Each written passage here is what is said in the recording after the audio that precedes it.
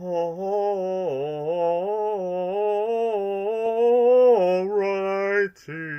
then. Making sure we are going live in this broadcasting their news. Red Bull, Red Bull, Red Bull, Red Bull. The changelings. Alrighty then, we are going live right now.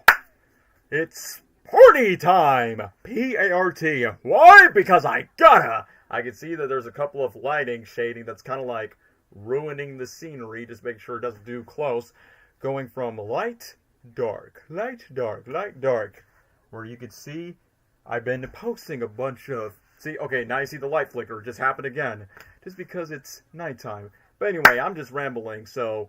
Yes, today is the Canadian legend's birthday, James Eugene Carrey himself. He's been born on Newmarket, Ontario, in the country of Canada, back in 1962. And over the past couple of years, he's now 63 years old, 63, and still sexy. So, anyway, all quotes and sarcasm aside, I should have just started the stream earlier, but then things got in the way. I was uploading these other Carrey videos, the Eggman video, the shorts, the cosplay stuff. But now, ever since I made a Sonic movie character tier list of the characters, and of course Jim Carrey was a part of it, and of course I have spoke about making my top 10 Jim Carrey movies before, but you know what? I haven't done it in the style of the tier list stream, and there's like some fan favorite Jim Carrey movies that you guys know and love, and there's some that you probably may have never heard of or never watched, so that's why I'm making this whole tier list just for the nick of time, which I know the majority of you people are going to be like, Daniel, why are you streaming? You should be sleeping. It's like, well, depending on the time zone too. I could have done it earlier, but that is what it is. I'm just killing time. Yo, what's up, Kiwi? You have a, I thought that was a crocodile in your profile, but I thought you were just having a profile name after a fruit. So, without further ado, before we start off with the tier list ranking, I'm just going to do my self-promo time. Why? Because I'm a content creator. Sue me for that. Toggle me. Since this is all Jim Carrey related content, I'm like, you know what? Let's make a movie tier list, dare I say. 4 o'clock, all self pity, 4:30, scared the bish. 5 o'clock, solve world hunger, tell no one. 5:30, exercise, 6:30, deal with me, I can't cancel that again. 7 o'clock, wrestle with myself, loathing, I'm booked. Or do I want to keep in denial to slip slowly into madness? Okay, I don't know if you guys are still noticing. Maybe it's just the lighting. Yeah, I think the light's just kind of like flickering. So, aside from recording the Grinch, I can see that my webcam's kind of like flickering, probably because of the lamp. Just making sure you guys can see me. I don't know, maybe it's because it's the TV or the... It kind of feels like it's one of those heavy metal music videos. Hold on, the light is too distracting on the Ohos. Oh wow, I just actually made more color. Now you can see me now. You see me? Now you don't. Anyway, enough horsing around. Let me just check the chat. This is good timing. I just finished watching Liar Liar. Gravy. I mean, as a matter of fact, Liar Liar is literally on the list once when I get to that. Hello, Ice Master. You ain't no Kung Fu Dragon Warrior Master. Yo, what's up, Peter Griffith's brother? Anyway, I'm just in the middle of promoting because, like I said, I just got to promote for those that would watch or don't watch the live stream, but I am doing it right now. So, for the grand finale of my Jim Carrey birthday post, and I'm literally hearing myself as I'm typing, for the grand finale of my Jim Carrey birthday post in 2025, I gotta remind myself it's 2025, not 2024 anymore.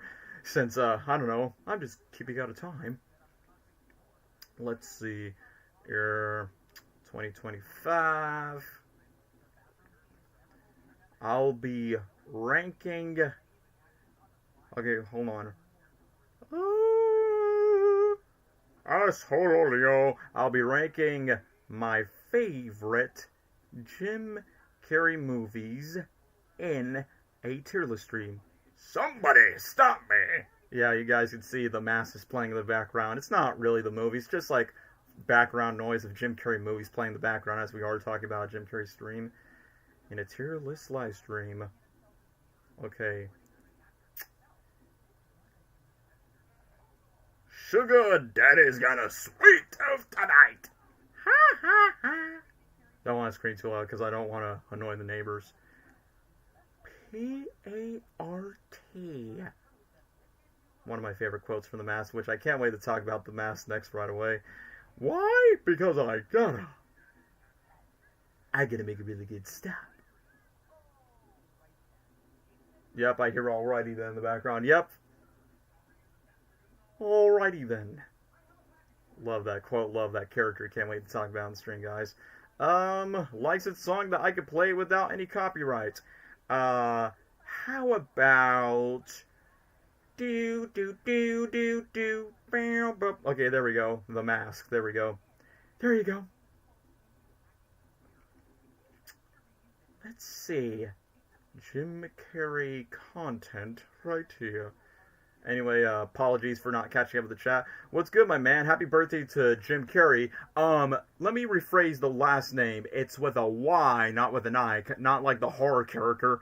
I've seen Horton Hears Who because Seth Rogen voiced Morton Mouse of the Dr. Seuss film. Funny enough, that movie was my introduction knowing who Seth Rogen was way before I watched Kung Fu Panda in the same year in 2008. And of course before Monster vs. Aliens until, you know, you kept hearing the iconic laugh everywhere. You're honestly weird for your dead eyes. I'm definitely not doing a Seth Rogen tier list. That would be way too much. I mean, I like Seth Rogen, but I'm not like a huge fan compared to Jim Carrey. I'll rank Mufasa the Lion King on the list. But yeah, I already made that promotion. Let me just go to the other social media tag. Yes, ma'am, which that's on the list, on the tier list. Be satisfied. I ain't too much for money. Money can't buy me love. Yeah, fun fact. Even though I know who the Beatles were, at least Jim Carrey was like one. He was like one influence of me like listening to the Beatles a lot more. And I think he actually met Paul and Ringo once when they were alive. And I'll be satisfied. I don't care too much for money. Money can't buy me love. Whoa.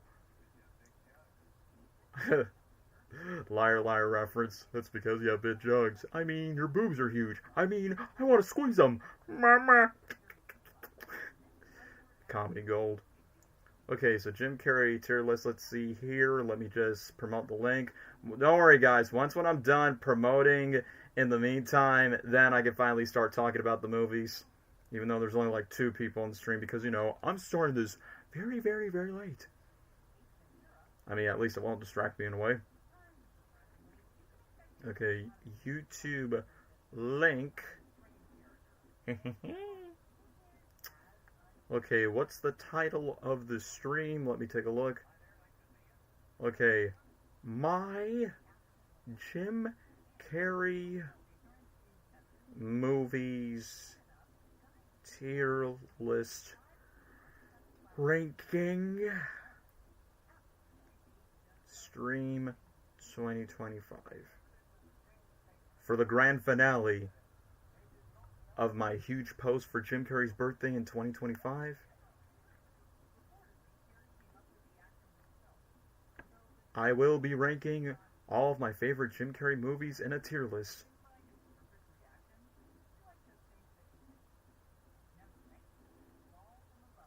Okay, Jim Carrey movie tier in a tier list stream. Let's rock this joint.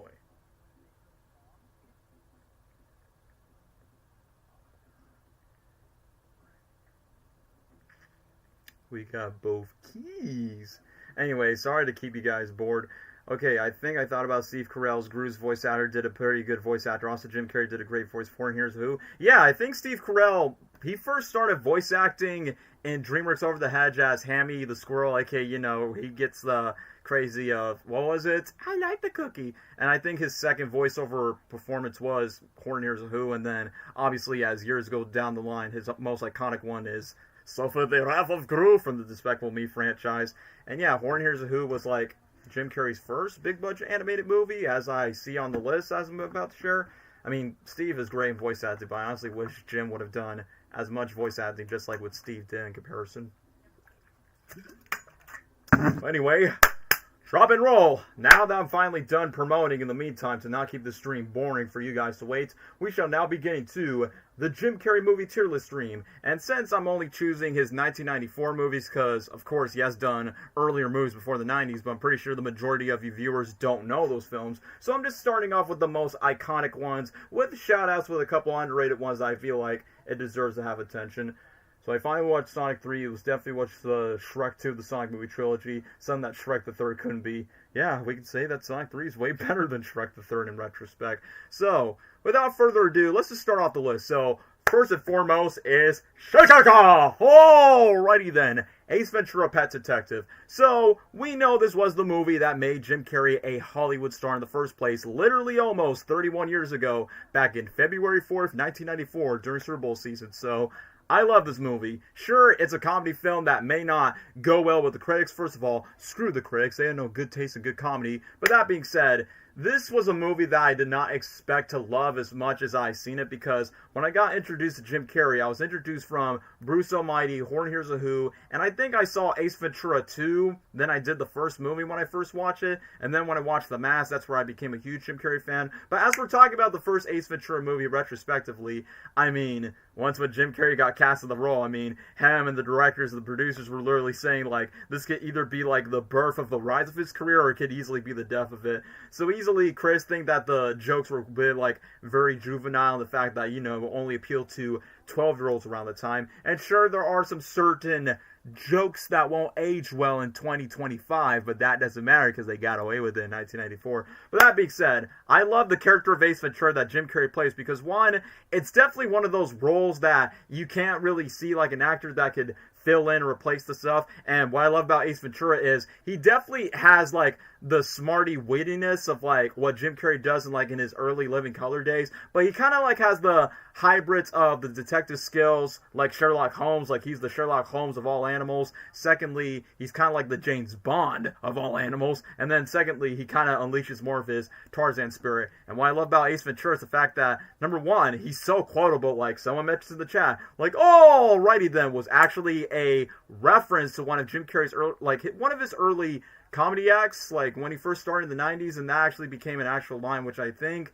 Jim Carrey actually helped out with the script just to find the little bit of dialects with the lines and how would Ace Ventura say the things. And the best thing what I love about the character is, yes, he's funny, but he's also confident, but also he may be idiotic, but he's also smart whenever he uses detective skills, whether it's from the sense of the helps from his animal friends, or in some cases where he kind of improvises kind of like an actual detective. So there are some like branches of versatility of what I like about Ace in the first film. And what I will give the first movie credit for this, they were filming in Miami, which basically, if you guys know me, I'm a Florida boy, so that means they start filming in my states. Which, if you go to Miami right now, there's like real filming locations. But that being said, the movie definitely has like a strong opening sequence of him carrying the package of "with the power of suggestion power." Like once when I see the personality and the flexibility and the agility that Jim Carrey's Ace Ventura has got, where he goes, "We're going downtown," and then just kick off the box of playing Power of Suggestion, I'm like, I'm starting to like this guy. I'm starting to like this character.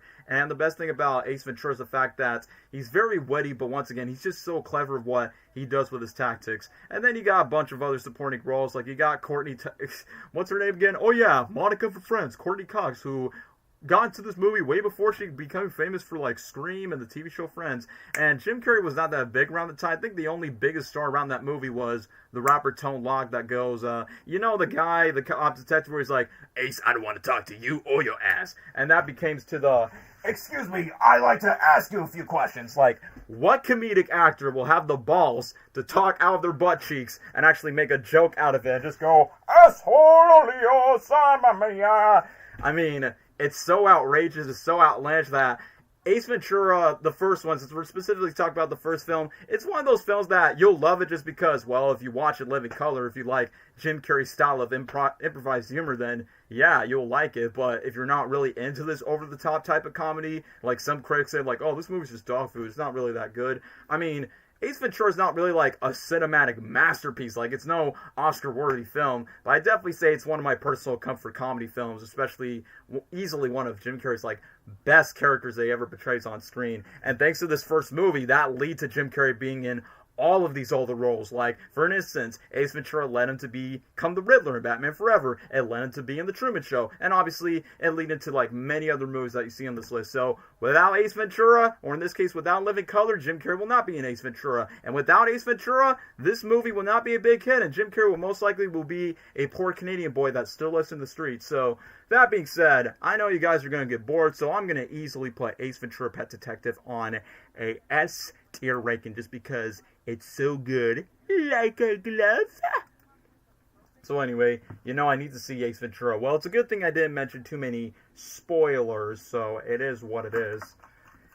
Trying spicy Korean noodles for the first time, like Sonic Eats chili dogs. Well, for me, I'm not the biggest fan of spice, but anyway, good luck. Just make sure you're drinking a lot of aqua and leche just to keep your tongues warm and refreshing. But anyway, that's all I have to say about Ace Ventura 1, so easily an S tier. The next movie is going to be a no-brainer if you guys watch the majority of my older Jim Carrey videos. The Mask, as we're about to talk about The Mask, I'm trying to make sure I won't ramble about it too much.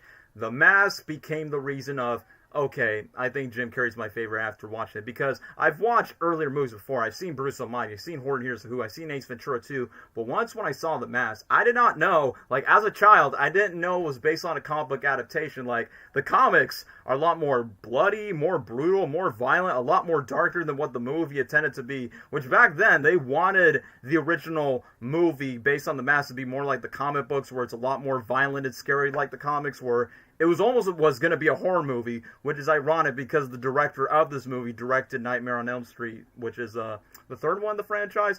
But that being said, but once when they got Jim Carrey onto the performance, obviously the script has completely changed from being a horror movie to a comedy film. But what I love about The Mask is the fact that, sure, this movie became the main inspiration where Jim Carrey's, in reality, he's playing two characters, but they're still the same one. Stanley Ipkiss, the character, like, the main human character that he plays, is basically, Jim takes, like, the earnesty and the generosity that he took inspiration from his father, and I like that. When he plays Stanley Ipkiss, he plays, like, this nice, kind, straight man, but once when he puts on this mask, he becomes, like, a green, wacky Looney Tunes character, and what I got very inspired is, like, the versatility of being a nice, normal guy, and then just going to, let's rock this joint! Somebody stop me! Like, literally from the expressions, from the cartoon stuff, and same goes for me. I've loved growing up in cartoons, and I could tell Jim Carrey, the actor, but also the character Stanley, grows up on that. And believe it or not, guys, the dog in the movie, Milo, became one of the reasons why I wanted to have a dog in the first place.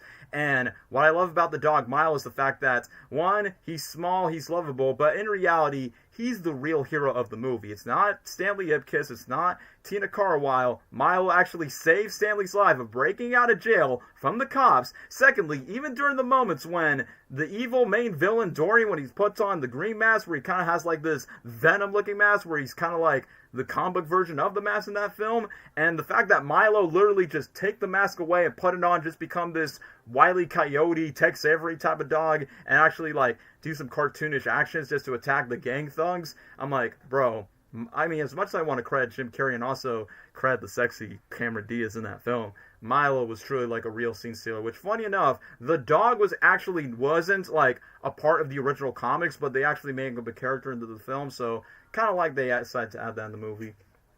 Anyway, The Mask was probably one of the first Jim Carrey movies I ever seen, basically making an R-rated comic to a comedic due to the charisma and comedy of the actor. Yeah, exactly, that's why I like it. I've heard that Steve Carell almost sounds like Will Ferrell, even though he voiced Ted in the Curious George movie. I think that's Will Ferrell's first voiceover role, if I could think of.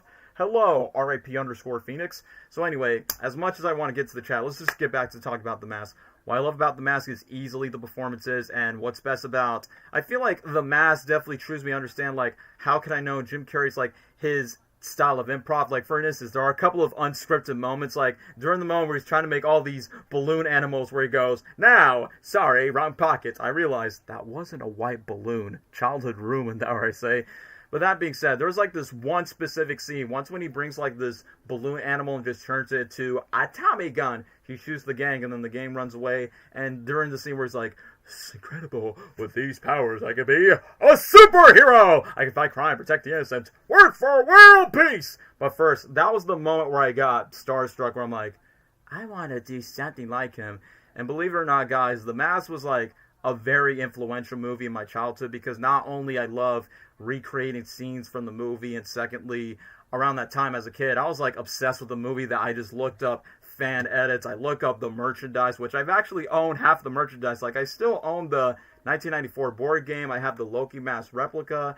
And secondly, I just feel like, oh man, never would have thought this far of like getting close with it. And believe it or not, guys, The Mask was somewhat, like, this movie was somewhat an influence when I decided to do high school auditions. Like, for an instance, like, one of the most iconic scenes from The Mask, which the producers hated it, but once when they tested to audiences, the scene that I'm talking about is, "They call me Cuban Pete, I'm the king of the rumba beat, while my praise of my rock as I go chee-chee-de-boom, chee-chee-de-boom." That song in particular not only became an inspiration for my high school audition when I went to musical theater class, the fact I'm like, who would have thought a scene that most producers wouldn't like, and then they somehow end up liking it in the final cut. But what I love about The Mask, like, it definitely has, like, its range of different genres. Like, it could be a comedy, it could be a romantic film, it could be this action gangster movie, it could be a musical at times from the songs from Hey, Pachuco, Hey, Support 3, and Cuban Pete. And the best thing about it is I love the soundtrack. Like, even though I'm not, like, the biggest jazz fan, you like jazz? I will admit, the soundtrack of this movie is peak. From Cuban Pete to Hey Pachuco to many other songs. Like, I recommend you guys should listen to the soundtrack once what it is. Hey, Sonic 3's. Hold on, let me just read the comments. What's your favorite Jim Carrey film? I'm technically talking about it as you're listening to it. It's The Mask, genius. So, good thing you didn't... Okay, hold on, let me read this. Good thing you didn't add to... I can't even speak! Good thing you didn't add those good, awful Jim Carrey sequels. I mean, Sonic 3 was doomed to be one. Oh, you're talking about the Carrey-less sequels. They don't count because Jim Carrey's not in it. So, of course, some of the Mask, Ace Ventura Jr., and the Dumb and Dumber prequel doesn't count because he's not in the movie. So that doesn't count. I'm only counting sequels that Jim Carrey's in. Ace Ventura 2, Dumb and Dumber 2, and obviously Sonic 2 and 3 are, like, the only sequels that he's done in his career. I'm getting hot and sweaty in here. Asshole. Anyway, I'm breaking off topic, so let me just get straight to the point.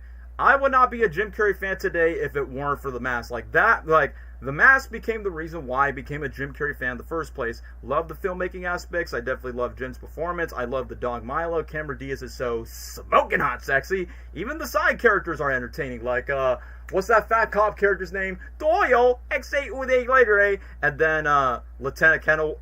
I can't even say his name right. Lieutenant Calloway, who's the police cop who is from the comics, but then he becomes like the real detective by saying, yeah, Stanley Ipkiss is the Mask, see? One of the funniest moments, like later by the end of the movie, where the mayor gets confused that, no, Dorian Tyrell's the Mask. Stanley Ipkiss, like, he definitely saw his lives. It was so funny, like, at the end when Stanley, Tina, and Stanley's best friend and Milo got free. I like that the mayor goes, leave the dog alone. I want to see my office first thing in the morning. And then when Lieutenant Calloway was talking to his, buddy, what's his name, Doyle, was like, well, what does make you happy? Breakfast. Shut up! And what's so funny about The Mask, one of my personal favorite scenes, and I'm pretty sure you saw this everywhere, where The Mask changes from a freaking, hurrah, to a ole guy, to Elvis Presley, and then when he changes to a cowboy, I like that the character breaks the fourth wall intentionally, which, around that time, The Mask was like my Deadpool around that time, before Deadpool decided to steal the spotlight, which is why a lot of people compare The Mask and Deadpool so much, because they break the fourth wall. They're both anti-heroes. They do kill their victims in a very aggressive way, but except The Mask in the movie is like in a very cartoony way. But I do like the moments where he kind of fakes his death, very Bugs Bunny style, where he goes, "Tell Tiny Tim I won't be coming home this Christmas." Tell Scarlett I do McDam. And then after that, he makes this whole Oscar speech making fun of Sally Field, where he goes, "You love me, you really love me." Like, it definitely shows embraces of Jim Carrey's great sense of humor, his comedic timing, but also his improvised moments that technically foreshadow his future. But what I do like about The Mask is the fact that he's kind of like a hybrid of all the Looney Tunes. Like, for instance, when he fakes his death, very Bugs Bunny, where he goes, "Ah!" Very Daffy Duck, where he goes, "Woohoo, woohoo, woohoo, I'm about to choke." There's some moments where he even spins around like the Tasmanian Devil, where even we saw a pillowcase that literally is Taz from the Looney Tunes run fast like the Roadrunner. He even acts like Pepe Le Pew when he tries to flirt and hint on Cameron Diaz's character, where he goes, "Our love is like a red, red rose, and I am a little thorny. She's a toy. I love it." I know I'm just going to be quoting the movie all day long, but that being said, I mean, like I said, if it weren't for me, if it weren't for The Mask, I wouldn't be a Jim Carrey fanboy for where I am today. However, as a kid, I've always wanted a sequel to The Mask so badly as a kid. But you know, the sequel that we end up getting was Son of the Mask, which we do not talk about that sequel. And secondly, that movie's just a big fat waste of time. And obviously, the producer's like, well, Jim Carrey doesn't want to do The Mask 2 because Ace Ventura 2 burned him out, so what do? Oh yeah, make a movie without him. Which I know there's been talks by saying, we can reboot The Mask, we can make it rated R, we can make it more like the comic books, and just like we planned for the sequel, let's have a female led just to take control of The Mask. And I'm like, you don't want to turn The Mask into a reboot where it's like Ghostbusters 2016 all over again.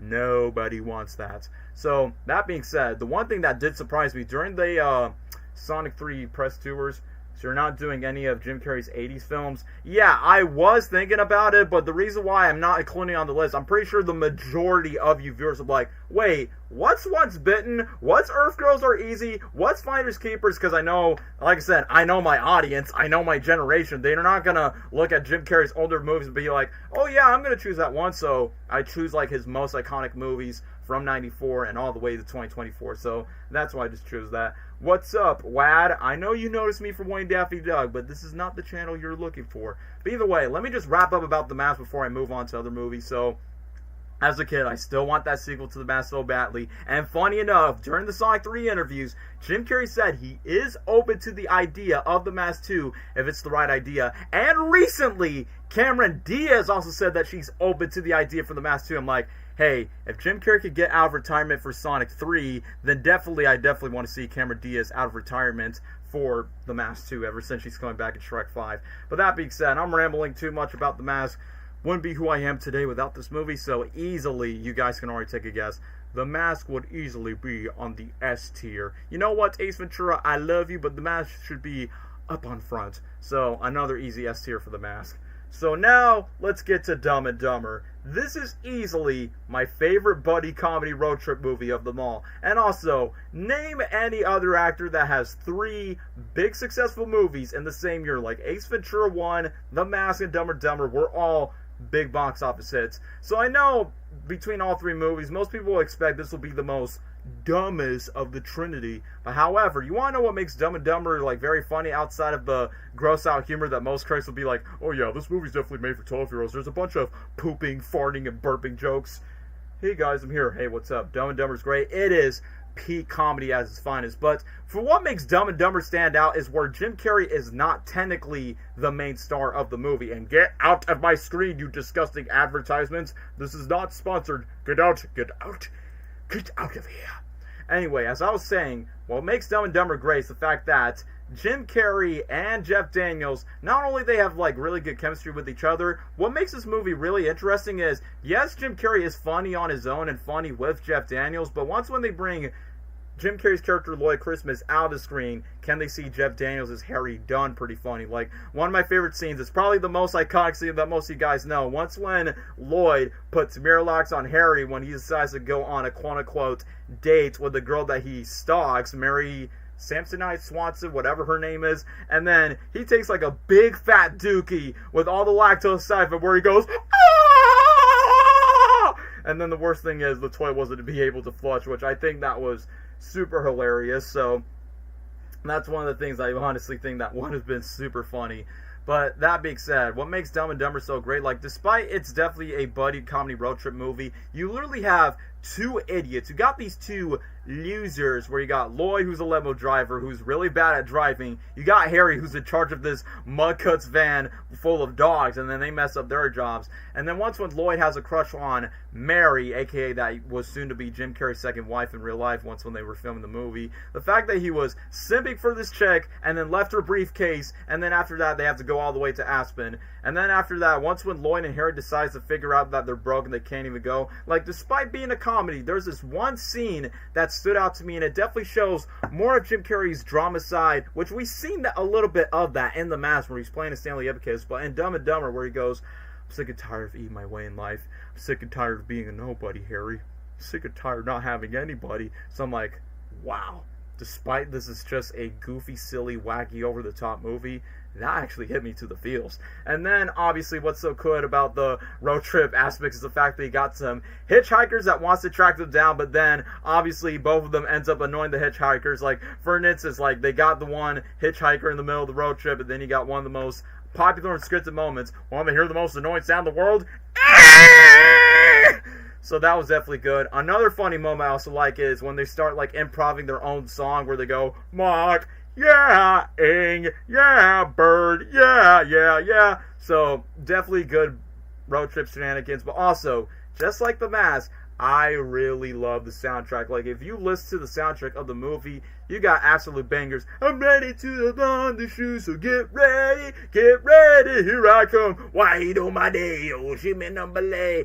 Na na na na na na na na na na. We're gonna crash. I feel like I'm one of the only 20-year-olds on this planet that still listens to the Dumb and Dumber soundtrack till this day, despite it was a movie released in 1994. And I like the fact that once when Lloyd and Harry decide to, like, quote-unquote tease Seabass in one of the diner scenes, I like the fact that Lloyd says, oh yeah, this reminds me of a scene from the movie, which, funny, Jeff Daniels plays a character named Harry in the movie Speed that also features Keanu Reeves, which Speed was referenced in 2 Sonic movies with Jim Carrey in it. Coincidence? I think not. And also double coincidence? I think not. Dumb and Dumber, The Mask, Ace Ventura, and Speed all came out in 1994. So that's a double coincidence.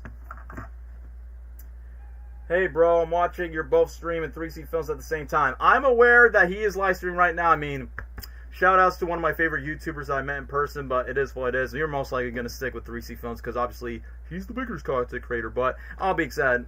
All love for Chris Parker, aka 3C Films, but I'm just in the middle of ranking my favorite Jim Carrey movies. But also what I do like about the character development between Lloyd and Harry, despite, you know, their disagreements where they run out of gas just because they went to the wrong direction, they still, like, made the commitments, like, literally riding on a scooter all the way to Aspen. Harry pees behind Lloyd, and they spend all that money from that suitcase just to be on the salon, have this Pretty Woman montage where they have the iconic orange-blue tuxedos in a way, and then one of the most iconic scenes in the film is after when Lloyd and Harry decide to, like, meet up with Mary Santonite, and then after that, Harry's kind of, like, caught blocking Lloyd of bringing Mary over, and then after that, Lloyd actually has the chance to bring back the suitcase to Mary, and then once when she politely rejects him, I like that Lloyd has a different turn away around by saying, 1 in a million, and then one of the most iconic scenes, so you're telling me there's a chance. Yeah! And then I just like the fact that Harry and Lloyd kind of redeemed themselves, like, despite their drama, because, you know, whenever you get close with your best friend, that always happens with your personal disagreements. But that being said, one of the things I also like is the fact that despite their differences from each other, they still, like, you know, depend on one another, ride or die for one another. And the fact that literally Harry just put on a bulletproof vest just to save his life when he meets up with that random lady that he met at the gas station, which that was pretty funny. And I like how the movie ends once when Lloyd did not get the girl, but yet he still kept his best friend around. And they have the opportunity to go to this bus tour with all these hot babes, instead of just having the chance to, like, be like the 2 last men to be riding on the bus. I like the fact that you assume that they will get on the bus, but Lloyd is like, you gotta excuse my friend, he's a bit slow. The towns went back that way. So, like I said, despite how stupid they are, despite the chance that they could be digging with some hot base with each other, I'm like, you know what? Forget about the girls. Like, your best friend, your ride or die bro is what truly matters. So, that's why I say that Lloyd and Harry's dynamics, like, truly makes the standout for this timeless classic. So, yeah, no surprise again. Dumb and Dumber is gonna be on S tier. Musketeer S tier. Seeing Robotnik in the background. I know you Sonic fans want me to get to Sonic, but for right now, I'm still talking about Jim Carrey's classics, so pipe down your horses for the Sonic stuff. We're still talking about the 90s era of Jim Carrey. So, yeah, he's in the background. I'm aware of that.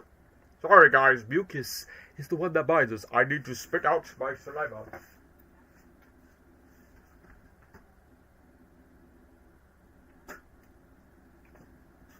This is what happens when you talk all by yourself.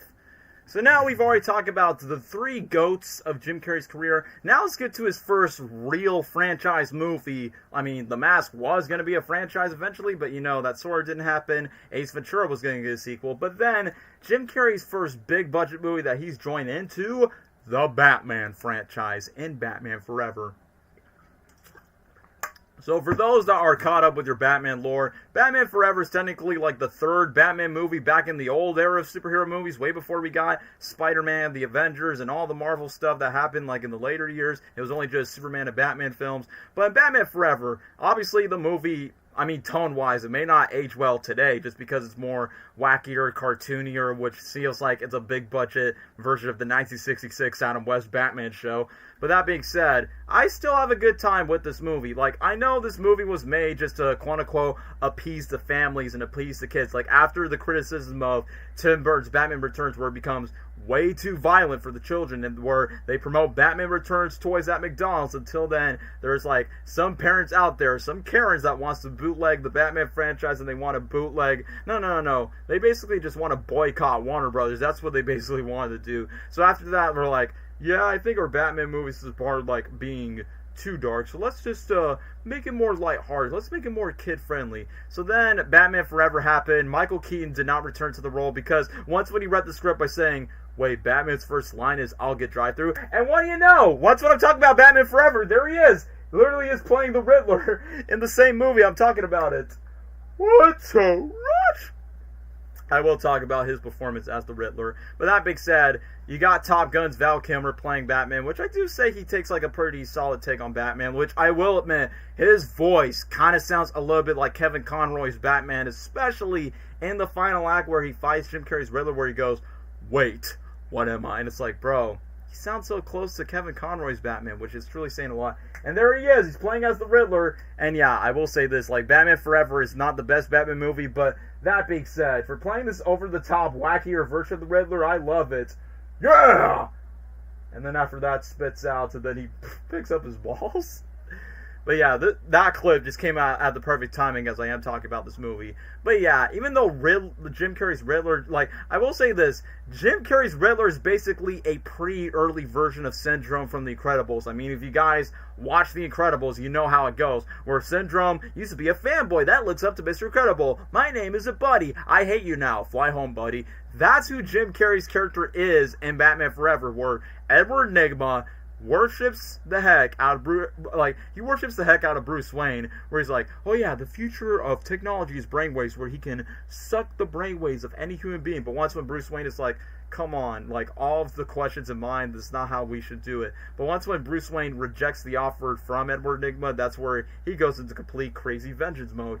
And funny enough is, like, even though this Riddler is honestly, like, not meant to be taken too seriously, because I will admit Jim Carrey goes way beyond bonkers as Edward and then all the way to the Riddler. I do like the Riddler costume, but the one thing that kind of caught me off guard is he doesn't wear the iconic hat from the comics not that much. Like, he wears it for like maybe like 2 scenes, and then it's just like red hair, freaky pajama onesie suit. And I will admit, Tommy Lee Jones, who plays Two-Face, I mean, if you heard the stories, he did not like working with Jim Carrey, and he did not like Jim Carrey at all. Like, Jim Carrey perfectly explains it where he's about to meet with Tommy Lee Jones, and the reason why he doesn't like Jim, because one, he doesn't like his style of humor. Secondly, he got jealous that Dumb and Dumber made more money than, I forgot what's the name of the movie, but some movie that Tommy Lee Jones was in, like, Jim Carrey's Dumb and Dumber got way more successful around the time, and he literally just hugs him and be like, I hate you, I really don't like you. And he's like, whoa, take it easy, man, what's the problem with me?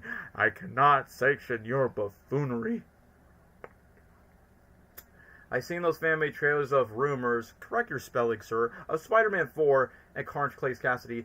Oh yeah, that footage, for what you saw, that was from the movie The Number 23, and yes, I remember that era where, for me as a fan, I remember back then, the fan casting of Jim Carrey's Cletus Cassidy's Carnage appeal. Like, if that was the case of like, ooh, I guess outside Sonic the Hedgehog, I honestly would have seen Jim Carrey in the Spider-Man franchise. And that, honestly, I think he would have easily fit as Carnage, like maybe in the Tobey Maguire era of Spider-Man. I feel like Jim would have fit easily in that universe, in that era. But, you know, you got Woody Harrelson in Phantom Light to be Carnage, so it is what it is. But the number 23 is like the closest thing to like Jim Carrey's Cletus Cassidy type performance. But anyway, I'm going off topic. Back to Batman, since we're talking about Batman. So, either way, Two-Face is definitely way too goofier. Like, I could tell that Tommy Lee Jones is trying to, like, compete with Jim Carrey's character, where there's, like, no duality in the Two-Face persona. So, in my mind, I'm like, yeah, he's probably pushing it way too hard. But what I do like about the Riddler is the fact that he's kind of, like,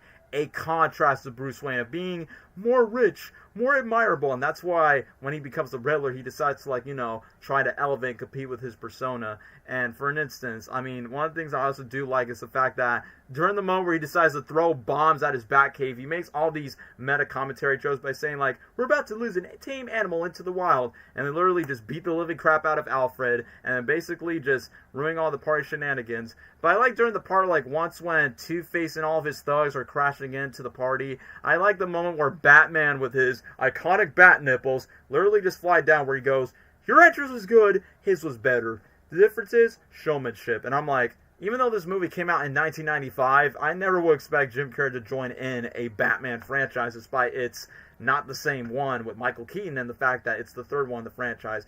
Even though I will say Batman Forever is not the best Batman movie, like, obviously the 2022 Batman movie is still by far the best Batman film to date, and obviously Christopher Nolan's Batman films from Batman Begins, Dark Knight is definitely a lot more better by comparison. But that being said, despite with, you know, the childish behavior, I will admit that Batman Forever does have, like, some of his dark themes about, you know, loss and grief when Bruce Wayne lost his parents, or we got the live-action iteration of Robin, even though his ding-dong solo was kind of showing a bit too much, so it is what it is. But that being said, you want to know what makes Batman Forever fire outside Jim Carrey's performance? It's some colorful visuals in this colorful, zany version of Gotham, which is funny compared to Tim Burton's version of its dark aesthetics.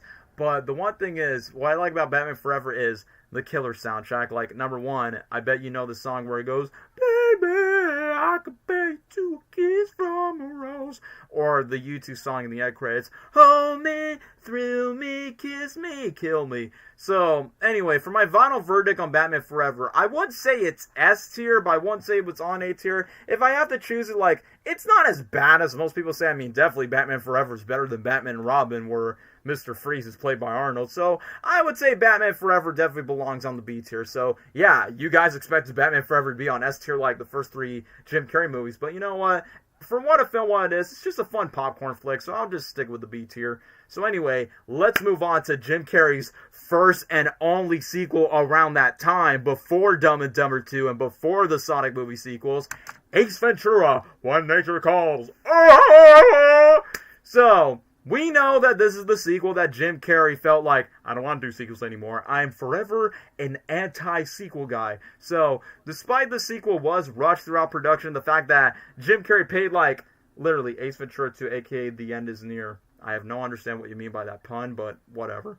Anyway, Ace Ventura 2 When Nature Calls. So despite Jim Carrey literally being paid like half of the budget, what I mean is $30 million of this sequel's budget, but Jim Carrey gets paid like half, $15 million, and despite the delays, the drama, behind-the-scenes drama production for Ace Ventura 2, I still have a soft spot for the sequel. Like, I don't think I'm the only one who says this. Like, don't get me wrong, the first movie is iconic, and dare I say the first movie does a much better job on, like, the grounded aspects, but I will admit, there's a lot of things that the sequel, When Nature Calls, does a lot better. I mean, first of all, you take Ace Ventura to Africa, the land of the Lion King, which obviously Ace Ventura is a pet detective. He loves animals. Like, of course, the first movie was definitely a murder mystery type of detective type of story for the first film, and obviously kidnapping a dolphin for a football team. But in the second movie, you take Ace Ventura to an international country, and honestly, Africa definitely makes a lot of sense because, bro, you got lions, you got chimpanzees, you got elephants, oh my. And I just like the fact that you just take Ace Ventura to, like, you know, an environment where he truly belongs, since he is like a living wild man on the inside. So, for an instance, like, despite how over the top and how this sequel, you only, like, basically, if you're a fan of the first movie, you will enjoy the sequel as well. But there's parts of me by saying, like, there's some parts where I like, this is just my biased opinion. I think the sequel has much more funnier jokes in the first movie. Like, for an instance, like, one of the most iconic scenes is where he's inside of the rhinoceros, inside the rhino machine in the heat of Africa, literally stripping off his clothes and just going, must have air! And the funniest thing is, he gets out of the rhino birth, and then the fans like, oh, look, the rhino's getting birth, and then he just acts very high, gets out of the rhino suits, and then, I don't know, it's just comedy gold. And also, fun fact about Ace Ventura 2, guys, as I'm talking about the same scene, I actually saw this zebra Jeep. Like, this zebra Jeep right here, it's literally the same scene where we got the iconic rhino birth scene, and I actually get to saw a replica of this Jeep in real life at Disney Springs before they decided to remove it. So, as a kid, I'm like, I'm touching a vehicle based on a Jim Carrey movie that I grew up watching. And funny enough, I did not know When Nature Calls was the second Ace Ventura movie because I talked about it with the first one. I was introduced with the second movie first, and then I saw the first film next. And yeah, funny enough, I did end up watching both Ace Ventura 1 and Ace Ventura 2 on my birthday not too long ago just because the Ace Ventura movies, they're not perfect movies, but they're my guilty pleasure comfort comedy films. Like, for instance, there are so many iconic moments where he improvised Dick Van Dyke's chee chee bang bang, hey oh, chee chee bang bang, yeah, chee, and then literally just going crazy over the Jeeps and then just go into a car crash and then just goes, like, you could tell that Ace Ventura thankfully takes no shame, more commitments of what he does. And also, for what makes Ace Ventura 2 so funny is there's this one funny inside joke about gorilla mating season, and the song that keeps on playing is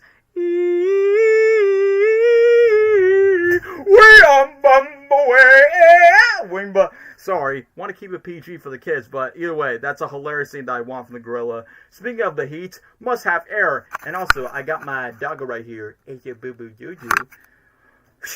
getting hot in these rhinos. I think he said a line like that. It's warm in these rhinos. But yeah, Ace Ventura 2 is not a perfect movie, but just like The Lion King, for some reason, it gives me nostalgia of African culture. Like, for instance, where he tries to mess up with the African Wachani tribe, where he often goes like, Chicago, Chicago, Chicago, Chicago, you're out of there! I honestly think it's pretty funny. And also, let's not forget, one of the most iconic scenes where he goes with the Wachuda tribe, and they keep calling him the White Devil because, you know, he's the only white guy in Africa, when both of the tribes are about to go to war over this one princess from one of the tribes. The funniest scenes in that movie is once when the tribe leader of the Wachuda tribe literally was trying to translate to him, where Jim is like, I'm definitely a heavenly being of light, and then basically, the friend that's supposed to assist Ace Ventura, he translates by saying, I am a princess at heart. And they all got confused. Like, there's this one dude that just goes, when they said, like, oh yeah, I am a princess. And one of the most iconic moments where Jim Carrey's co-star Tommy Davidson played like this rabid African Wachuda tribe guy, and then he literally beats the crap out of Ace Ventura and make him the White Devil horns, were most iconic scene. Nobody messes with the new! That's one of the things I just actually say that's so funny. Jim Carrey's are great. Oh yeah, that's another thing I also like. They actually made cartoons based on Jim Carrey movies, such as Ace Ventura, The Mask, and Dumb and Dumber, where even both Ace Ventura and The Mask made a crossover, where Ace Ventura showed up in The Mask cartoon series finale, and The Mask shows up in the Ace Ventura cartoon season 2 finale. So I'm like, I know they're not voiced by Jim Carrey, but you literally got two of my favorite Jim Carrey movies from the 90s in the same screen together, which I kind of took inspiration for the cosplay stuff. So that being said, Ace Ventura 2, despite this was the sequel, like, as much as I love the sequel, I will not forgive it for not letting Jim Carrey appear in any other sequels again. And now, thanks to the production trouble of Ace Ventura 2, that's why the real Mask sequel never happened. Like, for instance, like, there was supposed to be a Mask sequel back in 1996, but that got canceled because Jim Carrey's like, I don't want to do sequels anymore. Ace Ventura 2 really burned me out.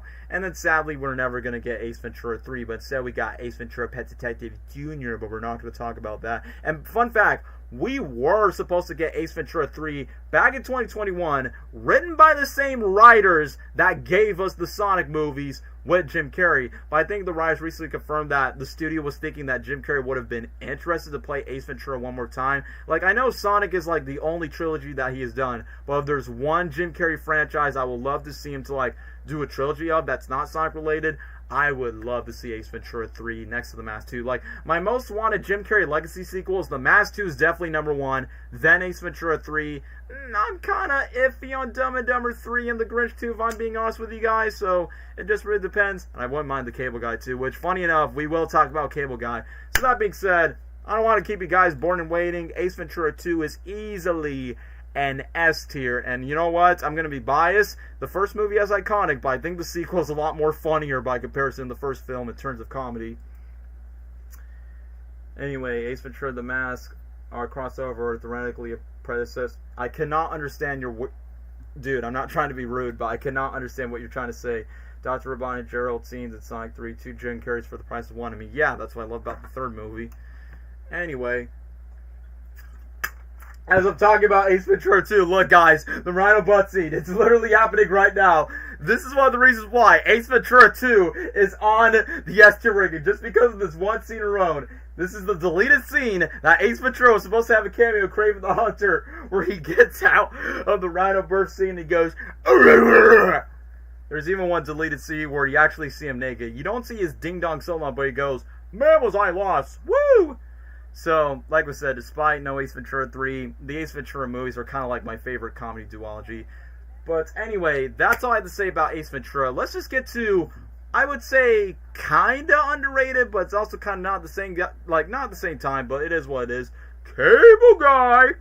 So, now we got the Cable Guy. This movie was a flop. This movie was critically panned just because people were not so used to this dark, creepy type of humor when it comes to Jim Carrey's movies.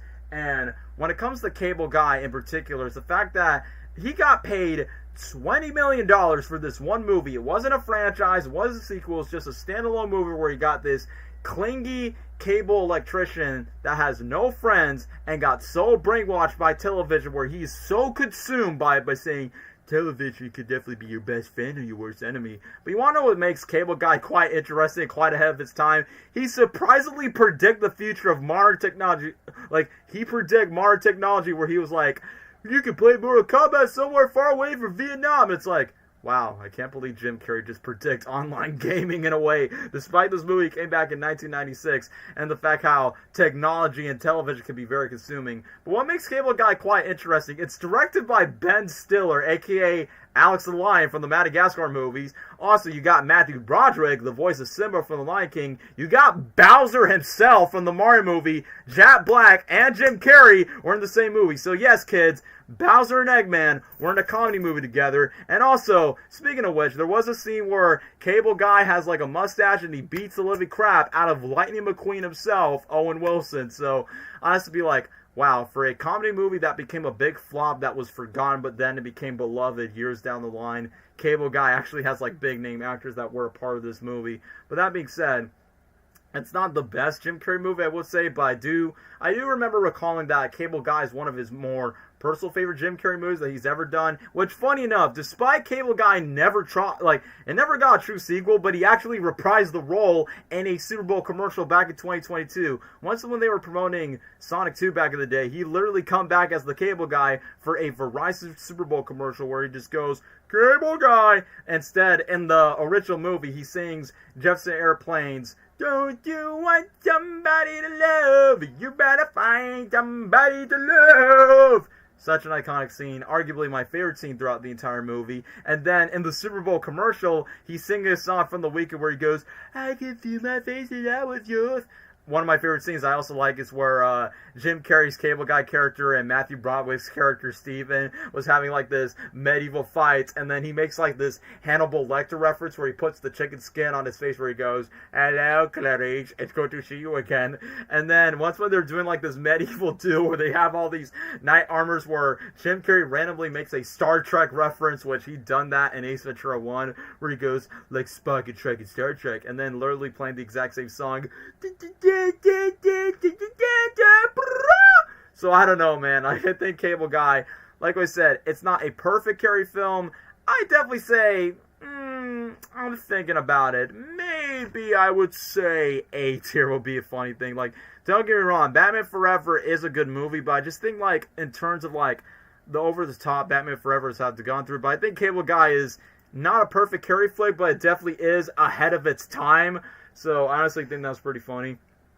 Wait, Jack Black was the Cable Guy. I thought the Sonic movie had Eggman Bowser appearance. But Dennis Hopper and Jim Carrey did not share the same scene. Jack Black and Jim Carrey did during the scenes of Cable Guy. So literally when Jim Carrey's Cable Guy played the basketball where he goes, I love this game. And Jack Black was literally like, thanks for inviting your friend, Steve. It's like, bro, Bowser and Eggman were both in a movie together with Simba from The Lion King and Lightning McQueen from Cars. It's so fun. Which the movie's directed by Alex the Lion from Madagascar, so I don't know, I just think it's pretty funny. So, Cable Guy, easily A tier. But then, despite people were not really a big fan of Cable Guy when it got first released just because it was so dark and creepy and something different out of Jim Carrey's type of humor, Liar Liar was basically like the comeback of, okay, now we got that wacky, zany Jim Carrey in a way. Can you do a ranking of Blue Sky Studio movies about the Ice Age movies? Maybe. I'll consider a Blue Sky movie in a ranking of live streams. We'll eventually would see. But for now, we're talking about Carrey movies, which I know Horton Hears Who's one of them. Never see Cable Guy, but I've seen clips. I even think what was funny was where Jim... Oh, I see what you mean. Where Matthew Broderick's character was like having a nightmare, and Jim Carrey's Cable Guy character was being so clingy, so attached, where his eyes kind of looks like a Scooby-Doo monster from the live-action Scooby-Doo movie. He's like, I just want to hang out. No big deal. Then he got like crazy music where he goes all over in the hallway. So it was meant to be like a nightmare sequence. But anyway, on to Liar Liar. This movie, Liar Liar, like on paper, it sounds basic by saying, okay, so you got a father who's a lawyer that happens to lie a lot, and then his son has a birthday wish where he doesn't lie anymore, and then he is convinced to say the truth for 24 hours, like throughout the whole 24-hour runtime. And in my mind, it's like, that sounds like the most basic idea for a comedy movie. Like, how would an idea like that would sell in a big major movie with Jim Carrey in it? But somehow, like, the basic premise of Liar Liar is so simple, but yet it's so brilliant. Like, for instance, I think, like, what makes this movie stand out is the fact that Jim Carrey is actually playing a father type of role, which Jim Carrey is a dad in real life when he has his one and only daughter, Jane Carrey, around that time. But the fact that it's more on a son's perspective where the boy's name is Max, not referring to the dog Max from the Grinch, which we will get to Grinch later on.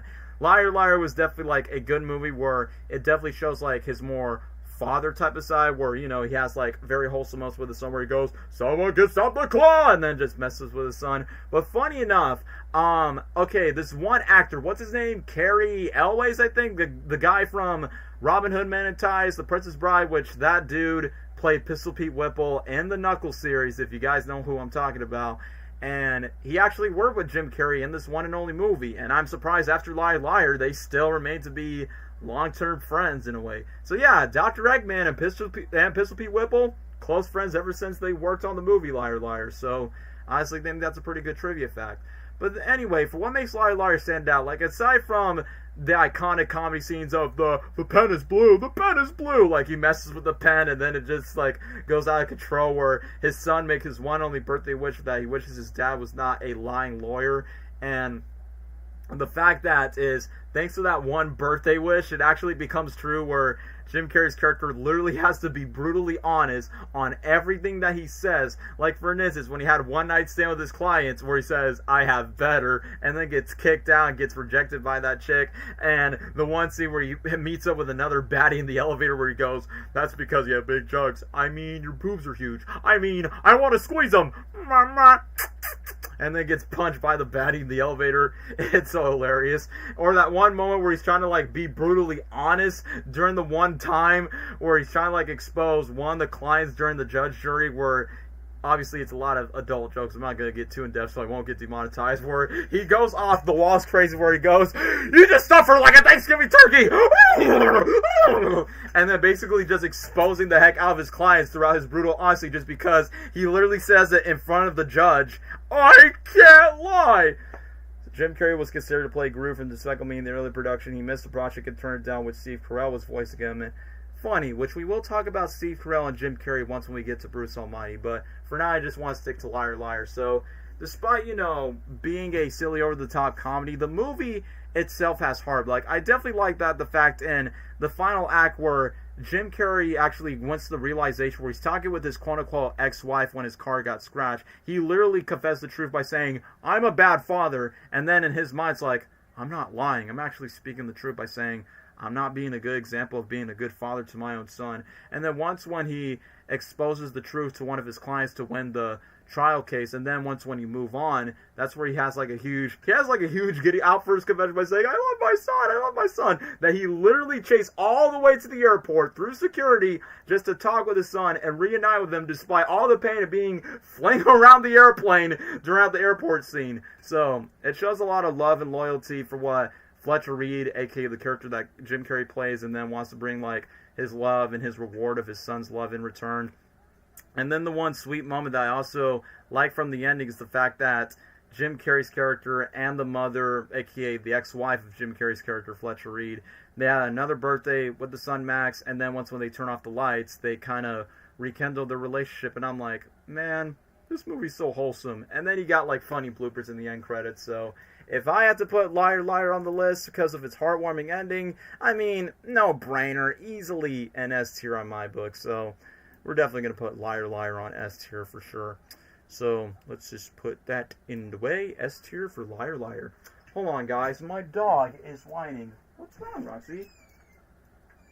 Yeah, I knew you were going to be sad.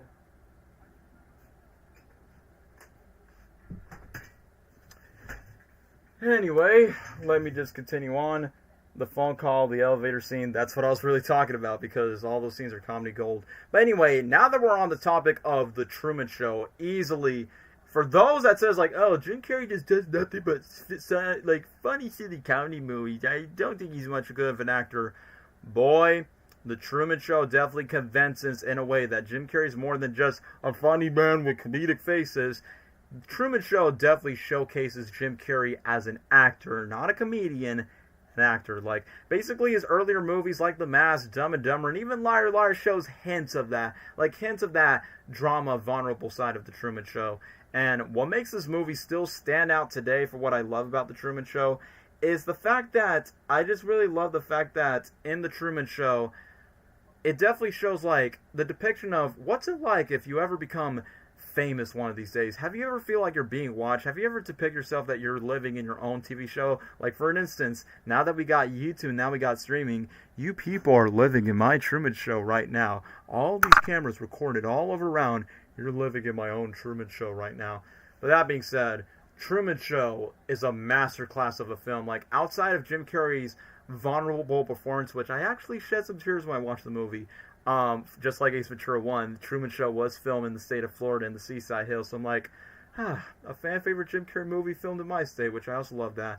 But also, I just love the depictions of how does it feel like when you feel stuck in life, feel self-contained, feel isolated, and you just feel like the people in your life are just trying to keep you caged inside of a bubble. That's what The Truman Show is in a nutshell. Or the fact that people just want to treat you like, hey, you're the Mr. Talk of the town, and we're definitely going to be like loving and admire you for everything for you done. But in reality, they're not your real friends. They're not your real family members. They're just using you just for stardom reasons of being the star of a TV show that's being recorded every single day. So that being said, even when there's some like quote-unquote actors that want to expose Truman that his whole entire life is a lie, it's all being played for a TV show 24/7, 7 days in a week, and the fact that there's like a real life audience watching, it's like, it's so meta of Jim Carrey's career where he feels like he's stuck in his own Hollywood dorm in a way, and it's the one movie that makes us feel like this film, The Truman Show, just feels like a perfect metaphor of Jim Carrey's career in general, where he feels like he's just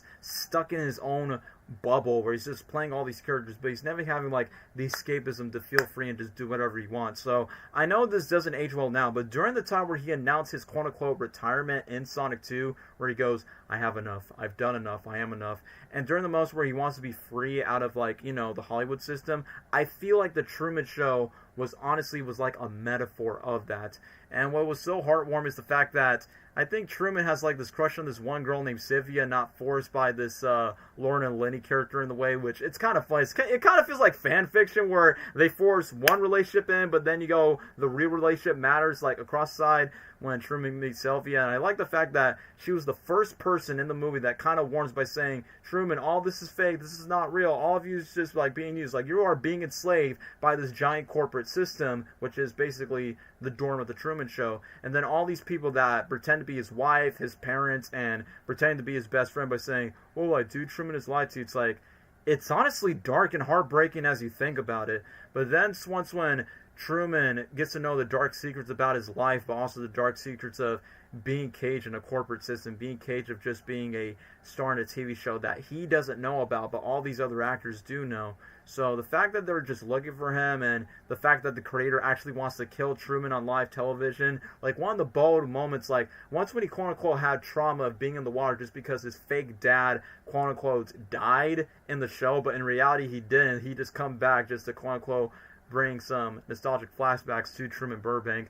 But I like the moment once when the creator wants to use all these special effects to drown Truman, where he shouts out, "Is that the best you could do? You're gonna have to kill me!" And then you see all these random people having Truman Show merchandise from the restaurant, including some guy in the bathtub, which was pretty funny. That's kind of like us, the audience, trying to root for Jim Carrey himself, trying to escape out of the corporate system and actually not just be a child's play or just being a puppet on a string just to be a performing monkey just to make us hee hee ha ha laugh. It's the fact that he wants to keep the escapism out of his own boundaries. So that's why I just feel like Truman Show stands on the test of time. And what I love about the movie is the ending of this movie is easily one of the best endings I've ever seen in any movie in general, is the fact that he just slowly but surely walks up to the stairs, step by step to the next level, breaking out and be free. And once when the quote-unquote creator of the Truman Show, Christoph, which I believe that's his name, literally when Truman was talking to him in the sky by saying, "Who am I? You're the star." And the fact that he's trying to convince him by saying, like, "You know, we need you. Say something, man. The whole live television is coming to you." And one of my personal favorite quotes, not just from Jim Carrey, but one of my favorite movie quotes in general, where he goes, "In case I don't see ya, good afternoon, good evening, and good night." Yup. Like, the best thing about it is he has his emotional farewell where he definitely has the standing pose, and then he literally escapes out the door. It's like, man, not only great character arc for Truman Burbank as a character in that movie, but such a beautiful, beautiful poetic ending for Truman Burbank in the movie, but also beautifully written for Jim Carrey for why he said yes to the role. I mean, I guess it's a no-brainer for where I'm going to rank Truman Show. It is 100% an S-tier movie on my book. So Truman Show is definitely S-tier for me. So, like, honestly, guys, it's so debatable of which Jim Carrey do I prefer more, especially since we're talking about the 90s movie. We have one more 90s film to talk about before we shift to the 2000s. Man, it's so hard. Do I prefer I prefer The Mask because nostalgia, and also The Mask became the reason why I became a huge Jim Carrey fan. But I feel like Truman Show is the better film just because thematically, psychologically, and in a very emotional narrative level, it's like there's so much that you can learn from the Truman Show in a thematic way. So, like I said, great movie on the S tier. But then we get to, speaking of dramas, now we get to Man on the Moon. So this movie is going to be quite a controversial pick because I bet you guys heard the story where Jim Carrey went so seriously into this role where, of course, Jim Carrey and Andy Kaufman share the same birthday, January 17th, like on this day as we're streaming right now. Both Andy Kaufman, the real-life comedian who passed away, and Jim Carrey were born January 17th, which I know back then he made references to Andy Kaufman, like I think in Liar Liar where he goes, "Here she comes to wreck the day," which is a reference to the Mighty Mouse theme song that Andy Kaufman sang, "Here I come to save the day." So the crazy thing about this movie is he got so committed to playing Andy Kaufman that he did not break out of character on and off set. Like, there's literally a whole Netflix documentary where Jim Carrey exposes the dark secrets about it, which Universal back then did not want to say. And as a matter of fact, guys, look, Matt, like literally this movie, as I'm talking about it, it's literally on the screen. So despite the controversy, despite, Jim Carrey's mental health and his identity crisis of playing Andy Kaufman, where he got so immersed to the role, which literally everyone on set by saying, "Don't call him Jim, call him Andy." But that being said, like, despite, Jim was taking the method act way too far, the commitment and dedication that he brings for this late comedian of Andy Kaufman, from his ups and his downs, and literally throughout the scene is a perfect prime example of that. From his breakdowns through basically of Andy Kaufman's craziness, like on and off screen. So, like I said, it's a really insane movie. And also, funny enough, Danny DeVito was in this movie. So you got the Penguin from Batman Returns and you got the Riddler from Batman Forever in the same movie together, which I honestly like that. And I will admit, aside from the Truman Show, the ending of Man on the Moon, I mean, believe it or not, guys, I feel like this is like the first Jim Carrey movie where the main character that Jim Carrey plays dies. I mean, I know Andy Kaufman is dead in real life, but once when they get to the funeral scene, and once when he sings the song, "In this friendly, friendly world, these days so full of joy, why should any heart be lonely?" And then literally everyone was singing in the funeral, and I'm like, like literally, I was like tearing up. Like, I think during the moment when Andy Kaufman passed away, and his final message was like, "Thank you for this friendly, friendly world. Thank you and goodbye." like, that got me into tears. I almost forgot that Jim Carrey also played the Tony Clifton impersonation where Andy Kaufman decided to do all these impressions, like the girl's gone in the chopper, right? That was honestly pretty funny, so either way, I'd definitely say that would be pretty interesting that Man on the Moon was like, I don't know, play the depiction of Tony Clifton, my bad. For those that are not understanding the references, which I know you guys are talking about toys in the chat, but I'm not focused on that. I'm focused on the tier list. That's my main point of view. So, Man on the Moon, it's not as great as The Truman Show. If I have to do a ranking, probably, oh gosh dang, that's honestly pretty hard. Where would I put Man on the Moon? I mean, it's definitely a lot more emotional than I think it is. Secondly, even though this movie was a big flop because people find Andy Kaufman quite controversial back in the day, and even though Jim Carrey never won an Oscar, but he did win a Golden Globe for The Truman Show and Man on the Moon, which I will admit, REM's Man on the Moon song that goes, "If you believe they put a man on the moon." You know what? For the emotional vulnerability, including that one scene where one of his girlfriends was like, "Oh, I don't know who's the real man." I'm like, no, he says like, "I don't know who's the real me. There is no real you." Oh yeah. You know what? Man on the Moon, easily S tier on the ranking for me, so I'm just going to put Man on the Moon on S tier. But now we get one of the more, I would say it's underrated, because, I mean, it is kind of underrated if you compare it to, like, other Jim Carrey movies, so it is what it is. Which part of Jim Carrey in the movie is sad? Man on the Moon, Truman Show, Bruce Almighty, Christmas Carol, or Sonic 3? All of the above, if you've seen all of them. But now, as we've already talked about as drama movies, let's just get back to the comedy realm. So, Me and Myself and Irene. So, I know someone made a joke by saying, "Oh yeah, Jim Carrey played multiple characters." I mean, The Mask, Stanley Ipkiss in The Mask, there are two different characters. Me, Myself, and Irene. He plays like this retired lieutenant cop that basically has a personality disorder where he goes from Charlie to Hank Evans. Boy, the two girls were. With Charlie, he's definitely a lot more nice and kind. And then with Hank Evans, he puts a kid on a well. He adopts random 3 black kids that actually became his future sons, which one of the funniest moments in that movie is where his 3 adopted sons are old enough living with him, and then they're like, and then Jim offers them by saying, "Kisses, mwah, daddy," and they actually save his life through a helicopter. That was an unscripted moment, and funny enough, guys, Me, Myself, and Irene is directed by the same guys that gave us Dumb and Dumber. Do you include Batman Forever? Kid, do you not see the tier list? I literally ranked Batman Forever on the B tier. It is on the list. Are you blind? Do you need some color contacts? Anyway, back to Me, Myself, and Irene. So, funny enough, I think this movie features Renee Zellweger, a.k.a. who voiced, what was her name in B-Movie? Vanessa from DreamWorks of B-Movie, a.k.a. Jim Carrey also dated Renee Zellweger in real life, and I believe Jim Carrey did say, like, in a, hold on, give me a second. I believe in this book, he literally says that Renee Zellweger was probably, like, the last great girlfriend that he dated in real life, but obviously that did not came to be. Either way, I did shipped it. I want to think that Jim Carrey will not be in a Warner Brothers film in the Looney Tunes.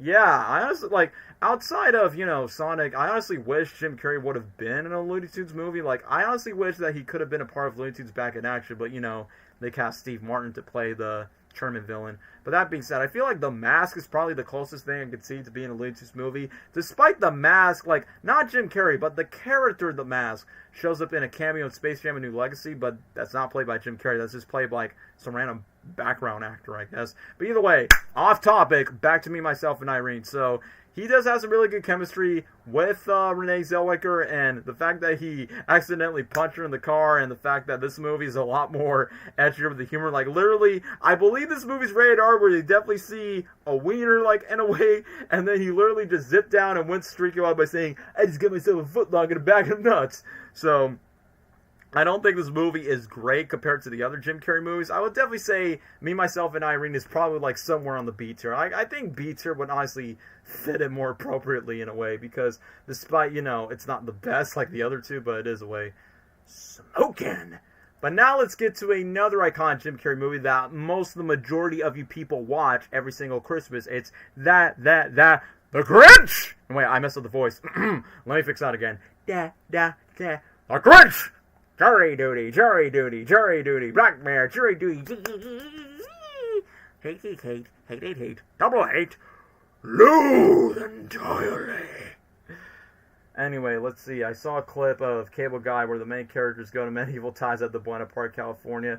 The waitress tells Chev, then MIT doesn't use utensils, which makes sense. Yeah, just to be more accurate around the times. So, Jim Carrey would have been perfect for Dr. Jekyll and Mr. Hyde. The Mask is basically a lighthearted version of Dr. Jekyll and Mr. Hyde. See, that's the scene. Kisses, kisses. From me, myself, and Irene. And yeah, Grinch. We're about to talk about Grinch right now. So, no brainer. Grinch is not easily in my top 10 favorite Jim Carrey movies of all time. The Grinch himself, I feel like I've watched the 1966 Chuck Jones cartoon when I was a kid because I think back then my parents were like, I'm not sure if we could show Daniel Jr. the live-action Jim Carrey version just because he probably might scare them. Aside from Grinch being a PG-rated movie, obviously it's a lot more edgier when it comes to the jokes. For instance, one of my favorite jokes, it's a racist joke where the Grinch starts by the text where he goes, Patsy, it's because I'm green, isn't it? Or that one scene where the Who's were talking about the babies of where they come from, and then there's this one Who that goes, honey, our baby's here. He looks just like your boss. It's like, geez, that would have been insane. Imagine an R-rated version of The Mask with Jim Carrey like the comic. I don't think Jim Carrey would approve on violent comic book movies after Kick-Ass 2, but we'll talk about Kick-Ass 2 later on. But right now, we're talking about... Hold on, if I can see him. No. Show him. Yes, we're talking about the green mean one, Mr. Grinch. So, obviously, great jokes when it comes to that. I mean, one of the things that's pretty funny about how the Grinch stole Christmas is the fact that it's very whimsical. I think Jim Carrey and everyone on set definitely describes the Grinch like it's like entering the world of the Wizard of Oz because you literally have all these actors putting on the makeup. I mean, luckily for the actors that plays all the Who's, they only just put the makeup for maybe the nose and the hair and all that. And I feel like one of the only actors that didn't have to put these Dr. Seuss looking nose is the actress who plays Cindy Lou Who, who's now a punk rock music artist nowadays, and the woman who plays what was her name? Martha May Whovier, aka the Grinch's childhood crush around that time. So I definitely think that would have been pretty cool. But either way, I know this was the one role that Jim Carrey felt so uncomfortable. I think Man on the Moon's a lot worse when it comes to discomfort, but the fact that, I'm pretty sure you guys heard the stories where he had 8 hours of makeup through all the yak hair, and the fact that Jim Carrey says putting on that makeup is being buried alive and wearing that for 92 days, 100 days. There's some moments where Jim Carrey's super stressed out of the makeup that he couldn't resist that. Even the makeup artist had to go through therapy after Jim Carrey's behavior throughout the makeup process.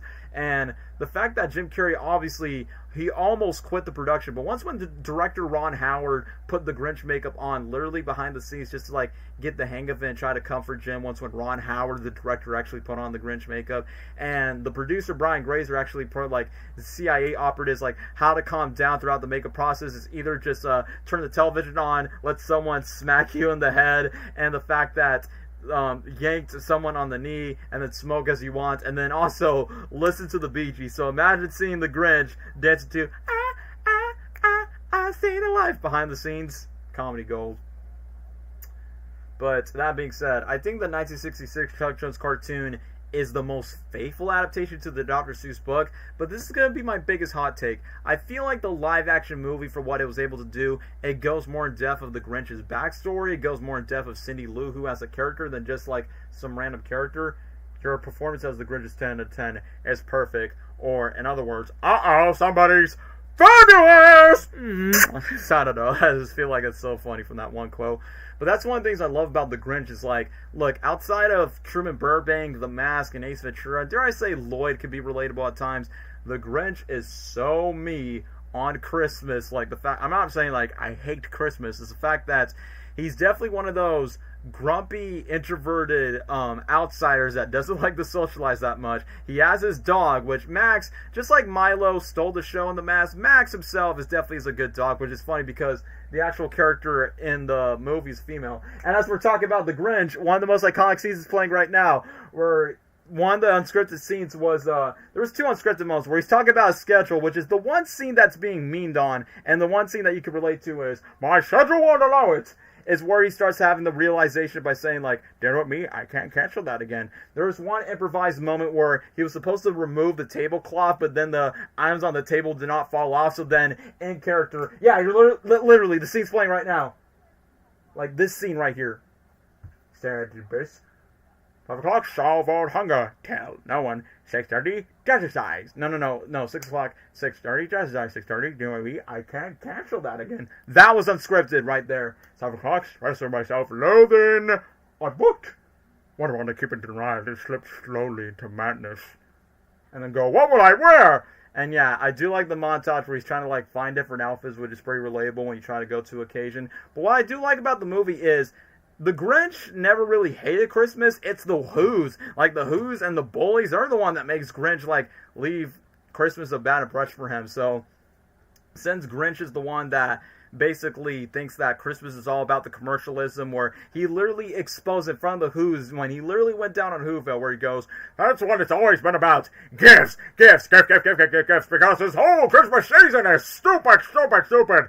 The avarice never ends! I want golf clubs, I want diamonds, I want a pony so I can ride a taste and make it sell glue. So that being said, the Grinch is basically exposing that these people are being way too obsessed over the commercialism saturation of, oh, it's all about the fancy life. So that's why the Grinch's biggest ultimate plan is like, let me just steal your Christmas gifts, your lights, and everything all at once, because I think without those Christmas decorations, you basically have like no Christmas, just an empty, soulless town full of losers. But I like that Cindy Lou, who's honestly the one and only character that actually seems to care about the Grinch, but also sees the good in the Grinch, which I do think the live action movie does it better than most other adaptations, where she actually was willing to be brave enough to see the Grinch.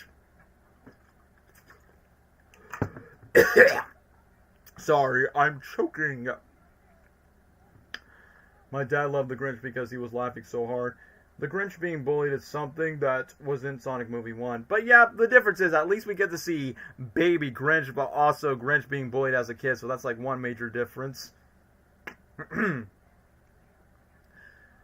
Whew. Anyway, I couldn't breathe. But either way, you want to know what's a big hot take that I would say about this version of the Grinch? Even though the iconic "You mean one, Mr. Grinch, you really are a heel" in 1966, but I will admit, I honestly like Jim Carrey's take on the song a lot more, just because he brings a bit more of his Carrey mannerisms, but he kind of brings like a more sinister, but dare I say a bit more of a playful tone, where he goes, "You're as cuddly as a cactus and as charming as an eel, Mr. Grinch. You're a bad banana with a greasy black peel." Like, he actually brings a bit more of pizzazz and fun when it comes to like his own personal take of "You and Me One, Mr. Grinch." And once again, the relatable quotes go on. "You want to spend a little quality time with the Grinch? I guess I could use a little social interaction. I must find a way to stop sequels from coming." And I thought that was makeup. I know that was my best impression of the Jim Carrey Grinch face, but that's like my best attempt. Let me just try it again. Anyway, I'm just goofing off. That being said, I do like in the final act where literally about when his heart grew 3 sizes, just like in the book, just like in the cartoon, and the fact that he breaks down the tears, and then he literally has the guts to bring back the slaves, and Cindy Lou, who was the one that convinced Grinch to find the spirit of Christmas all in him, where it doesn't come from a store. Maybe Christmas happens to be a little bit more. And then obviously gives back the gifts, and then he got a happy holiday cheer. So that being said, The Grinch is my favorite Christmas movie of all time, and it's definitely one of my favorite Jim Carrey movies. So easily, The Grinch Stole Christmas is going to be on S tier. S tier for The Grinch. If the original if I had the original book, I wouldn't have been bored since The Grinch is stealing Christmas. So yeah, that's why I prefer the Jim Carrey world. Exactly. World building and character development. That's why I prefer the Grinch version from Jim Carrey. And no offense to the Doctor Strange Illumination one.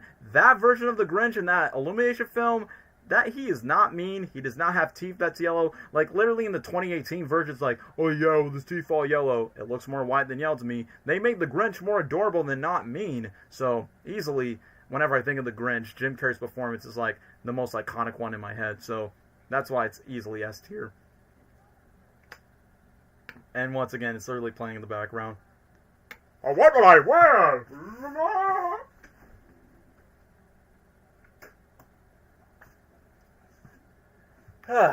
But now as we move on, so obviously we've all seen The Grinch, but I'm pretty sure you guys never saw this movie, The Majestic, which arguably I will say it is probably Jim Carrey's most underrated movie in his entire career. The funniest thing about The Majestic is you can watch it for free right now on YouTube. And also another thing, The Majestic is also Jim Carrey's longest movie in his entire career. You want to know how long this movie is? It's 2.5 hours long. Longer than any other Jim Carrey movie from his old to his current ones. So, The Majestic, it's definitely a drama movie for sure. Like, definitely, you don't get that much comedy chops from Jim Carrey. Like, literally, he's an aspiring screenwriter in Hollywood, but then he got blacklisted from his job, and then he decides to go away. I like that in The Majestic, there is an Easter egg to the mask where he literally escapes from a sign that says the Coco Bongo, aka the same nightclub party that was in The Mask. So, I definitely find that as a coincidence. But I do like the moment where he's just talking to himself in the car where he goes, what if we go off to the sunsets and just start new lives, a new meaning? And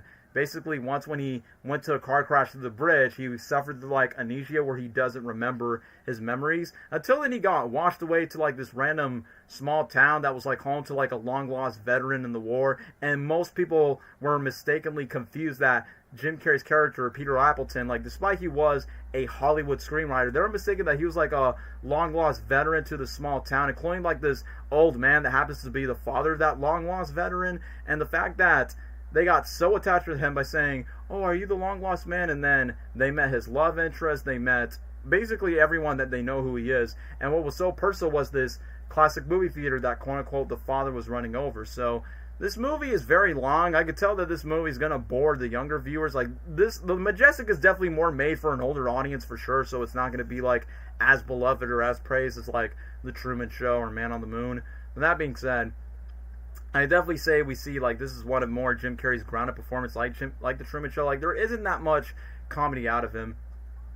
Like for instance, I think one of the most emotional scenes is when the dad dies and the fact that he wants to tell that I'm not your real son, I'm just like a guy that got confused. Because remember, he hit his head through amnesia throughout the bridge. And funny enough, Jim Carrey actually learned how to play the piano in the one piano scene throughout the film. And the fact that he exposed the truth that he wasn't the lost veteran at all. And it disappoints the love interest, it disappoints everyone in the town. But then when he made his whole speech about it, it was pretty quite bold and pretty quite inspiring. Like, it's so funny that The Majestic is directed by the same director that gave us very iconic drama movies from Shawshank Redemption, The Green Mile, and the fact that this is like his most underrated work for his movies, and also one of Jim Carrey's underrated movies. So, if I have to rank The Majestic, I wouldn't say it's S tier, because I will admit, the movie does become slow at times. I think A tier would be pretty fitting for The Majestic for where it is, so A tier for The Majestic. But now we get to Jim Carrey's highest grossing movie of all time that not even the Sonic sequels couldn't outgross, Bruce Almighty. Ooh! I'm definitely going to need the bathroom once when I'm done with talking about Bruce Almighty. So, funny enough, guys, Bruce Almighty was the first Jim Carrey movie that I was introduced when I was like 5 or 6 years old. So yeah, that's gonna shock many of you. It is not The Mask was not the first Jim Carrey movie. It wasn't The Grinch. It wasn't Ace Ventura. Bruce Almighty was the first movie that got me introduced. But also, Steve Carell was in that movie. Morgan Freeman was in that film, and sexy hot MILF Jennifer Aniston was part of that movie as well. So way before Horton Hears a Who, this became like Jim Carrey and Steve Carell's first collaboration, where Jim Carrey plays this news reporter named Bruce Nolan who is having misery in his life. He hates his job. He hates that he's not being promoted by this new rival about his job, who's played by Steve Carell's character named Evan Baxter, where he kind of steals his quotes, steals his persona by going, and that's the way the cookie No, he said the line by saying, and that's the way the cookie crumbles. You like jazz, Evan? I can hold that number all day, buddy. I definitely say it's pretty funny. So, despite that he expose himself from all the anger that he has for not being promoted on his news reporter job. Like, he literally had a mental breakdown when he's literally on live broadcasting in front of the news where his girlfriend is watching it and all his boss and all of his colleagues are watching it, where he refused to talk, where he's like, I'd like to congratulate Evan Baxter, rather. And then there's this one moment where he kind of breaks down with all these random bystanders at the boat, where he goes, tell me, why you didn't throw the bullet jewel by the Titanic? Were you mad at all when Leonardo DiCaprio drowned? Or are you taking turns? Or you're just too busy of freezing your big fat ass off on the stupid boat and the stupid hats, while others are just cozy. Okay, no big deal. And then, once again, he just breaks down a lot more, where he's losing his insanity that will lead him to lose his job, where he goes, you're rooting beneath me! You're rooting! me! I'm Bruce Nolan, Eyewitness News, back to you, suckers! And then after that, boom, he just lost his job. And then worst case scenario is this Mexican-looking gang were picking up this homeless guy, and then he started talking back to them, yeah, you better keep walking! What do you say, hey, amigo? Run, man, run! And then gets beats up by the gang members, and then after that, they literally scratch his car, and then after that, he gets upset with his girlfriend where he says, I mean, like I said, even though comedy, yes, of course, but you definitely see more of drama range of Bruce Almighty where he goes, I'm perfect, I'm not okay. I'm not okay with a mediocre job. I'm not okay with a mediocre apartment. I'm not okay with a mediocre life. Like, you could definitely tell, like, he is so upset with not just his life, but most importantly, he's upset with God himself. Like, look, yeah, whether if you're Christian or not, and I'm not saying this movie's intentionally made for Christians because often like mocks it in a way, but I will say this movie kind of opens a little bit by saying, I should return back to my faith religion, so I won't lose my religion, for those that gets that REM reference. So, the fact that he literally was like venting off and being angry with God by saying, please give me a sign, and then literally throwing off the promised jewel from his girlfriend where he goes, smite me, almighty smiter! And he got so pissed off that he actually gets a message where Morgan Freeman plays God himself. Like, literally, I think the casting is so perfect just because Morgan Freeman has this iconic bold voice where it goes, Alpha and Omega, Bruce, I'm God. Bingo, Yahtzee. Which, funny enough, guys, Jim Carrey was once considered to play Captain Jack Sparrow for Pirates of the Caribbean for Disney. But, you know, Pirates of the Caribbean is a big blockbuster franchise that has multiple sequels. So, what did Jim Carrey choose? He chose Bruce Almighty just because he wants to act with a Hollywood veteran like Morgan Freeman, which obviously Morgan Freeman is one of the GOATs of old school Hollywood. I mean, Shawshank Redemption is easily one of his most iconic films. So, the fact that Jim Carrey definitely has like the nerve that he's working with such a talented but also older and wiser actor than he is, like Morgan Freeman. But I also like the fact that Morgan Freeman's character has a sense of humor, but he brings like very wise, inspiring words to, like, even though he's like, what would it feel like if you have the almighty powers for me? Like, literally, he just granted him the powers of God, where literally, like, I can understand for Bruce Nolan's character, like, his life sucks right now. Like, he wishes that he has the power to do anything and be anything, just like the Mask in a way, but except he has like almighty powers where you can literally do whatever you want. Like, for an instance, Bruce says, instead of just using his powers for the greater, good, he actually uses power to be like immature, irresponsible, of messing with fire hydrants, messing up with some chicks. And then the funniest scenes in the film is when he's messing out this one gang of putting a monkey out of the thug boys' buttholes. And literally, when I was young, I was like, what is going on? I was like, wait. And when I was a kid, I'm like, wait, does that mean monkeys come out of people's butts? But I know in reality it's just a movie, so I shouldn't take it seriously. And it's so funny that the monkey actually went back to the thug boy's butt cheeks to go back to his home. Comedy gold, man. And yeah, funny enough, Bruce Almighty is directed by the same guy who gave us Ace Ventura 1 and Liar Liar and Bruce Almighty. And similar like Liar Liar, like Bruce Almighty, Liar Liar, like, it's a comedy, but it definitely has some heartfelt moments. Like, for an instance, before I get to the heartfelt moments, like, I think this was the one scene that made Steve Carell a comedy household. Like, obviously Steve Carell became way more famous in the Office TV show of Michael Scott, but during the moment where Jim Carrey, like, Jim's timing and Steve's timing, like, I can understand why they did 3 movies together, because during the one moment where he's trying to embarrass Steve Carell's character Evan on the news, trying to mess up during his news report where he goes, with the mayor, and then one of the funniest moments that made a lot of people laugh is when he tries to like mess up his language, where he makes Steve Carell go gibberish, where he goes, it is hilarious, and the fact that he got Steve Carell fired from that job, once again, it's great. Like, there's a deleted scene where the scene was going to be a lot more darker and violent, but luckily they just cut that off. There's a lot of funny deleted scenes from Bruce Almighty that did make it to the final cut. Like, for an instance, where he actually skydives and fights Bigfoot. That honestly would have been a funny scene. But I like that throughout his art that Bruce thinks that he's, like, now that he has the powers of God, I can do whatever I want. And the fact that nothing can stop my life, it's perfect. But in reality, it's slowly but surely, like, not just destroying Bruce's life, but it's definitely ruining the life around him. Like, from his girlfriend, from his colleagues, to his work, but also the city that he's a part of. So, basically, he's causing collateral damage to society when he's using all these powers. But I like that Morgan Freeman tells him, like, a very inspiring message where he goes, people expect me to do the miracle for them. You want to see a miracle, son? Be the miracle. And I'm like, Such a nice message to take from the great old legendary Morgan Freeman. And then, slowly but surely, Jim Carrey's character Bruce Nolan does the right thing of helping out with people's cars, helping out a homeless guy, teaching his dog how to pee properly outside and not pee on the furniture, which I think that was pretty funny.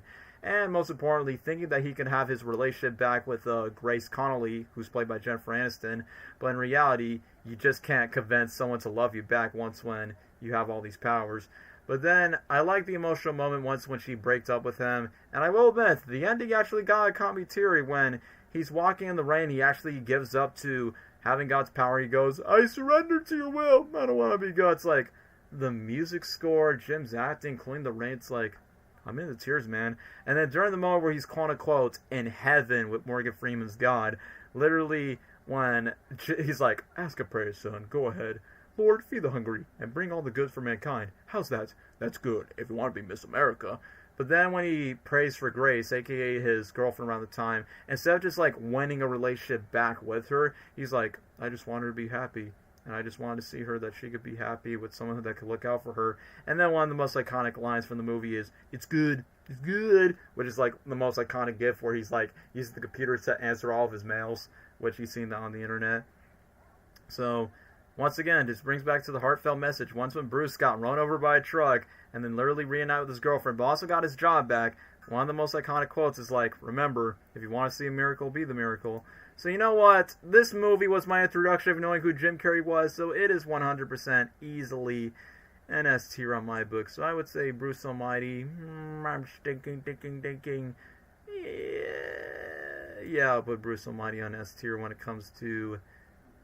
I'm thinking, where should I place Bruce Almighty? So, yeah, I just think I'm going to place Bruce Almighty when it comes to, like, S tier with the Dumb and Dumber movies and the Ace Ventura films. But before we move on, chat, I gotta go take a whiz break.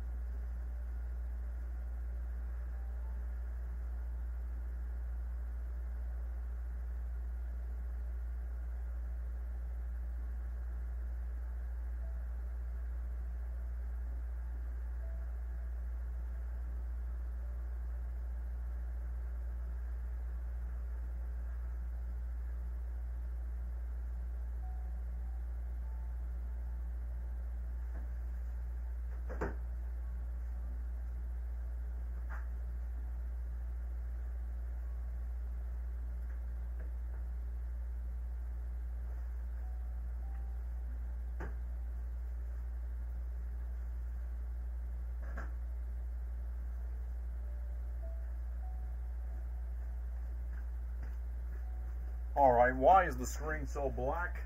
No, we do not want night screen. Woo! Anyway, I'm done with my year-end break. For those who are in the chat, probably just bored rambling about not Sonic movies, but just Jim Carrey's other movies. Before we move on to the next movie, which, yeah, this one's going to be a deep personal fan favorite one, I will say this. I will say, like, 1994 to 2004 is kind of like the golden era of Jim Carrey's career, so honestly, I definitely say, like, we're still in the golden era since we just went from 1994. Now we are in 2004. That's like 21 years, so... Okay, I'm not going to ramble about this movie too much because I know most of you guys are going to get bored from this, but this movie, Eternal Sunshine of the Spotless Mind, which obviously this movie's not made for everyone. It doesn't have that universal general appeal just like The Truman Show, but I love Eternal Sunshine of the Spotless Mind because even though The Truman Show is a much better movie, but personally for me, I think as a drama performance, this is Jim Carrey's best drama performance up to date. Mainly because, number one, I think his character Joel Barrett is easily the most vulnerable performance that he's ever bringing, like, in any other characters in general. Like, even, like, during moments where he looks sad and depressed, and even from his haircut and everything else, in my mind, I'm like, he is literally me whenever I got bad days, whenever he looks sad.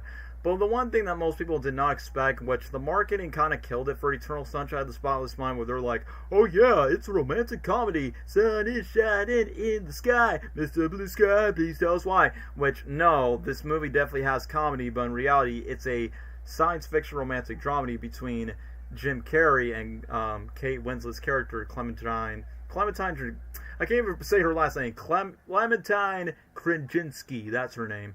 So, we got Joel Barrett, who was a sad, hopeless romantic, which after when he has his quote-unquote breakup and then Valentine's Day happy, he missed this.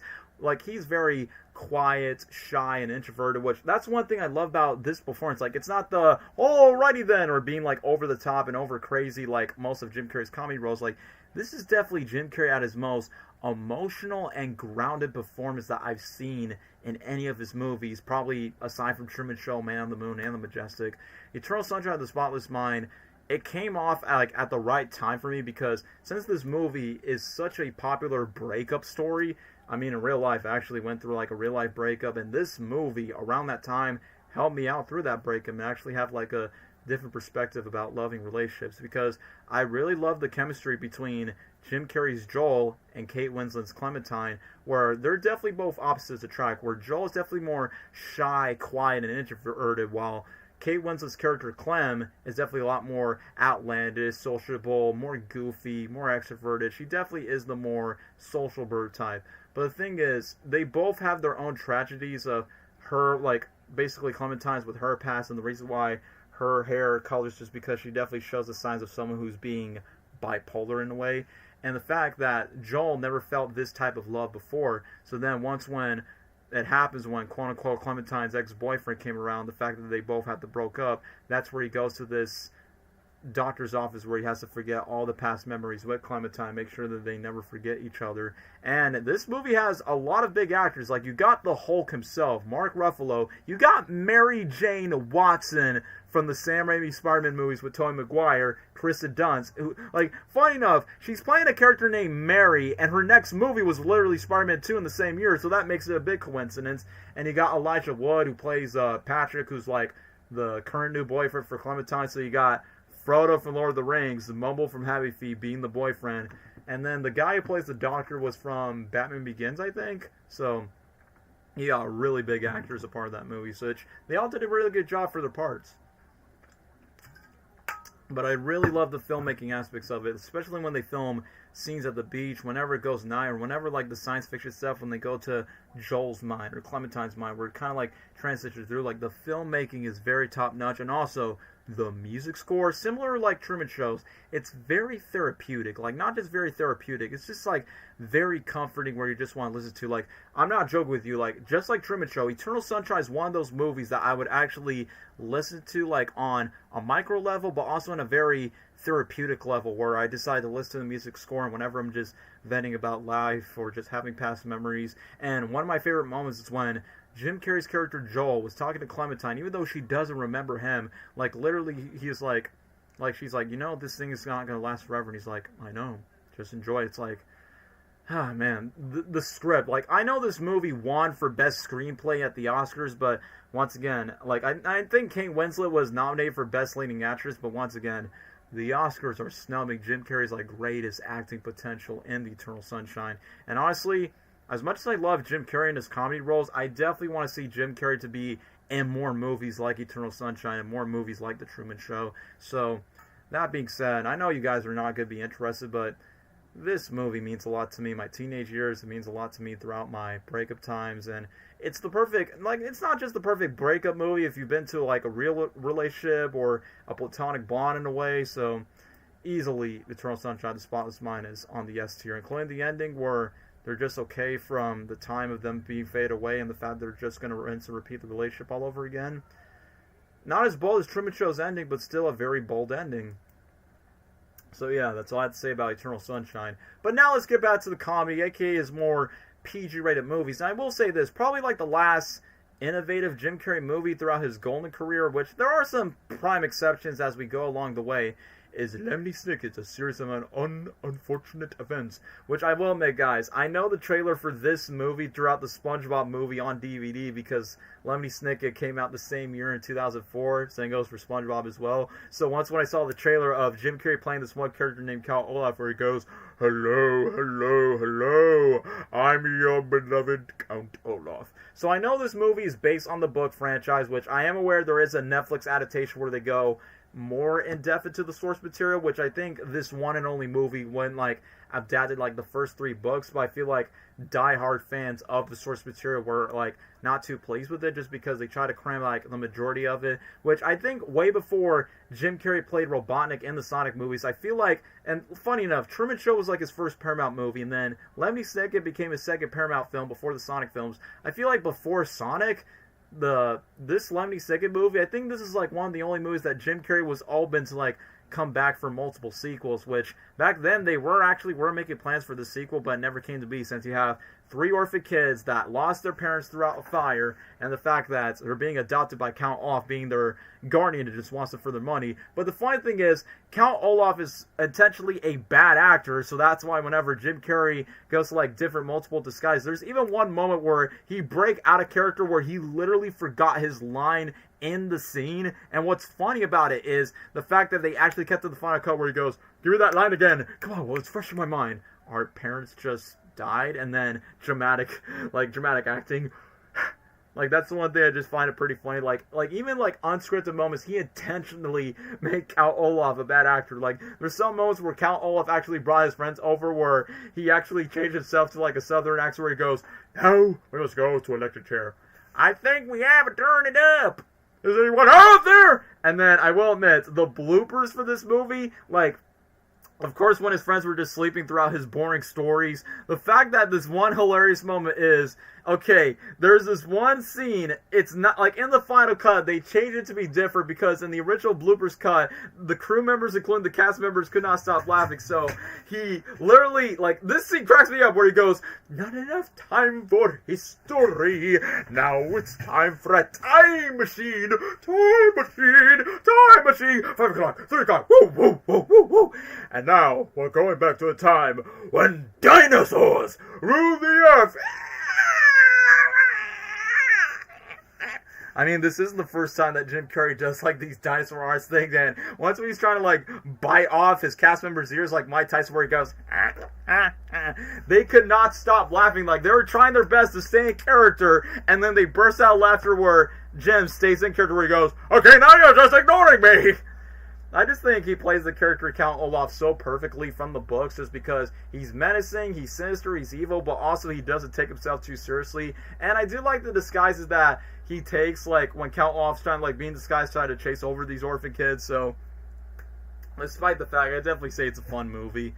So, and I also like the music score, which I think the score who wrote this music is the same guy who made the music for Finding Nemo. So no wonder when I listen to the end credits where they have this like not Dr. Seuss, like this very literature Tim Burton type of end credits, I definitely say like, wow, this movie's definitely a lot good for what I remember. So you know what? I think I'm just going to put Lemony Snicket's Count Olaf on A tier. I know most people would disagree on that, but yeah, probably that's just going to be my personal opinion because I'm biased. Yeah, I don't think the stream's going to be that long, especially if you guys are not interested in the stream because, you know, it's not Sonic related, even though there are Sonic movies on the list. But anyway, let's just move on to the next movie, Fun with Dick and Jane. Probably, once again, another underrated Jim Carrey movie. I think it also flopped. The one thing that kind of surprised me with Fun with Dick and Jane, I did not know it was a remake based on the 1977 movie with the same name. But obviously, it's a lot more modern, more updated. And what's funny is the fact that Jim Carrey put so much effort to this movie that he did not become one of the writers. He actually became one of the producers where him and the chick for Jurassic Park 3 happens to be the wife. And what's funny is Alec Baldwin was the villain, aka I'm like, hey look, it's Donald Trump and Joe Biden about to kill each other in the gun stuff. However, this movie, I will be honest, Fun with Dick and Jane is not really like one of the most memorable Jim Carrey movies, but there are still some funny moments that still stand out where they go in disguises, go steal like banks or something like that. And I think they have like some sort of like a Mexican kid that they accidentally like tag along with them. But story-wise, it definitely falls thin on paper. I think the only thing that just carries it is just Jim Carrey and probably Alec Baldwin scene. But I did like the scene where he's like in a ski robot mask, where he's like in disguise, goes and then he randomly just go over Jeff Garland away. So, like I said, despite Jim Carrey's moments, I mean, there isn't really much I have to say. So I have to say Fun with Dick and Jane probably has to go on C tier for me. But ooh, now we get to the number 23. Oh boy, I don't know, where do I begin with this? So I know someone mentioned this in the comments, where if you would have told me that this is like the closest thing that Jim Carrey would have played Carnage, aka Cleese Cassidy, in the original Spider-Man universe with Sam Raimi, this is probably arguably Jim Carrey's darkest movie in his entire career. I mean, sure, there is another darker movie on the list, but not compared to this one. So I will admit, it was pretty obscure where I get to see Jim Carrey playing this. I wouldn't say he's like a complete serial killer, but he actually killed one of his victims after this number 23 addiction. And surprisingly, this movie's directed by the same guy that gave us Batman Forever. So either way, I just think that would have been like so bizarre if he would have taken like more different roles. But I will admit, at least movies like this brings Jim Carrey more range, because even though this is basically like a drama murder movie, I will admit, like, despite how good the performance is, the story is just quite all over the place by saying, oh, about this victim and then the number 23. So either way, I just don't think this movie's like, you know, grand of its own, but at the exact same time, I just feel like it has like the missed potential. But like I said, Jim's acting in the scene is actually really good. I just feel like the story could have been like, I don't know, a bit more fleshed out. So the number 23, I don't know where to rank it. C tier, D tier. I'm just gonna put C tier because I just think the performance truly carries it all. So I'm definitely gonna put it in the case. But then we get to Horton Hears a Who. So here's what's gonna be fun about Horton Hears a Who.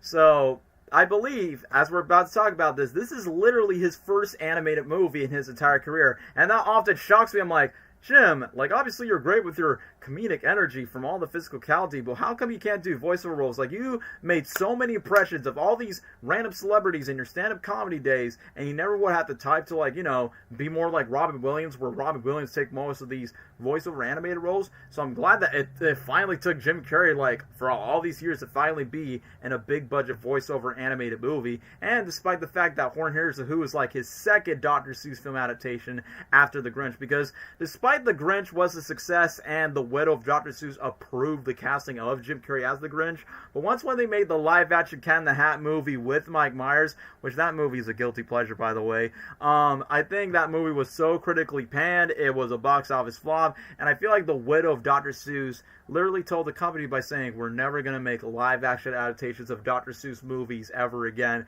And after that, it's like, alright, then let's just make an animated. So, literally the first animated Dr. Seuss movie is Horton Hears a Who. But you want to know what's surprising about Horton Hears a Who? It's not produced by Illumination or Universal. It was produced by Fox, a.k.a. Blue Sky Studios, a.k.a. the same studio that gave you the Ice Age franchise. So yeah, more trivia facts. And Horton Hears a Who, only one song, which is Baby, I Can't Fight This Feeling Anymore, which, funny enough, I did not know it was a song based on a band with the same song, I Can't Fight This Feeling Anymore. I actually like that. So once when they played that in the credits, I'm like, nostalgia.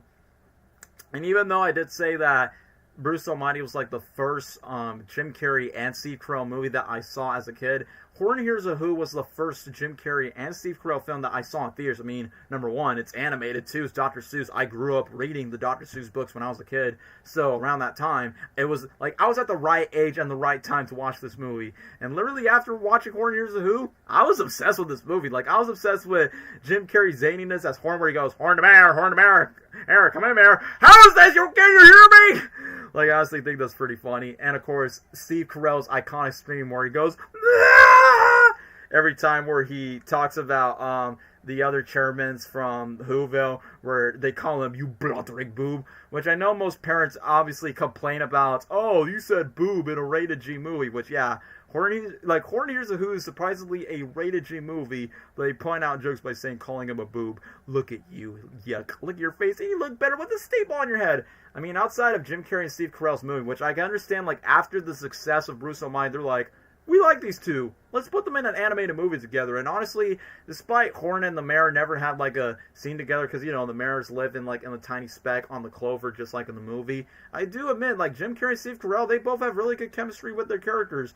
And speaking of which, despite this movie did not make as much money as The Grinch by comparison, but man, you got a really big voice cast. You got Carol Burnett as the Sour Kangaroo, a.k.a. the original Karen, after the woman in, what's the movie called? Over the Hedge? Yeah. I like the fact that Carol Burnett voices the kangaroo, which is a funny inside story that Jim Carrey, when he was like 10 years old, he was supposed to appear in the Carol Burnett show, but that didn't happen, so I kind of like the context of that. But he also got other celebrities, like you got Seth Rogen as a talking mouse named Morton, who's a completely original character. Like, that character never exists in the Dr. Seuss book, where it's like, I see what's going on with this, Morton. Just keep watching the skies, Horton. Keep watching the skies. So I think that was the first time I know what Seth Rogen was, way before Kung Fu Panda and Monster vs. Aliens. Then you got Amy Poehler as the mayor's wife. I think you got Jesse McCarthy, the guy who voiced Theodore from Alvin and the Chipmunks, voices emo son Jojo, who never says a line until like the very end of the movie where he goes, Dad, you're one of the greats. What we're going to do without you, Horton? I'm like, wow, I bet that bro's happy with his big paycheck. There were some deleted scenes where he actually had more lines, but that just never came to be. And you got Will Arnett, who voiced the Vulture Vlad, which I honestly think he does a really good performance with that, by saying, right to the beak. Oh, you're not going to get it, Horton. I got you now, elephant. So I never would have thought I would have a scene where you got Will Arnett voicing an evil vulture. And I will say this, the score is so peak in Horton Hears Who. Like, when you hear the music that goes, I mean, it's John Powell who make all the score for the Ice Age movies, the Rio movies. I mean, obviously that man has been around for making all these Blue Sky movies that was being produced. And this is going to be my big hot take. Like, outside of the Ice Age movies, I say Horton Hears Who is my favorite Blue Sky movie that's not an Ice Age film. And the reason why it is because I think it's the most faithful Dr. Seuss adaptation that you can get, because one, it's animated, two, the characters look very faithful to their designs, including the 2D animated parts were pretty nice, where you get to see the Who's screaming on the spec, and then Horn has his own anime Dragon Ball Z fight where he goes, "You gonna think about me, huh?" And then obviously, since he's a fat elephant, there's going to be a bunch of big fat twerking jokes, which I did kind of expect that, just like when Kung Fu Panda came out in the same year. So I do like the message that the movie definitely remains true to the Dr. Seuss book, where he goes, a person's a person, no matter how small. And no matter what, I think Jim Carrey actually, like, delivers on that line delivery so well. Like, despite the comedy, he definitely has, like, the sincere earnest, and everyone, the voice cast from Steve Carell, Will Arnett, Seth Rogen, Amy Poehler, Carol Burnett, the list goes on and on. I forgot that Jonah Hill was in the movie, where he's like some random animal, I don't know what his name is, where he goes like, it's good, you guys are going to do up in trouble. So you know what? Horton Hears Who may not be the best animated movie, but you know what? For an adaptation for what it is, I definitely say Horton Hears Who definitely belongs somewhere on the S tier. I definitely say S tier. Horton Hears Who definitely belongs on the list. Probably, let me see. I would say, like, behind Liar Liar. Like, I definitely say Horton Hears Who's on S tier. I know I'm cheating with this tier list thing, because I'm barely any ranking with, like, D or Fs or anything. You know what? I think I'm just going to delete this F row. Yeah, I think this is going to be a more appropriate tier list. That's not like F or anything, because I don't think there's anything like too harsh, I would say. Actually, you know what? I take that back. I don't know what I'm thinking. I'm just going to put another F tier, because there's only like one certain Jim Carrey movie I'm like, no, this is Dookie movie.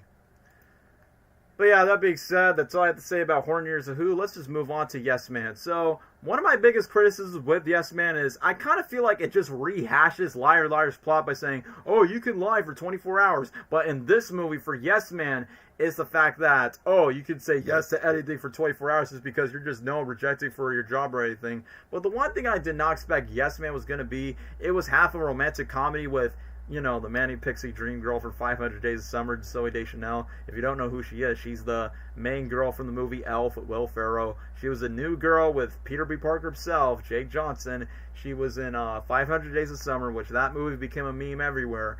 And she was in the Trolls movie. She sang song for Winnie the Pooh. That's all I have to say if you guys don't know who's the lead actress. Which I think both Jim Carrey and Zooey Deschanel also share a birthday together on January 17th, despite the age gap. They also have really good chemistry despite being a romantic comedy. So, despite Yes Man just kind of like rehashing the plot of Liar Liar, which that's one thing that kind of caught me off guard. It's like, well, it's the same movie, except it's not about lying. It's all about saying yes to speak Korean, saying yes to jump off a bridge, just to be for a jumpy, and then literally coming out for a motorcycle. But I do like Jim and Zoe's chemistry. I like the moments, which I know it's a dark moment, where you got this Mexican actor named Luis Guzman who was about to jump off a building. He literally just grabs a guitar and just goes, "Wish you would step out from that ledge, my friend, I would understand." It's like, I don't know, man. I just honestly think that's like pretty funny for what it was. So I definitely say that Yes Man definitely has this like nice funny moments, but also has this good moments where, you know, similar like Liar Liar, like he often like speaks the truth in a way. So if I had to put Yes Man on the list, probably, yeah, I think B tier would be like the most important thing. Like, it's not the most refreshing Jim Carrey idea, but it definitely is a fun movie for what it is, and including like all the crazy stunt work he has to do. But then, I guess outside of Horton Hears, I guess Disney's A Christmas Carol is kind of an animated movie, even though it's made by the same director that gave us the Polar Express. It's made in the same CG animation for the Polar Express as well, where just like what Tom Hanks did, we did the mocap for the conductor, Santa Claus, and many other characters in that movie. Jim Carrey did the exact same thing for what Tom Hanks did. Like, he played Ebenezer Scrooge, he plays the multiple ghosts from Ghost of Christmas Past, Present and Future, and everything else. So I definitely say, like, despite being a CG animated Christmas Carol movie, and the fact that this is Jim Carrey's one and only Disney movie, may I remind you, is the fact that he plays Ebenezer Scrooge so well. Like, every time I just think of Scrooge, like, whenever he kind of like moves his fingers, like inspired by saying, "Back away, Paddock," and I like that he keeps saying like, "Spinach, what do you say from me?" And I like that Gary Oldman plays like Bob Marley, and why I say Bob Marley, he plays like his colleague Marley in a way. I do like the score for what they've done. Why you guys are talking about DreamWorks, even though that's not part of our list? We're like, I'll make a DreamWorks movie tier list stream maybe someday in the future, but we're not talking about DreamWorks. We're talking about Jim Carrey. But anyway, back to the one and only Disney movie, Christmas Carol. I do like the fact that he voices multiple different roles, where he goes like, "Hey, scumbag, I'm the ghost of Christmas present. I'm the ghost of Christmas past," which I will admit, the movie does become dark and creepy, and that was during the time when Disney was promoting in 3D. And I like the fact it just continues the trend where Jim Carrey plays characters that often hate Christmas. Obviously, Grinch was the first one. Then playing Scrooge was like his second one. And speaking of the Grinch, I remember Jim Carrey said he would love to play the Grinch once when they do like motion capture stuff like the makeup, and pretty much Disney's A Christmas Carol is a fully mocap movie where they like actors put like dots all around and put all the CG stuff. So basically that's what it is in a nutshell. But that being said, I think this movie is like, I won't say it's like the most faithful adaptation of Christmas Carol. I feel like this movie's like in the same lane as Lemony Snicket's Series of Unfortunate Events. So I would say, yeah, I say it would be up there with Lemony Snicket's Series of Unfortunate Events. Probably, yeah, I would say it will put it on the A tier for just being a good movie. But speaking of good Jim Carrey movies, I would say Mr. Popper's Penguins was probably the last good Jim Carrey movie in his career, which I believe 2011 was like during the time when Jim Carrey was trying to like experiment to new things. I mean, they want to say Jim Carrey definitely needs to be in more family-friendly movies, just like how Horton Hears, The The Grinch were more PG-rated, and Christmas Carol is also PG-rated, but it's not like anything too gothic in a way. But either way, I remember I saw Mr. Popper's Penguins in theaters back when I was like 9 years old, back in 2011, around Father's Day, and what sold me was not just Jim Carrey in the lead, the fact that he's interacting with like 6 different penguins, which if I can remember the names, their names were Captain, Nimrod, Stinky, Bitey, and Lovey. And Loudy. Okay, yeah, I really remember the 6 penguins' names. I'm not referring to Skipper, Kowalski, Rico, and Private from the Madagascar movies. I'm not referring to that. But you want to know what's funny? Mr. Popper's Penguins has 1 Jim Carrey and 6 penguins, but then you got Happy Feet 2 that has multiple actors like Elijah Wood, Pink, Robin Williams, Sofia Vergara, Brad Pitt, Matt Damon, and they're singing all songs from Queen, and it's a musical, but yet Mr. Popper's Penguins on a lower budget made more money than Happy Feet 2, which is a fully animated movie. That's insane to think about it.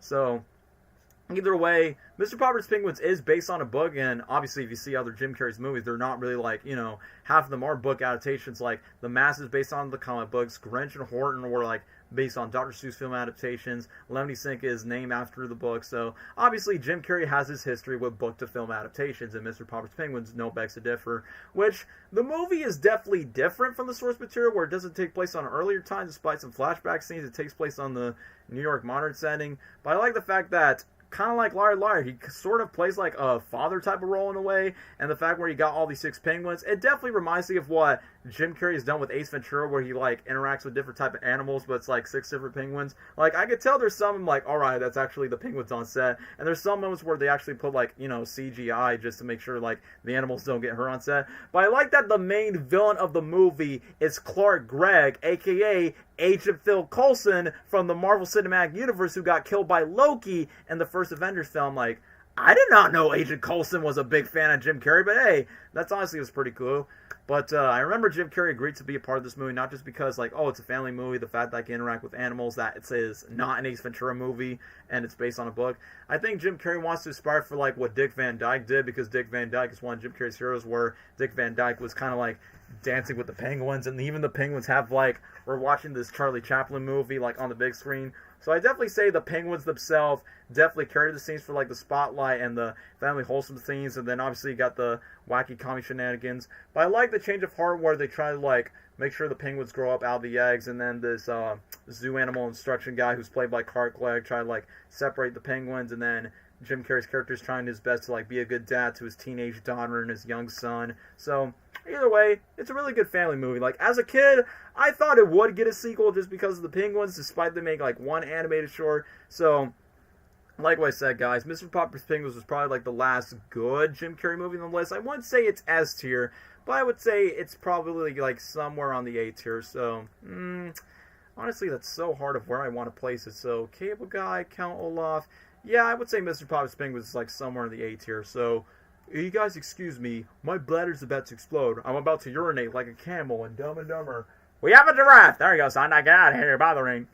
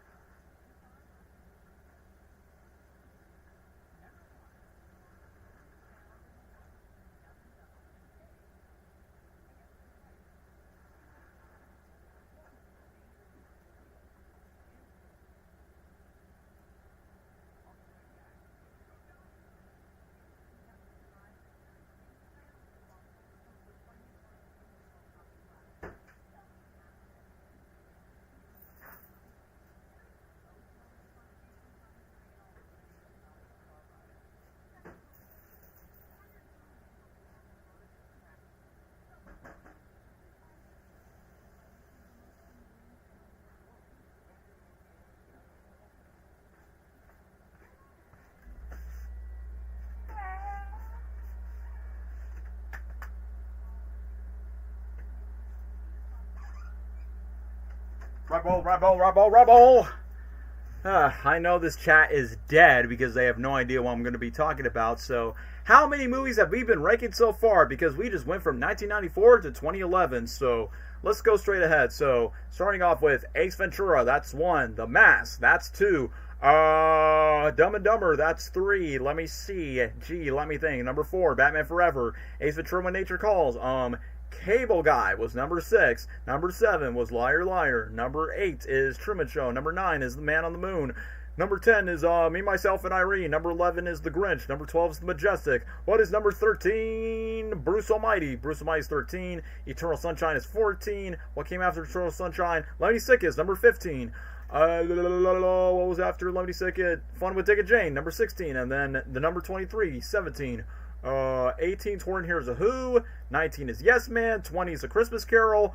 What was after Christmas Carol? 21, Mr. Popper's Penguins. So we have already ranked 21 Jim Carrey projects on the list. So now we still, like, 2011 was like the beginning of the 2010s era of Jim Carrey's career. So now we're going to move on to the Incredible Bert Wonderstone. So Incredible Bert Wonderstone would be 22, 23, 24, 25, 26, 27, 28, 29. So almost 30 productions when it comes to Jim Carrey. So let's get to Jim Carrey and Steve Carell's third collaboration, which is The Incredible Bert Wonderstone. Probably one of the more forgettable movies from their career, even though despite they have Steve Carell, Jim Carrey, Steve Buscemi, Olivia Munn, and whoever the old guy's name is. So basically, this kind of like this magician competition where we got Steve Carell and Steve Buscemi being like this musician duo, and then you got Jim Carrey's character being this one dangerous rival where he's using his magic tricks just to be more bloody and basically a lot more brutal in a way. And there's this one more where he's kind of like sleeping through like firestones where Jim Carrey literally jacked himself up for the movie, which is pretty hilarious, where he goes, "Ah!" But I will admit, the movie does fall itself flat when it's not being funny, which obviously this movie was not like a big box office hit, and the magician stuff isn't like too mind-blowing for like a movie to sell today. So despite, you know, I feel like it is the weakest movie between Jim Carrey and Steve Carell's chemistry, even though I love seeing them together, but I just don't think like it's really a movie that's like worth like remembering. So if I had to choose on the list, probably, yeah, I think I enjoyed it more than the number 23. So I would say C tier on the list. So that will be it. All right, okay, they should make an Eggman show that kind of be a Jim Carrey show. Truman Show? Yeah, Sonic fans, I know you want me to get to Sonic, but don't worry, guys. We are going to get to the Sonic topic, so then you guys are not bored with these unsonic projects, because I know that's why you guys subscribe to my channel. But either way, now we get to the second Jim Carrey movie. Like, sadly, Incredible Bert Wonderstone. It's a fine movie, but sadly flawed. Now we get to Kick-Ass 2, which, by the way, I like the first Kick-Ass movie. I definitely say it's one of the better comic book film adaptations that's not based on Marvel or DC, just like The Mask. So I was not expecting Jim Carrey to show up in the sequel. I know in the first movie you got Nicolas Cage being in the first film, being the father of Hit Girl. But then when you get to the sequel, of course, I remember when Jim Carrey first signed in to be a part of this film, I mean, it wasn't expected to be like a huge role. I mean, his character is Colonel Stars and Stripes, which clearly that character is meant to be like a rebirth Christian that doesn't want to curse where he says, "Wait, what do you say about the Lord's name in vain?" And the funniest thing is, when he has his German Shepherd, that basically, I think the German Shepherd's name was Eisenhower, where him and Kick-Ass, a.k.a. Kick-Ass, is played by the actor who played Quicksilver in Avengers Age of Ultron, and he's also Kraven the Hunter, so 3 comic book roles, I think, for Aaron. His best comic book role is definitely Kick-Ass. But I will admit, despite the short amount of screen time that Jim Carrey has, and he didn't want to promote this movie just because, oh, I regret being a part of a movie that just condoned the violence, and then Sandy Hook school shootings happened, which obviously that didn't age well. But then the cast members were so confused by saying, "Jim, this is based on a comic book this is just based on a comic book fictional world." And I feel like after Kick-Ass 2, Jim Carrey did not want to be in any more super violent movies after Kick-Ass 2, like, despite how much brutality it was. I mean, what's funny is one of the quote-unquote crime members that basically kidnap these chicks, these small teenage Asian chicks, is the fact that it's literally played by the guy who played Wong in the Marvel Cinematic Universe. So literally we're seeing Dr. Eggman grabbing a dog, biting Wong's balls by saying, "Hey, look like a dog on your balls." But I will admit, it does suck that I don't often see, like, Jim Carrey's character. Like, I know the character in the comic dies, but I'm like, no, why they have to kill him off so soon? I mean, despite Jim Carrey did not want to, like, you know, play off the character of Colonel Stars and Stripes for long. But given the fact that you got Chris D'Amico's character who's playing the villain, since that was set up from the first movie, I'm like, clearly the sequel, I think the sequel in general is fine. Obviously it doesn't hold up a candle like the first movie, but definitely have its moments here or there for those that enjoy the first film. But obviously it wasn't just going to be fully meant to be. But either way, I kind of find it funny that John Leguizamo was also in this film. So even though Jim Carrey regretted being a part of this movie because of the violence, I just think for a movie it's not as good as the first film, and I wouldn't rank it as high. I'd say like C tier is probably like the best way to put it in. You know what? I honestly changed my mind. I think I'm actually going to delete F tier because I honestly don't see the point. I think D tier will be fine. But then, even though Kick-Ass 2 is not really a sequel that Jim Carrey was a part of the first one, it's kind of like Batman Forever in a way, where it's kind of like a comic book movie where Jim Carrey joined a franchise, like he wasn't a part of the first one. Like, around that time, Jim Carrey did not, he didn't mind joining sequels to pre-existing comic book franchises, but not sequels to his own movies. But then, 19 to almost 20 years later, we got Dumb and Dumber 2. It took this long for Jim Carrey to agree to be in a sequel to one of his most beloved classic films. And this sequel took 20 years to make. Like, I remember during the press tour of Mr. Popper's Penguins, Incredible Bert Wonderstone, along with Kick-Ass 2, I was like, a sequel to one of Jim Carrey's greatest comedy films of all time? Like, oh, I was just punching my hands up into the air. I'm like, I like it a lot. So literally in my mind, I was like, I can't believe it finally took them 20 years. Like, I get that after Ace Ventura 2, Jim Carrey did not want to do any more sequels for the rest of his career. But in my mind, I was like, I can't believe it took them this long. You're probably thinking, why did it took Jim this long to finally said yes to a sequel to one of his classic films? I mean, Jeff Daniels also returned to be a part of this, which obviously he plays Harry in the original film. You got the same film directors that made that first Dumb and Dumber movie, and most importantly, they said themselves, it's the fans became the reason why the sequel eventually became to be. So, obviously fans who loved the original Dumb and Dumber movie demanded a follow-up, but what happened instead was a stupid prequel that did not have Jim Carrey or Jeff Daniels or even the Farrelly brothers directing. Instead, it's just some crappy prequel movie that nobody asked for, and obviously that movie became a flop. And sadly enough, that prequel movie, Dumb and Dumber, When Harry Met Lloyd, that movie's not canon because the sequel basically retconned by saying like, oh yeah, that's not how me and Lloyd and Harry met. So I'm like, okay, so that means the prequel film was just like a blatant cash grab. So that movie does not exist. So either way, Dumb and Dumber 2 is not as great as the first movie, which I personally will admit that. But yet, since you got the same actors that play the same characters and you got the same filmmakers, I'm like, okay, this, of course the sequel's jokes are not going to land as much as the first one, but I do appreciate the callbacks of I like it a lot. Lloyd's fantasy where he's dreaming about a beautiful girl again, which, by the way, I think Penny in that sequel, I honestly would smash that chick, not going to lie, where he just wants to have a bond. James Bond.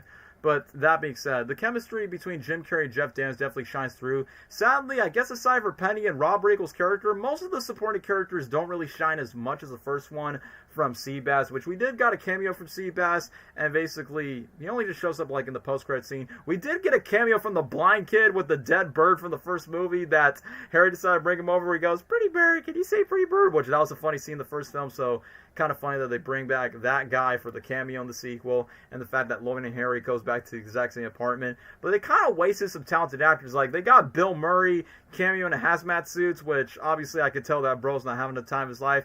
Jennifer Lawrence, who's like a huge fan of the first Dumb and Dumber movie, was supposed to appear in the sequel as Harry's, like, his girlfriend Frida that was mentioned in the first film, but I guess due to schedule conflicts and due to budget reasons they couldn't bring Jennifer Lawrence into the scene, so it is what it is. But I will admit, for what downgrades the sequel is, it does try its best to rinse and repeat for what made the first movie work, and I do appreciate them for at least trying. The worst thing is, I just feel like the cinematography feels like it, like, the cinematography, like, it feels like it's straight out of a TV straight-to-DVD production, not like a big-budget comfort cinematic feel. Like, when you watch the original Dumb and Dumber film, you definitely feel like you're watching a movie, like, that is, like, released, that vintage style. But for the sequel, the quality aspect of the camera stuff, it just doesn't feel like, yeah, it doesn't feel like I'm watching a movie that I was, like, worth seeing at theaters. Like, Dumb and Dumber 2 somewhat made a profit out of it because Warner Brothers wasn't interested, but Universal just pitched the rights and they actually made the sequel happen, so I can understand why that's the cinematography, but also the lighting doesn't look as authentic or as professional as the first film, which honestly that's like the biggest downgrades. And then the biggest plot twist where Harry just definitely need a kidney transplant just to be his hot daughter, where Lloyd has these random fantasies, kind of like when he has a fantasy over Mary. I will admit, it was funny, but also kind of a dickish move that Harry's like, oh yeah, I definitely made that up. So Lloyd literally sacrificed his organ for nothing, and then the plot twist of like, oh, Penny, Harry's not the dad, Lloyd's not the dad. So I'm like, so what was the whole point of this whole plot twist thingy with the grandpa in, and then the other old man, the other horny old goats? I don't know. I just feel like the plot twists weren't like it. Obviously, the first movie definitely done a smart more way. I mean, despite being called Dumb and Dumber. So either way, I just don't think the sequel definitely like hits as much as the first one. So definitely as a Jim Carrey sequel, I think obviously from the Sonic movies and Ace Ventura 2, I think Dumb and Dumber 2 is like easily the weakest Jim Carrey sequel of them all. So that's why it's probably going to be ranked low. So here's the thing. I don't hate Dumb and Dumber 2 like as much as other people because like I said, I would prefer Dumb and Dumber 2 over the Dumb and Dumber prequel any day because at least Jim Carrey and Jeff Daniels are a part of it.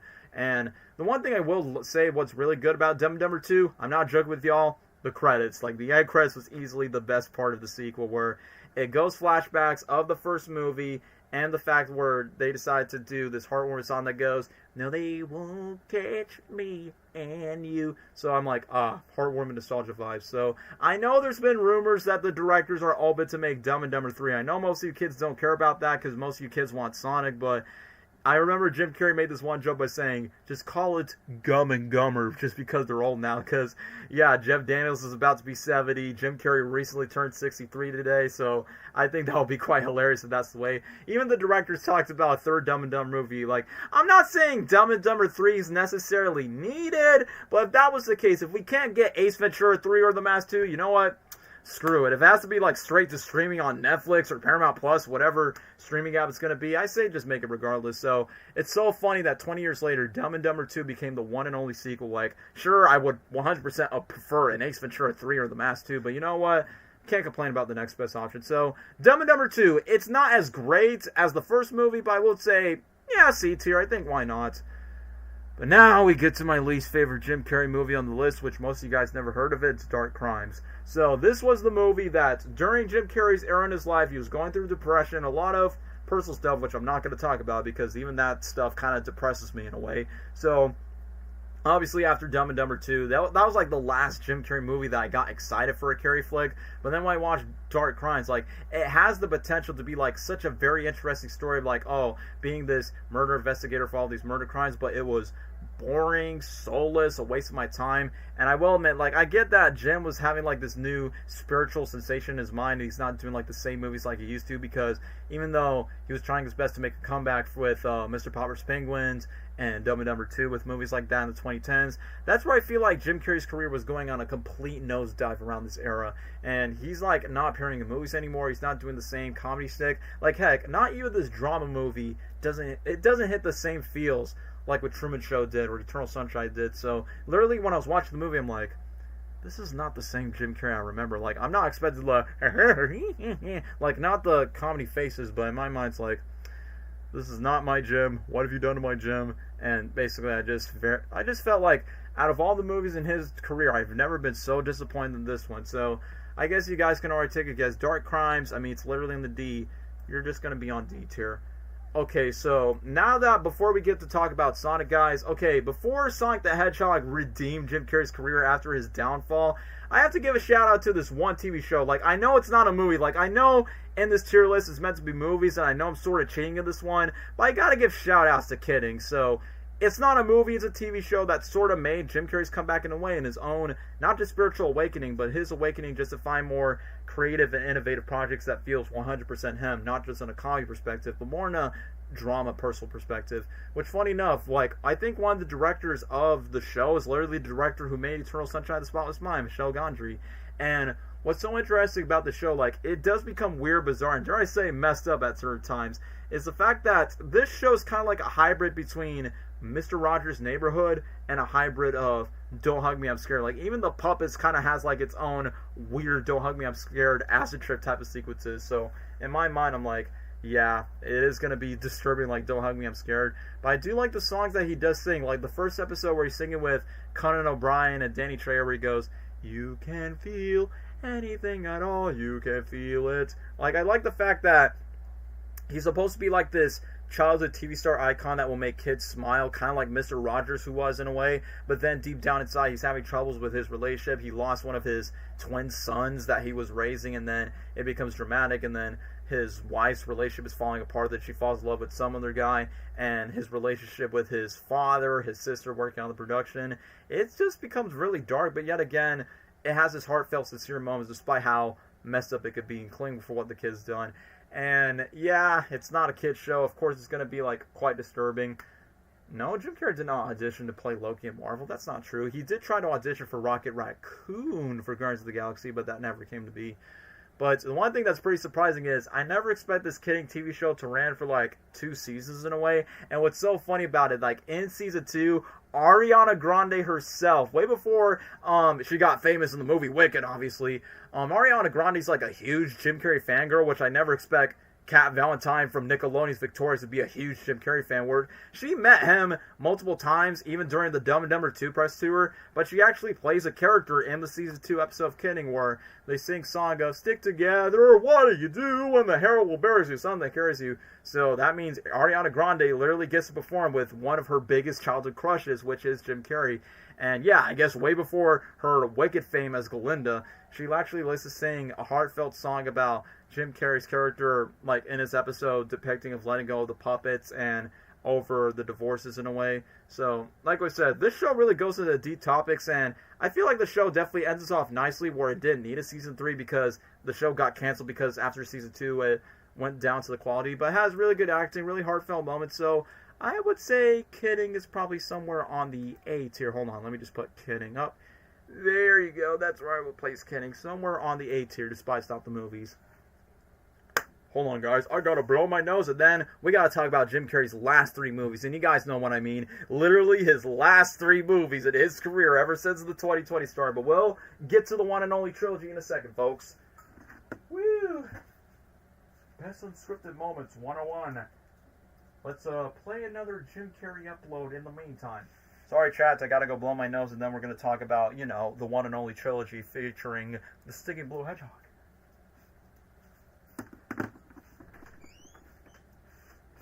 Woo!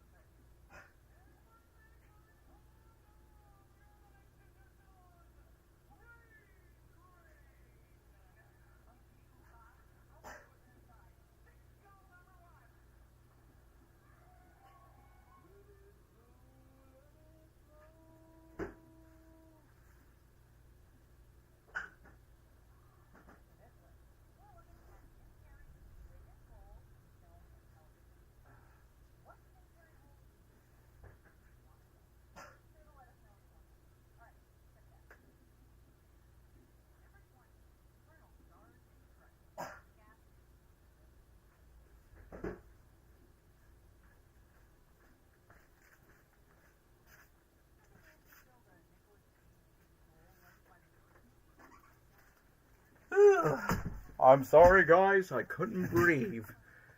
This is what happens when you have winter nostrils trying to big up your nose. They're trying to, like, put on some boxing fists for you. Gosh dang it. I'll be right back. I'm about to lose some H2O, and I'm going to be rambling about the Sonic the Hedgehog movies. Oh, I hate it when it happens.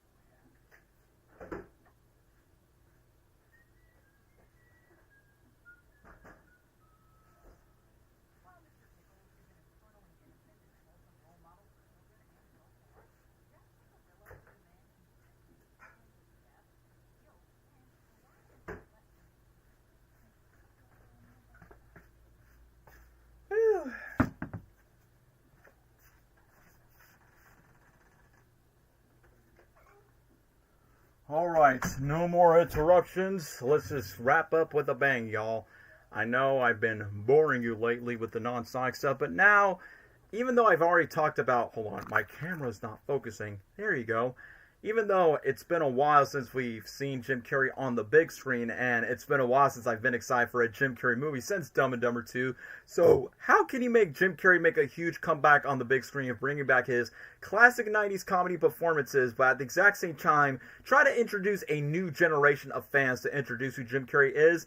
Enter Sonic the Hedgehog, and we're specifically talking about the first movie that started it all. So of course, you guys know the story about the first Sonic movie, like, oh, it's live action CGI, Sony's gonna produce it, now Paramount's gonna use it, and even though I was excited that Jim Carrey was going to play Dr. Ivo Robotnik on the big screen, many people back there was like, oh, why is Jim Carrey playing Dr. Eggman? He's not even fat, he's not even bald, oh my god, this casting's terrible. And in my mind, it's like, guys, have you watched any of Jim Carrey's movies? Have you seen The Grinch? Have you seen The Mask? Have you seen Cal Olaf and Lemony Snicket? Like, Jim Carrey is a great character performer. So once when he was cast to play Dr. Ivo Robotnik in the first Sonic movie, I'm like, that is perfect casting at its finest. Like, I remembered it was first announced in June 2018. I was like still in high school around the time, and I'm like, I'm excited for the movie. And even though despite the ugly Sonic design would have like killed the quality and probably would have ruined the movie, I just think that Jim Carrey was like the saving grace of that first movie, even with or without the design. But honestly, the fans made the right choice of how one franchise, one fandom on the internet's like, we hate the design, we want to like change it in a way. And to be fair, the one only good thing about that trailer was honestly Jim Carrey's Eggman, where he goes, I'm sorry Major, what was your name? Nobody cares. And then they just spoiled his whole Eggman mustache at the end. So of course I've already talked about the first Sonic movie before, so I don't need to ramble too much about it. All I can say is I like the first movie, and I definitely, from watching the sequels, I think the sequels remind me of like how much I appreciate the first Sonic movie, just because one, it changed my life forever. It was the movie that made me get spotlighted by Jim Carrey in the first place, where I did the where Evil Girl's dance move from his birthday.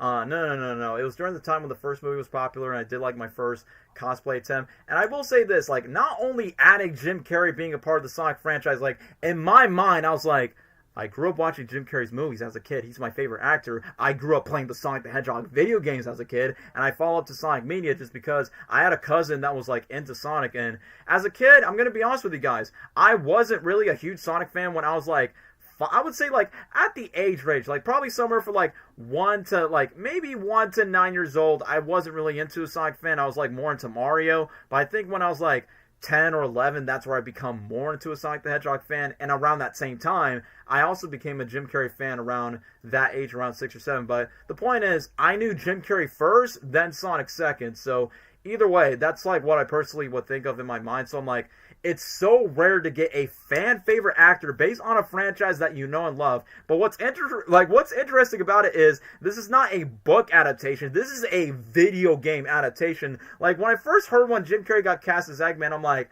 Jim Carrey never played video games before, hasn't he? Like, I grew up watching his movies. I watched his interviews. There was, like, not one syllable, not one word that he utters by saying, I have played Sonic back in my days. Like, he did say that he probably must have played it once or twice, like, maybe, like, during his fame and his career around that time.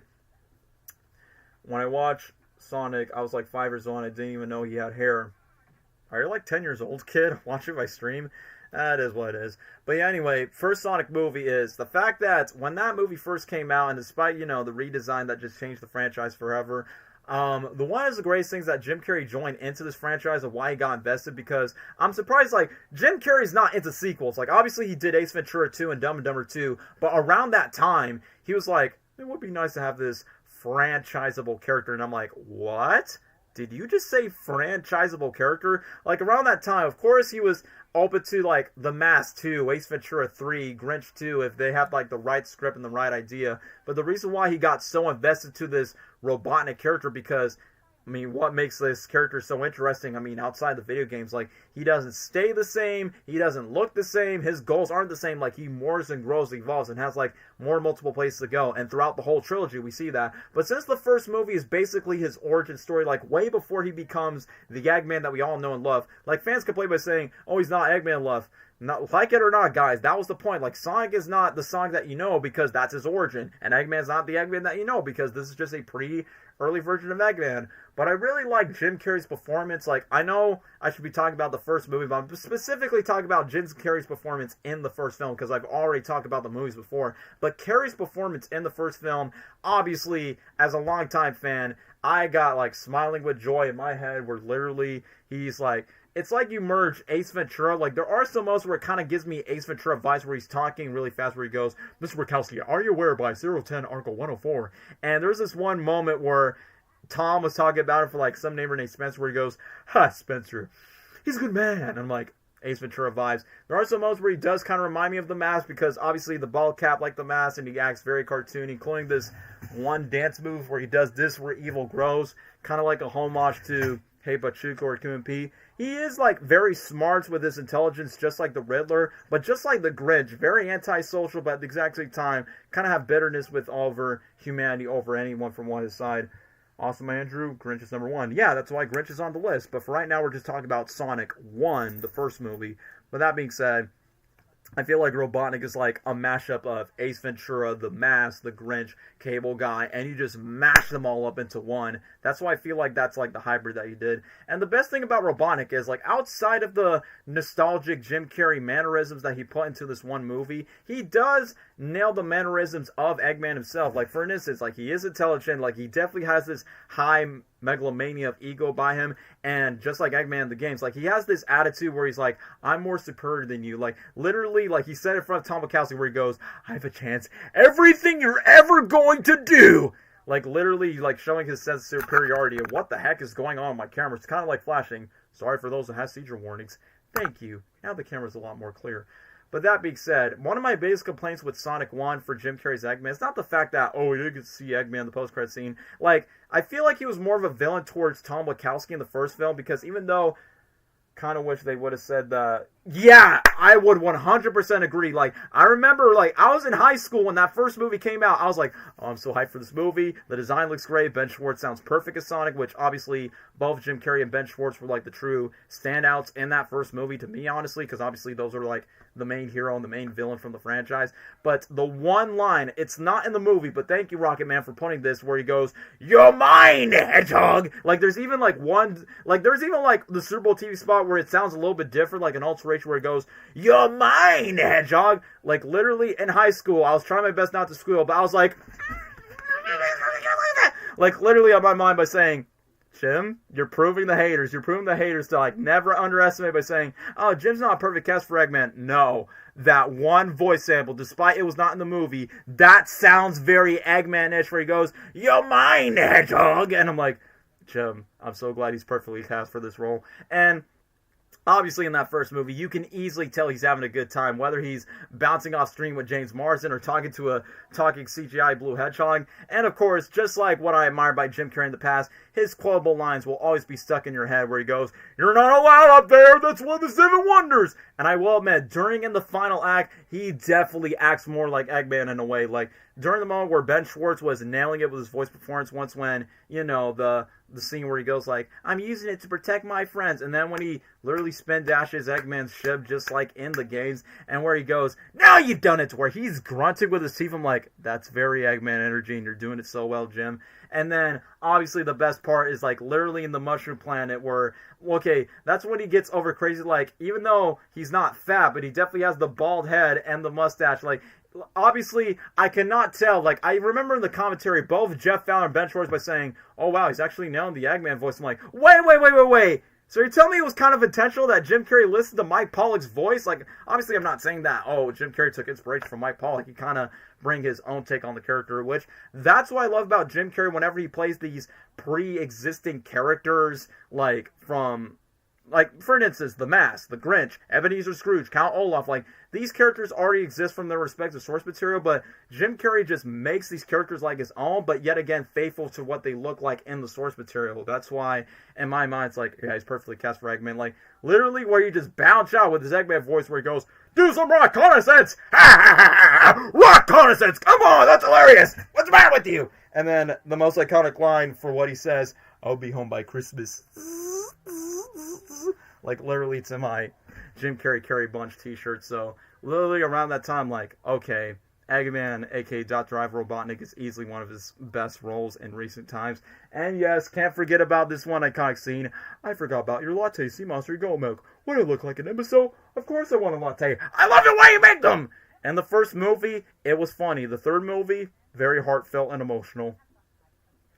So, anyway, where will I rank the first movie? So, I will say this, like, as a Sonic movie, it's not S tier, but as a Jim Carrey movie, I would say it's definitely somewhere on the A tier list. So, if I have to rank Sonic the Hedgehog, it would be, yeah, I would just place it somewhere right around here. So I would say Sonic 1 is definitely A tier. I will say this, Sonic the Hedgehog 1 definitely made a huge comeback in Jim Carrey's career. Like, obviously for longtime fans like myself that grew up with Jim Carrey, and the fact that I'm like, well, at least this movie opens the door for a new generation of fans that never heard of Jim Carrey before.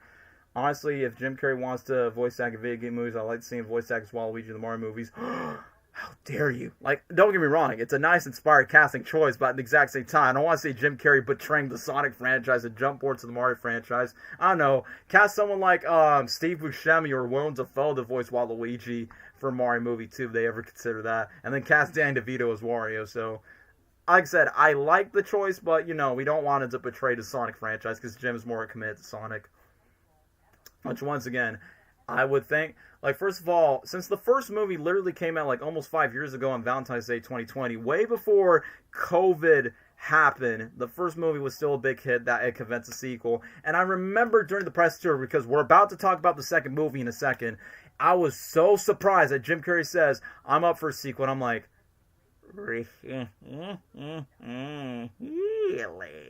Like, in my mind, I was like, Jim, you don't do sequels, but you're up for Sonic 2? Like, genuinely? Really? And it's perfect because, one, we already got the origin story of Dr. Ivan Robotnik, of how the way who he is and why he hates Sonic after when he literally abandoned him to the Mushroom Planet.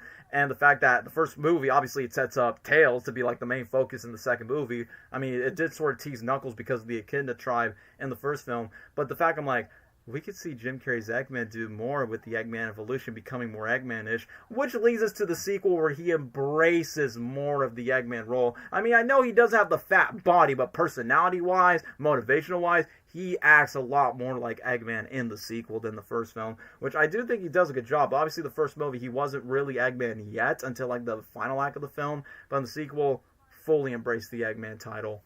So, that being said, the first movie changed my life forever because it was one way for me to express my passion for Jim Carrey movies and all of his iconic roles. And obviously, my cosplays as Eggman just became the most iconic one, and definitely the most fun. Like, I definitely understand, like, how Jim Carrey feels of, like, changing different outfits, different, like, mustaches and looks for Eggman. Kind of like what Jim Carrey does with his other roles, like The Mask or Ace Ventura or The Riddler or even The Grinch by comparison. But as we're talking about Sonic the Hedgehog 2, aka his third sequel in his career, so it took from Dumb and Dumber 2, then 8 years later in 2022, he came back in Sonic 2. So clearly Sonic 2, like, as a film, as a Sonic film adaptation, definitely better than the first movie by a long shot. But like I said, I've already talked about the movie itself. Talk about Jim Carrey's performance. So, obviously, the sequel, okay, as a Jim Carrey fan, there are some little bit of references. I'm like, okay, that's definitely a reference to The Grinch, where he goes, when Knuckles is like, oh, the Hedgehog's back from home, and then Jim Carrey's Eggman says, Thulsa, which is Latin for Rongo. I'm like, hey, that's kind of like a nice reference to what The Grinch says, Rongo. So, basically, there was kind of like, okay, I definitely catch some Jim Carrey homages. Like, literally in the beginning, once when he point out the finger wag and definitely just blows up where he goes, hello, Hedgehog, did you miss me? I feel like back then, the Grinch was like my favorite Jim Carrey villain role back then, but since he came back to reprise the role as Eggman in Sonic 2, I'm like, you know what? I think after 2 movies, literally, I think Eggman is probably, like, his best villain role, period, especially, like, after watching the third film. But on the topic to the second one, back then I did not expect that Idris Elba would voice Knuckles the Echidna. I was expecting someone like The Rock or John Cena or Jason Momoa. But Idris Elba did, like, such a convincing performance as Knuckles, which obviously, I would say both Jim Carrey's Eggman and Idris Elba's Knuckles definitely carried the movie, which, don't get me wrong, of course I was entertained with the Sonic and Tails stuff, but I feel like Eggman and Knuckles were clearly, like, the best scene stealers of the second movie. And obviously, just like in the games, I like the fact that Jim Carrey's Eggman does, like, a very nice manipulative way by saying, like, of course, I'm going to utilize that red space buffoon just to be the plan's the source of my ultimate power. So literally, just like what Jim Carrey says, like, what he likes about the character is the fact that he doesn't look the same, because obviously he grew out the mustache, he cut the hair because it's loser hair. I like that in the beginning at the Mushroom Planet where he goes, day 242 in this Portobello Purgatory. Like, once when he's monologuing and talking about himself where he goes, the only companion I have is a rock guy named Stone. The question is, who am I narrating this? Because he's kind of like having his own mission log. And my mind's like, why does it feel like Jim Carrey's having his own Dr. Seuss type of monologue, which is ironic because he's done 2 Dr. Seuss movies in his career. With that being said, I like the one line that he tells to Knuckles by saying, I'll be happy to show you the way. And I'm like, okay, is that supposed to be an intentional reference to the do you know the way you gonna me? But I will admit, the part where he says, I'll be happy to show you the way, it kind of gives me the vibe in Cable Guy where he goes, I could be your best friend or your worst enemy. And to me, that's kind of like a metaphor way of how Eggman and Knuckles' dynamic is like in Sonic 2. I really like in Sonic 2 adding more characters, but Jim Carrey's Eggman become the actual Eggman, but Sonic 3 is out my favorite in the trilogy. Agreed. I will say this, Sonic 2 is the best Jim Carrey performance for Eggman as a villain. I mean, he kind of is a villain playing as Gerald in Sonic 3, but I just feel like in the villainy, evil, sinister side of Eggman, definitely Sonic 2 is where he's at his best, even though I think Jim Carrey's performance as both Eggman and Gerald is easily in the third movie, but I'm just saying, like, in the villain role, Sonic 2 is probably, like, his best one, like, as the villain in the second film. And the best thing about Eggman is, definitely, the one criticism I got with the first movie is, there wasn't that much Sonic and Eggman conflict banters until, like, the final act, which I still liked it in the first movie, but I wanted more in the sequel, and then luckily they gave us more to that with the addition of Knuckles. I remember there was the lead scene where Eggman got high from the mushroom coffee. Yeah, that was a quite trippy scene where he goes, Stone, what did you put in the coffee? And it's it's so funny that Lee Majdoub, who plays Agent Stone, had all the makeup and all the transition. It's like, wow, just for that one deleted scene. And then all the notes of everything where it says bacon, but it says beacon in a way. I understand why that scene was cut, because I understand that the parents would be like, why should we be showing our kids about these inside jokes about getting high from drugs, aka getting high from shrooms? And I think that would have been such a weird opening in the final cut. So as funny as that deleted scene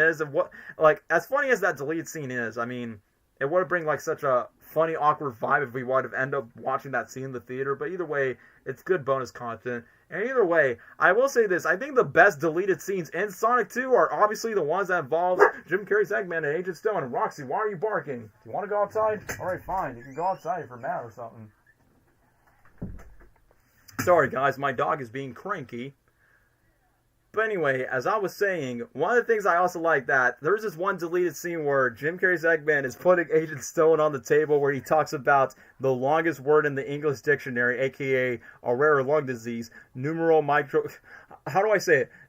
ultra microscopic silicovolcanoconiosis, which is a funny thing that Jim Carrey has been wanting that phrase, that line, to be in the movies, and it finally happened in Sonic 3's final cut, because in Sonic 2's deleted scene, I mean, obviously Jim Carrey likes the character just because he has a triple-digit IQ, so of course he will say, like, very scientific words. But I like that in the one deleted scene where Agent Stone says that gun, basically just take off their government fundings. I like that he literally just breaks down and goes, those mouth-breathing pentagoons, they're trying to make me disappear like they did the Taylor Lautner and the Shamo guy. And I like this one line where he actually makes fun of cancel culture where he's like, it's being hard of being diabolical. It's kind of like cancel culture. And then basically he decided to make a scan GoFundMe page and just think like he could actually make his profits. And then the one scene that was cut from the movie, which it's probably the most funniest scene of the entire deleted scene catalog, despite it's not in the movie. I'm like, man, why did they have to cut that scene? It was so funny where Jim Carrey's Eggman stepped on Agent Stone's foot where he goes, got you that time. And then Stone shouts, mother! And then Eggman goes, I never met mine. Thanks for reminding me. It's like, nice callback to the first movie of thanks for nothing, which obviously foreshadowed the third movie. But literally the funniest thing about the deleted scene was like he stepped on Agent Stone's foot and then shouting, mother, I never met mine. Easily peak comedy scene. I just got disappointed they got cut off. But I do like the dynamic banter that Jim Carrey's Eggman has with Knuckles. Like, what makes Knuckles funny is, like, it's not the cartoony, wacky, funny humor that Jim Carrey's Eggman does, but Idris Elba's Knuckles is definitely, you know, fish out of water comedy. Like, someone mentioned in the comments, like, the one joke, like, it sounds dumb on paper, but it's funny where he goes, just chilling, watching TV, ... It's just Idris Elba's line delivery. Like, during the moment where Jim Carrey's Eggman is trying to mess with the Sonic hologram where he goes, nya. There's where that came from. And then Idris Elba's Knuckles goes, tiny magic hedgehog destroyed. And then this one line, I also like that it was paid off in the third movie, where he literally goes to Agent Stone and goes like, "What about your minion, the goat milker?" And then in the third movie, "It's the goat milker." Like, literally in my mind, it's like, it's so funny because how the way Idris Elba delivers that line is funny. And like I said, the hint of the dynamic where Jim Carrey's Eggman's like, "Oh yeah, we're just gonna go Stone. He's no longer part of the team." And that was like the origin of where Idris Elba's Knuckles is like, "Dishonor. This is how I roll." That's kind of like hinting the way by saying, am I working with the right guy that's actually my real friend? I mean, literally, despite, Jim Carrey's Eggman did the floss where he goes, "I'm just going to do it on stream. If you don't know how to floss, if you'll be lost without me." Because, the first movie, Sonic did the flossing, and of course he's going to do it just because bro's been stuck on the Mushroom Planet for so long in his life, for like 8-9 months, according to the continuity of the sequel. So, despite how cringy the flossing is outdated, but at least, thanks to Jim Carrey's comedic timing, it's somewhat tolerable for me. But anyway, I just like the fact that both Jim Carrey's Eggman and Idris Elba's Knuckles remain to be active villains whenever they need to track down Sonic and Tails, the key to just get to the Master Emerald, because Knuckles' goal is to protect the Master Emerald, because after the Echidnas and the Owls have their war, and obviously Sonic is the apprentice of Longclaw, which great conflict in the second movie. But also Jim Carrey's Eggman goal is he could care less about what Knuckles wants, he cares more about himself. That's why his ego gets in the way, and that's what his mustache kind of represents, like the megalomania seesaw of his ego. So that's a good thing that Jim Carrey, in some ways, he kind of like thinks the character like that's what surprised me about the casting of this role. Like, not only he's having a good time playing this Eggman character, I was like, I never would expect Jim Carrey to go super in-depth for this video game villain that exists in the 90s, despite the Sonic franchise and Jim Carrey's career both got successful around the same time. So, it is what it is. Every Sonic movie, it looks like Eggman's getting older. I mean, it makes sense because the years go by and Jim Carrey's slowly but surely getting older. He's like 63 right now, but you guys get the picture. But that being said, I just like the moment, like, literally when they go down to the snow, has the egg pod, "Later, haters," and literally knock down Tails. Which, I will be honest, it kind of sucks that he doesn't interact with Tails that much until, like, the final act. And then he gets a little bit of interactions in the third movie because, Tails and Eggman are, like, the brains of their own team. But I like how the second movie perfectly adapts Sonic 3 and Knuckles, and obviously Jim Carrey's Eggman embracing board the Eggman laugh, like when he puts the goggles and he has the iconic egg pod from the games, and once when Sonic throws the missile where he goes, "Whoa! Ha ha ha! Good one!" There's more where that came from. So, once again, nice callbacks to the first movie as always. And I like the moment once when he knocked down Tails in the second movie where Knuckles gets confused by saying, "He's going after the fox rather than the map." And then Jim Carrey's Eggman spouts out loud, "Huh.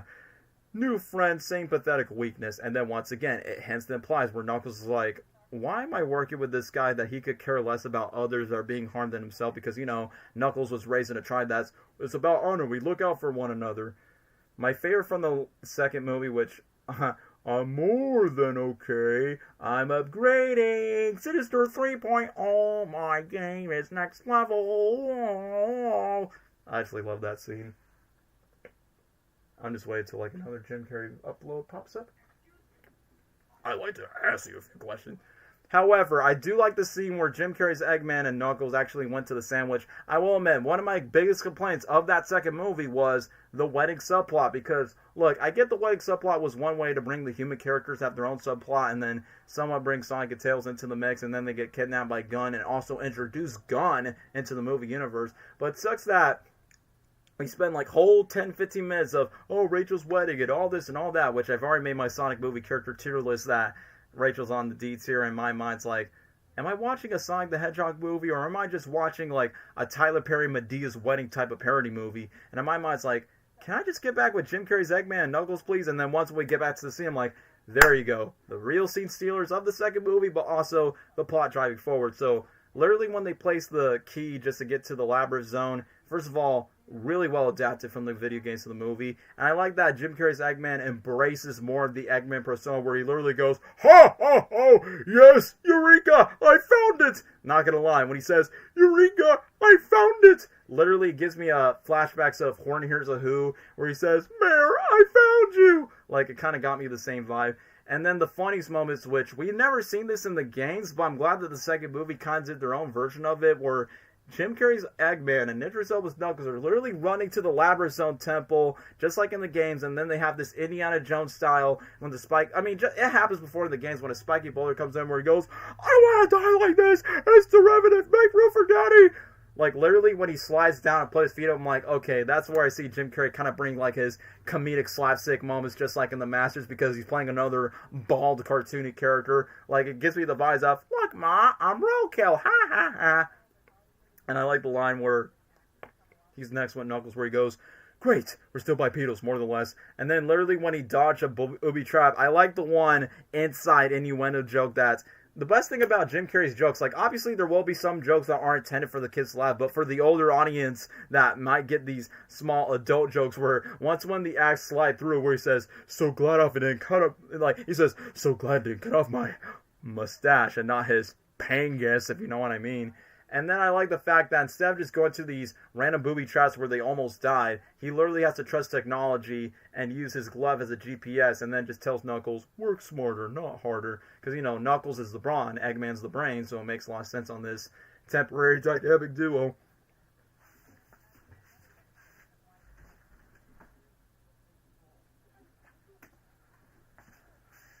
Ew.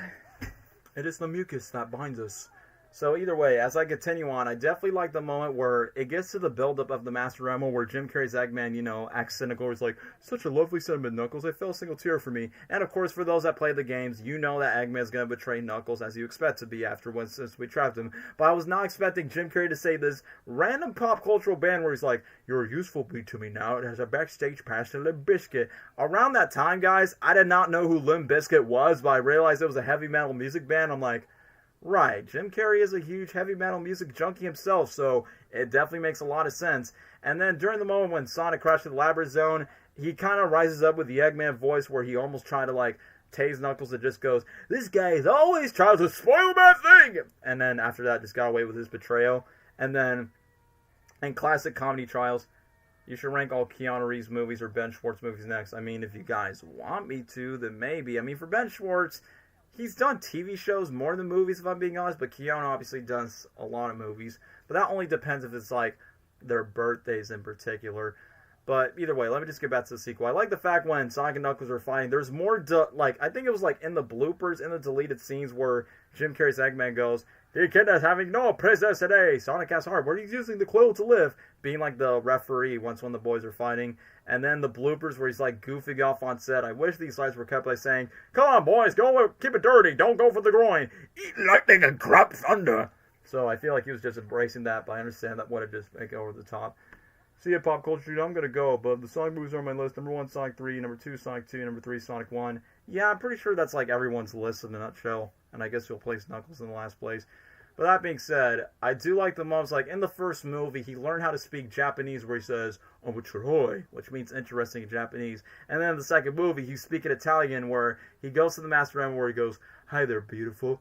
You're the real deal, aren't you? Dove stato tu meritita? Where he says something like, oh, where have you been all my life? And literally, the betrayal was quite expected, but I just like how the fact when Jim Carrey's Eggman laughs, when Knuckles like, but I trusted you, you were my friend, he kind of makes Count Olaf's laugh where he goes, ha ha ha ha ha ha ha, and then where he goes, that's kind of like a hybrid of the Grinch, and then, ha ha ha ha, like literally, the ha ha ha ha, it's definitely more in vein like Eggman, but also he does a similar laugh like the Riddler. Once when he takes the powers of the Master Emerald after his quote about by saying, friends are open and vulnerable with each other, but with the power of friendship, it equals dookie. Because obviously Jim Carrey's Eggman could care less about having friendships because the only quote-unquote friend that he has is Agent Stone, even though Stone doesn't see him as a friend. So literally when he has the powers of the Master Emerald, I like that he actually succeeds with the mission that leads to Sonic and Knuckles, like, forgiving each other and actually becoming friends. But once when Carrey brings on the Sinister 3.0 suits, I mean, obviously Jim Carrey looks great, whether he's wearing in black, wearing in green, because obviously that's Jim Carrey's favorite color, and secondly, the Mask, the Grinch, the Riddler, so of course he's not going to be a no-brainer to that. So he's definitely having fun with the suit and doing the Sinister 3.0. I can smell the electricity in your brain. You smell like snap play. I like the fact when Wade Whipple was in front of him, he literally grabs the bagel with this smile on the face where he goes, sit down. With this smile, I'm like, it's cracking me up once when I look at it. And then Another banter that he has with Tom Bukowski by saying, "It's the pastry king. Congratulations on your sense of..." Like, he says something like, "Congratulations on your sense of superiority." And then, I like how the commander, like, demands by saying, "We got rid of your funding. Let's see how you are a bigger man without your machines." Kind of reminds me of a line for Batman Forever where the Riddler goes like, "I don't think so." And then Jim Carrey's Eggman in Sonic 2 is kind of similar to like what the Riddler did in Batman Forever. "We'd like to see how big a man I could be." Where he becomes evil Bruce Almighty. He uses thoughts, he uses all these vehicles and everything to turn everything into the Death Egg robot. Which, to be fair, I expected the Death Egg robot to be adapted in live action. And it looks great where it went from Pacific Rim to Pacific Jim, huh? But once when he got the robot set up and then Agent Stone, "Doctor, take me with you." It's so funny once he started his World Domination playlist. He does this classic leg thing where it's a classic Jim Carrey thing once when he stick his legs up like a guitar, kind of like what he did in the movie Once Bitten. But the funniest thing is, the song that's playing in the background is Pantera's "Respect Walk." Are you talking to me? Like, it's a heavy metal song that Jim Carrey actually, when he listened to Pantera for the first time, he was like breaking down to laughter by saying that he actually, when he went to the hotel, one of the lead singers of Pantera was at the hotel, and that was like way before all the fact that he listened to Pantera and then actually met the band from Pantera at the hotel where they're about to do a concert live. That's became the idea and the influence of why Pantera's Walk was playing when he was doing his World Domination playlist in Sonic 2. But like I said, Sonic 2, the best thing about the final act, he embraced more of the Eggman role. Like, the one scene that actually got me chills is when Knuckles is like, "Robotnik, Deceiver!" And then Jim Carrey goes, "Die, mosquito!" And then literally just messing around with the Death Egg robot with his fingers. And the fact that Jim Carrey literally has, like, literally behind the scenes, he was literally hanging on tightropes. Like, obviously Jim Carrey is no Tom Cruise, but yet for a man his age, at age 59, he was willing to do all this stunts and be on a tightrope up in the air. And I'm like, that man is such a trooper, such a legend, and I respect him. Thank you very much. So the fact that he does all these tightrope stuff with the Black Sinister suits once he's fighting Team Sonic, and I also like the fact that during the times when Sonic was literally coming up to Jim Carrey's Eggman by going, "All right, Mustache, you want me? Come and get me." And then one of the best lines of the second movie, "You don't tell me who's coming and getting. I'm on the cutting edge of coming and getting. Come and getting, come and getting." Embracing more of the Eggman line, which I also like that. And then the final act, he is full on Riddler and Grinch. Like, literally, he's saying the exact same lines for what the Riddler said by saying, "I got him! I got him!" Like, literally the exact same lines and lyrics. I'm like, this is just like Batman Forever, except it's like 3 video game characters. And I like the fact that once when he knocked down Sonic, embracing more of the Eggman line, "You can't beat me." And then next scene where he goes, "I'm all powerful, all knowing." Like, literally, I'm like, this is like evil Bruce Almighty. Instead of just taking the powers of an almighty being, he decides to become dark and evil. So basically Sonic 2 is the secret Bruce Almighty sequel in disguise. But I also like the fact that when the multiple Tails were like doing the clones, I like the one line delivery that he goes, "You can't outsmart me, I'm the outsmarterer." Sorry I missed out playing with Fortnite with the boys. Good for you, bro. So, like I said, I just like the line delivery that he goes, "You can't outsmart me, I'm the outsmarterer." So despite the little interaction that he has with Tails, at least that was good enough just to, like, you know, Fox Boy versus evil mad scientist in a way. But then after when Knuckles living beat crap out of him, I like the fact that he still remains to be, despite Knuckles punch him at the Master Emerald and just move his giant hunk of junk and go with the Death Egg. Oh, so it's like that? Yeah, we'll get to that line. We're getting close to it. But once when he goes, "Fee, fi, fo, fum," I'm smelling the fingerprints of blue scum, and then literally just crushing Sonic down. I like the fact that Jim Carrey still bring out his energy. Like, I expect him to shout, I expect to shout it by saying, "No!" and then just crush everyone down.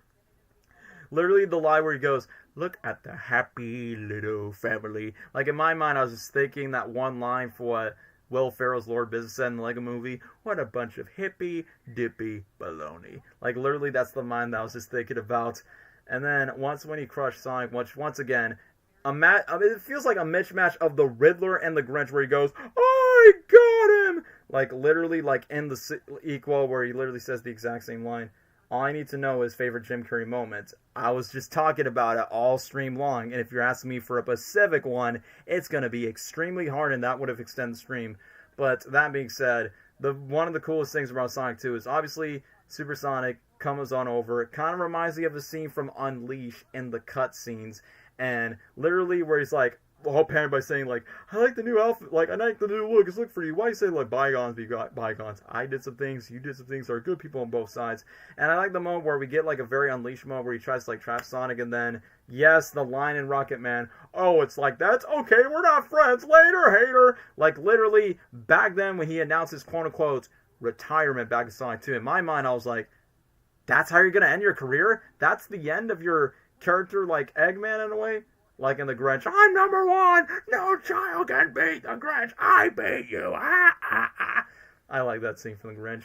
But literally in my mind, it's like, you can't end your career after with that one sequel. It's like, well, Jim, if you do want to retire, why not just come back for the third movie? Because when they announced that Shadow was going to be in the third film, like, this is not a great way to end off with Eggman. So I like the fact that the writers are like, let's just keep killing off Eggman just in case if Jim Carrey doesn't want to be a part of it. But Jim Carrey's like, I'm back for Sonic 3. I'm back for Sonic 4. I'm back for Sonic 10. It's like, I guess the writers are like, crap, you could have just told us on a phone call, a message, or an email, Jim. So I could have just, like, mentioned that in a way.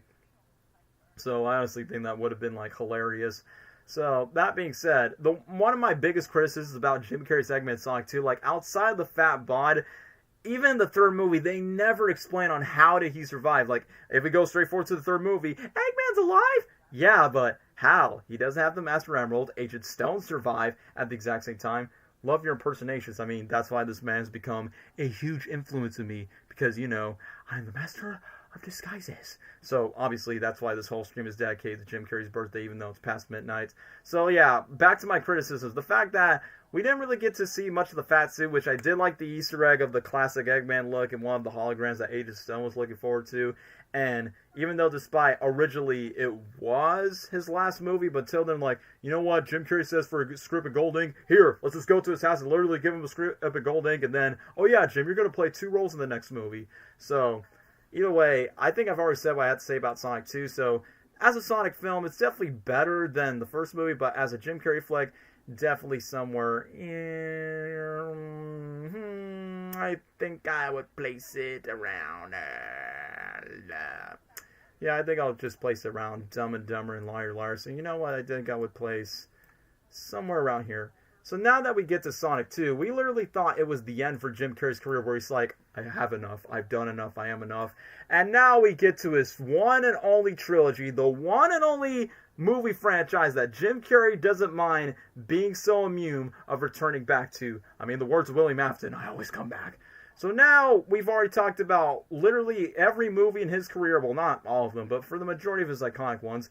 Now we talk about his last recent movie, Sonic the Hedgehog 3. Who would have thought, as a longtime Jim Carrey fan, Ace Ventura will not get a trilogy, Dumb and Dumber will not get a trilogy, but yet Sonic the Hedgehog got 3 movies that happens to have Jim Carrey in it. And now with the addition that he's playing 2 roles, and with the addition that you have Keanu Reeves voicing Shadow the Hedgehog, which, to be fair, guys, maybe Eggman survived the ring and teleports to the Tokyo. Maybe he does, maybe he doesn't. I just feel like the third movie made like a huge plot hole, and since we are talking about the third movie right now, I'm like, okay, I'm glad that he's alive, so yay, more Jim Carrey Eggman. The fact that he's all fat, depressed, kind of like Thor in Avengers Endgame, but except he's like binging through carbohydrates, watching La Ultima Pasión Televisas or something like that. People speculate that he survived just badly so injured, so Agent Stone nursed him to find his body heal. That was a storyboard animatic that was leaked like literally a year ago. I mean, that storyboard animatic leak just spoiled by, oh yeah, Jim Carrey's Eggman's back and Super Shadow pushes the space colony arc away. I think in that storyboard animatic it actually shows like flashbacks where Agent Stone saves Ivo Robotnik from the robotic stumble, and he actually has like a body cast on where Agent Stone's trying to spoon fend him because obviously he can't move after the crash in Sonic 2. Because, you know, Sonic nearly killed him twice in the Mushroom Planet, and then the end of the second movie, that's like one thing.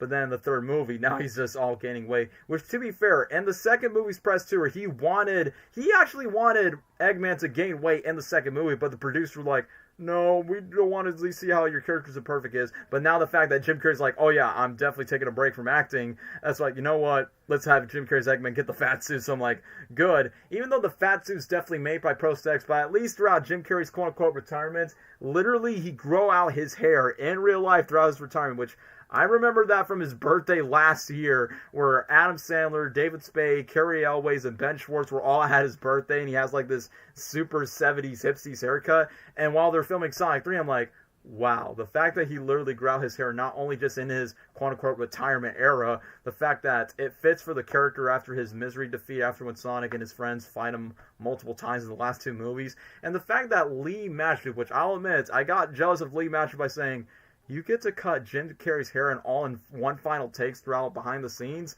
bro. The fact that Jim Carrey helped Lee Majestic, like, actually get like big stardom in his career for playing Agent Stone with his opposites with Eggman in all 3 movies, and the fact that he gets to cut his real hair. Hey Lee, if you're watching this, do you have a sample of Jim Carrey's haircut? Because I want to keep it in my Carrey collection. I'm just kidding. That would be just too weird to ask for that. But that being said, what is so funny about his performance in Sonic 3? So even though I do credit Sonic 2 being like his, I feel like Sonic 2 definitely embraces more of his villain performance as Ivo Robotnik, aka Eggman. But the 3rd movie definitely grounds Ivo a lot more. Kind of similar in the vein like in the 1st movie where he kind of has a little bit of his grounded moments, but he's still evil. But the 3rd movie definitely shows more of Ivo's, aka Eggman's, more vulnerable side. But I like that we do get to the comedy shenanigans, like when he was watching La Última Pasión in The Crab, which is beautifully adapted in live action. I like the fact that you have the same Mexican guy that was in Spider-Man No Way Home and in Venom 3, where he's like, who is it, Gabriela? My twin brother. No, wait, what he says that? He says, my twin brother Pablo. Nice to meet you, hermano. No! I mean, as a Hispanic boy, I find the joke more 10 times funnier from the soap operas where 2 twin actors are played by the same actor from The Brothers, and it always has to be like a love triangle drama, because I have families that used to watch those telenovelas, soap opera TV shows like that. But it's so funny like how that TV show somewhat influenced Jim Carrey's double roles of literally meeting his grandfather played by the same actor. And I like the fact that in the 1st movie where it literally says, who the hell do you think you are? So I'm like, alright, PG rating swearing. And the 2nd movie, piece of shiitake planet, which Nickelodeon censored that for rating purposes. And then the 3rd movie, once when the Sonic crew went to the Crabman by saying, he's alive and he's definitely fat. I remember he says, maybe this is, I think he says something by saying, well, this is not what giving a damn looks like. I'm like, I just like the sass that he got, like literally in that one scene. But the whole point why Team Sonic and Agent Stone literally had to reunite just because, you know, there's an imposter out there. Like literally what's so funny about it is like how the way he reacts when his quote-unquote imposter, aka when his grandfather hacked his egg drones, destroyed the child guard. Because obviously Gerald, because the one thing that's pretty funny about all 3 Sonic movies, Jim Carrey is still the main villain, whether it's Ivo or Gerald. The main characters in Sonic 3, Sonic, Otto, Eggman, and Gerald. Yeah, basically, story-wise and plot-wise, they're like the main central characters, while Tails and Knuckles are still a part of the story, but obviously, they already had their main focus story in the last film, so that's why 3rd movie is more focused on both the Hedgehogs and both the Robotniks. But what makes Sonic 3 easily the best one for Jim Carrey's, not just performance, but throughout these 3 Sonic movies alone? I mean, obviously, you got him interacting with himself. Like, I do like the small little interactions that he has with Sonic, which I know that's a thing in the games and other media where they kind of like disagree with each other. I like where with the fat suits, after when he ripped off Agent Stone's shirt where he goes, Tigger Taylor, I need room, Elvis 1976. Which I could definitely see the Elvis Presley influence that he got from the outfits that he wears. Sorry guys, I'm just going to change the settings on YouTube. On the YouTubes. There we go. So anyway, back to the point I was saying. I like the fact that the outfit is literally inspired by like one of Elvis' outfits, and then when he uses Fat Bon just to push Sonic away where he goes, out of my way, Dorcupine, and then the banter return, Dorcupine, really clever. And I like that he's trying to like use his calculations of trying to open the door, and I like this callback from the 2nd movie where, you know where Knuckles goes, Tiny Magic Hedgehog destroy. I like that the 3rd movie tries to calculate of how to push the door. Knuckles punches fist when he goes, unlocked it. And then Carrey's Eggman goes, so it was always fist for brains. But I haven't talked about his performance as Gerald, though. So, just like I mentioned in my last live stream about the Sonic movie character tier list, I like the introduction. Like, sure, in the live stream that I sent in the last one, where I like that in the flashback scenes, of course, this iteration of Gerald's different because it's more comedic just because he's played by Jim Carrey. But I like the fact that he was definitely teasing someone to be as menacing and sinister. Like, literally when Shadow had his own flashbacks with Maria, and then once when Gerald reunites with Shadow where he goes, Professor, welcome home, Shadow. It's good to see you, Shadow. I knew you'd come home. But then once when he's literally lurking into the shadows, because remember, this was all part of Gerald's plan to wake up Shadow after his 50 years of suspension, after when Prison Island is keeping Shadow captive and then Shadows break free, and then hacking Eggman's drones just to manipulate Eggman's identity and persona, where it shoots down Sonic, Tails, and Knuckles at the Shadow Garden, which is why Commander Walters died, which leads to his grandson Eggman to follow him. So I like the fact that, once again, Jim Carrey's still the main villain, but I like that this is all part of Gerald's plan. Like, I get that they changed the origin where Gerald is not the creator of Shadow, but he is one scientist that will still utilize Shadow's power, so at least he is close to Project Shadow. And another thing I also want to point out is the fact that, at least for the mystery that he lures onto, I like the fact when Gerald gets introduced, he's basically, like, he intends to be comical and silly just like his grandson, because that's kind of like his he literally said it in front of his own grandson, where he's like, well, Magnificent Joe's my boy. I found lure to reunite our family. So basically, it's kind of like his way just to reunite his family in a way. But I do like the most where Jim Carrey's Eggman talks to Sonic by saying, like, we should get to know each other better, just not talk about the trust issues, and not seeing Sonic and Eggman fight against each other, because we've already seen that before in the last two movies. But I like that when Sonic was trying to look over at Maria's tent and looking that Shadow has a family, and he's like, what do you ever feel like if you ever have a family, Eggman? If you never have, like, a family? And he's like, no, I have no mother, I have no father, I have no aunt, I have no uncle. I'm no longer attracted to oppose all genders. My future is a cul-de-sac. So basically, he's being so meta, because remember in the first movie, he talks about he was an orphan, where he literally says in front of Tom, nice, rub down my orphan face. Talks about him being bullied by kids in the school, you know, the bully with the straw story, and talks about human beings are unreliable and stupid. Like, the first movie definitely planted the seeds. Like, we never get to see, like, his origin, but we definitely get the hints that he definitely has a rough childhood, and he barely has any barely any family members. So that's why in the third movie he gets very vulnerable, because his grandfather's like the closest thing that he'll ever have to having a family. Because obviously, I will admit this, both Eggman and Shadow, they may not have that much interactions compared to Shadow having interactions with Gerald, but I will admit, Eggman and Shadow have one thing in common. They have lost beloved family members that thought they were home to them, and then have to redeem over their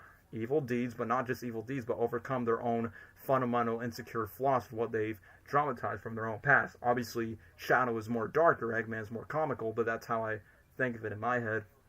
But either way, I like the fact that when he starts talking about Gerald, like, during the moment where Gerald just goes, memories at the corners of my mind, misty watercolors, memories of the way we were to.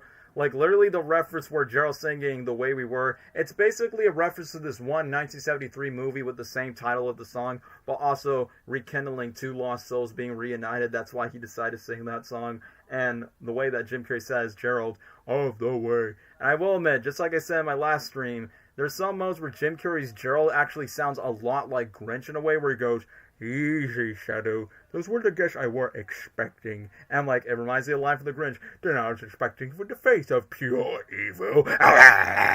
You guys know what I'm talking about. The one where he's trying to jump scare Cindy Lou Who.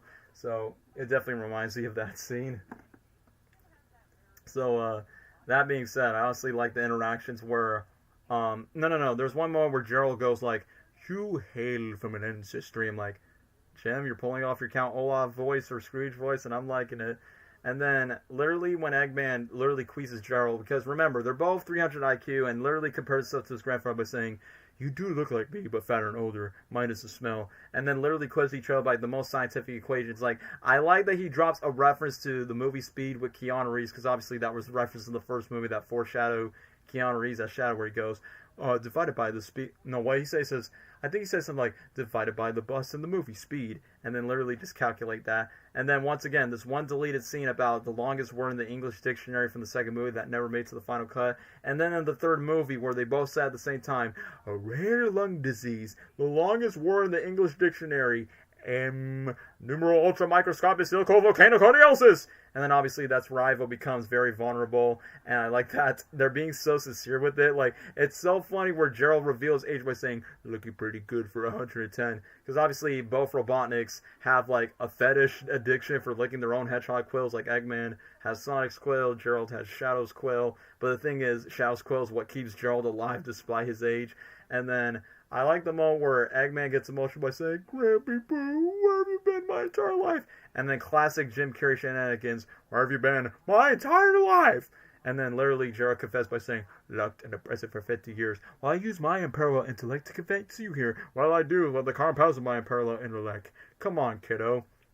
Like, literally, like, I knew that Gerald was going to betray Eggman in some way, kind of like how Eggman betrayed Knuckles in Sonic 2. But I will admit, I actually feel Ivo's emotions, like, it's the first time that we actually see Eggman being happy, but it's not like happy by saying, aha, I'm a genius, I'm going to get that hedgehog. Like, it's not like happiness of like, I'm an evil villain, I'm going to dominate the world and basically destroy everything for what you love. He's like happy and so giddy, like, Jim Carrey described, like, the dynamic, like, he's like a puppy. Like, a puppy that's basically, like, so attached to his puppy owner, but the puppy owner's kind of, like, more strict and more stern by comparison. And I will admit, the dynamic between Eggman and Gerald kind of reminds me of Dr. Doofenshmirtz and the alternative Dr. Doofenshmirtz from Phineas and Ferb Across the Second Dimension. I found my new best friend, that is me coming on to Fridays. You guys know what I'm talking about for that Phineas and Ferb reference. But I like the moment where there's this one scene when they both watched each other when Team Sonic got kidnapped where Eggman goes, double your villains, double your fun. 2 Robotniks are way worse than 1. Chest bump. Like, literally, I actually predicted that scene when I did a cosplay video, and I'm like, holy crap, I actually predict the future for that one scene. But I also display the dynamic where Eggman is definitely, like, more childlike whenever he wants to be, like, more extravagant with his personality, while Gerald just wants to be more silent and stern for himself only. But then I like the moment where Gerald exposes, like, you know, more lore dumping. I like the moment where Eggman makes this one joke by saying, where you go, Hedgehog? I'm not finished drama dumping. My darlings, my eggy weggies. Just embracing more of the Eggman role. But I will say this. What's cool about his makeup for Gerald, like, not only Jim Carrey had to do, like, twice the work of playing both roles, the fact that he was credited as an art consultant, because I think he actually helped out with the prosthetics of the makeup with Gerald, which obviously his earlier movies like The Mask, The Grinch, Lemony Snicket, where he's no stranger putting like makeup all over. I feel like Count Olaf is like the closest thing to like I could compare to that character to Gerald's makeup, because you know they're old bald villains that Jim Carrey played in both of those Paramount movies. So it was just so funny in a way. But that being said, I like when Gerald exposed all the plans about the Eclipse Cannon. I like that once when Sonic is trying to like roast him out, he literally says a joke by saying, terabyte me, and then Eggman laughs in that return. But once when they escape in the crowd, I like the fact that Gerald's like, we can use our time to get to know each other. Well, you want to spend a day with your own grandpa? I like the fact that we get like a silly montage of the Beach Boys of, wouldn't it be nice if we were older? First of all, great song choice, but also despite just, you know, classic Jim Carrey comedy shenanigans with all the slapstick stuff and literally seeing himself and his old saggy self literally sharing the same scene where it's basically just a VR montage of what Eggman, because he never had a good childhood, so during this moment, like, as silly as it is, it's very sincere that he's having some bonding moments with his grandfather that he never had as a kid, of going to a Ferris wheel, a roller coaster named after the Eggman land from the games, having a birthday, Halloween, trick-or-treating, Merry Christmas presents, and then look at the 4th of July while Agent Stone's being jealous. And I will admit, the song where he goes, wouldn't it be nice, where they pretend they're eating cotton candy in the VR, I'm like, I know I should be laughing at this, and I know his grandfather's going to betray his grandson at some point, but this is honestly pretty wholesome to watch. I like that. My favorite character from the movies is getting his quote-unquote happy montage with his family. His one and only family he ever got. And then during the moments where they try to break down to the heights, I like that he still remains bilingual. Like in the first movie, he speaks Japanese. And literally early in the movie where they says, yes, I know French. Au revoir. Yes, and I know French. Literally during the moment where human character in the Sonic movie says, damn, but child. That's what's funny. Jim Carrey's Eggman says the word damn, but Keanu Reeves' Shadow never says the word damn. Which, by the way, I will say this. I can't believe we got 2 90s icons. We got Jim Carrey and Keanu Reeves in the same movie. Like, I know Keanu did the voice for Shadow, but I'm like, bro, I'm literally seeing 2 90s icons. Like, Jim Carrey credits Keanu Reeves where he says, Keanu's basically the everyman Keanu Reeves is like the guy that every man aspires to be, which is true, because obviously we want to be more nice, more polite, and definitely a lot more helpful like Keanu Reeves himself. And then Keanu Reeves compliments Jim Carrey back by saying, yeah, I like really his performance. I think his best performance is in Sonic 3. But you want to know what makes Keanu Reeves so base? He really liked his performance as the Riddler in Batman Forever. I'm like, Keanu, you're base, bro, and I love you for that. And even during the carpet premieres, like both the LA one, the UK one, I'm like, holy crap, Jim Carrey and Keanu Reeves are standing next to each other. They're standing next to Idris Elba. They're standing next to Ben Schwartz. I'm like, bro, this is my Avengers cast because these are Hollywood legends I would never expect to be in a movie together, but also in a Sonic the Hedgehog movie in particular. I'm like, this is just like an unexpected childhood dream come true. But that being said, I'm just glad that Jim and Keanu are in a movie together, and the fact that they both complement each other, like, during the press tour. I'm like, two go-to legends that dominate the 90s. But anyway, back to the plot. During the moments where they're wearing, like, these laser tag suits, and I like that Gerald literally says the line, try to keep up, we get to the most... It became viral on social media where they do the iconic double Robotnik dance of, don't hold back, world, my finger is on the button, push the button. I mean, it's kind of crazy that you got two Jim Carreys literally dancing with each other. I mean, I know they have, like, a double actor that would, like, do all the scenes, but it's kind of like a homage to the first movie of the Where Evil Grows Dance, even though, personally for me, I prefer the Evil Grows Dance a lot more in the first film, but the galvanized scene is still fun. And one of my favorite jokes I mentioned in the last live stream were literally when Eggman and Gerald got stuck to the gravity by Director Rockwell's character, where Eggman's like, I don't believe this. And then Gerald's like, I know, grandson, a woman in the military. Gerald is officially a red pill conservative. Anyway, all joking aside, I mean, he's an old man in the 70s, so of course he's like, yeah, there was no women in the military back in my day. And I like the moment, like, during the gravity montage, Eggman literally just slides down like a worm. And it's funny that he's trying to get in front of Kristen Ritter, because Kristen Ritter surprisingly is a Jim Carrey fangirl. So it's kind of funny that she's kind of like playing the serious role, but obviously deep down inside by saying, I'm definitely sharing a scene with one of my heroes. What Eggman Nega, I don't want to get canceled, but Eggman Nega in Sonic 4 will happen. I think that could be a role that Jim Carrey could play, since he is basically like an alternative timeline version of Eggman in the future, which obviously Jim Carrey's open to the idea for Sonic 4 outside of the ending that we had for Sonic 3. But either way, maybe, maybe not. Maybe he could be Robotnik again, but as a clone, or maybe the Eggman Nega iteration, so then I'm not canceled on social media. But anyway, I do like the moment where he's sliding down like a worm, like a single wormhole. And then the typical cartoon gag of when the old man loses teeth where he goes, yay! And during the moment where, I know in the second movie where he has like this emerald powers where he just jump scares Agent Stone by going, hi! And then Stone gets scared. I like that Eggman gets scared of Shadow when he teleports, but Gerald is immune to it because I'm like, well, he was the project I was with 50 years ago, so I'm immune to it. And I like the fact that when Gerald, like, introduces Eggman to the Space Colony Arc, and then Eggman compliments his grandfather, and then introduces the game-accurate suits. It's a new suit. Eggman gets giddy with classic Jim Carrey shenanigans where he goes, ee! And then kisses grandfather's feet. Like, in my mind, I was like, yeah, classic Jim Carrey shenanigans. Yeah, I hope they won't cancel you. I mean, sir, you're the one that wants me to say Eggman Sega in a way. But either way, maybe, maybe not. We'll see how that goes, because if there's any, like, Eggman iterations, whether it's Gerald or Eggman Sega, I'm just going to say that so you won't get me canceled. It's so hard being diabolical. But that being said, I just think maybe, maybe not. We'll see. I mean, we have to wait till 2027, which that's honestly what's going to suck about it. But anyway, I like that literally in the third movie where he randomly sings, like, I'm the chip of the old block. We literally hear the iconic Eggman theme song from SA2 where it goes, dinna, dinna. It sucks that I only played for a few seconds. I'm like, I can't believe it. I mean, I've always wanted it to be in the third movie, but they actually reference the, I am the Eggman, that's what I am. I mean, by the third movie, of wearing the game-accurate suit, it honestly feels well-deserved for hearing that theme song. And then what makes it even better, after when he, quote-unquote, breaks up with Stone, and I like that he makes a joke by saying, I won't be done with you when I clone you first. So I think fans have a theory by saying, well, if Eggman is dead in Sonic 3. I mean, there's this one reference about cloning Sonic 4, and let's just say this. Since Jim Carrey did mention in the first movie where I did the Where Evil Grows Dance, where he goes, finally, Dr. Robotnik's clone experiment becomes bare fruit.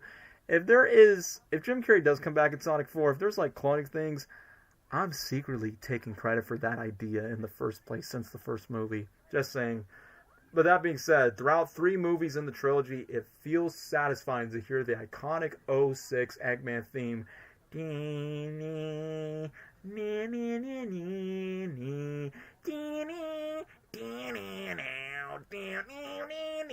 Like, literally in the theater, I'm like, they're playing it. And then literally in the theater with my Eggman cosplay, when I was watching in the theater, I was literally just not say it out loud because I don't want to annoy people in the theater, but in my mind I was just doing like his silent laugh in the second movie where I'm just going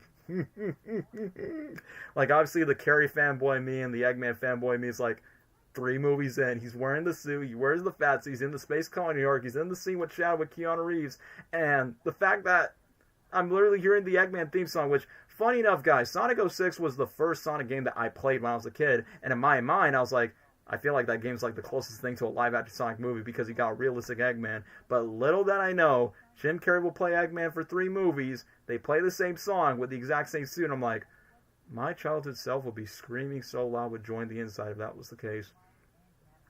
Do you think Eggman will get new suits in other Sonic movies in the future? I believe so, because think of it like it's a Marvel movie where, you know, every Marvel character switches other outfits and I guess, you know, goes to his evolution. I mean, of course, the 3rd movie, you can't get any more game actor. I do believe if he does come back for the 4th movie, there will be some different suits. Like, you know, like in the last 2 movies, like first movie, it's the First Flight suit from the Mushroom Planet, then he changed that from being rehashed in the 2nd movie, then the 3rd movie.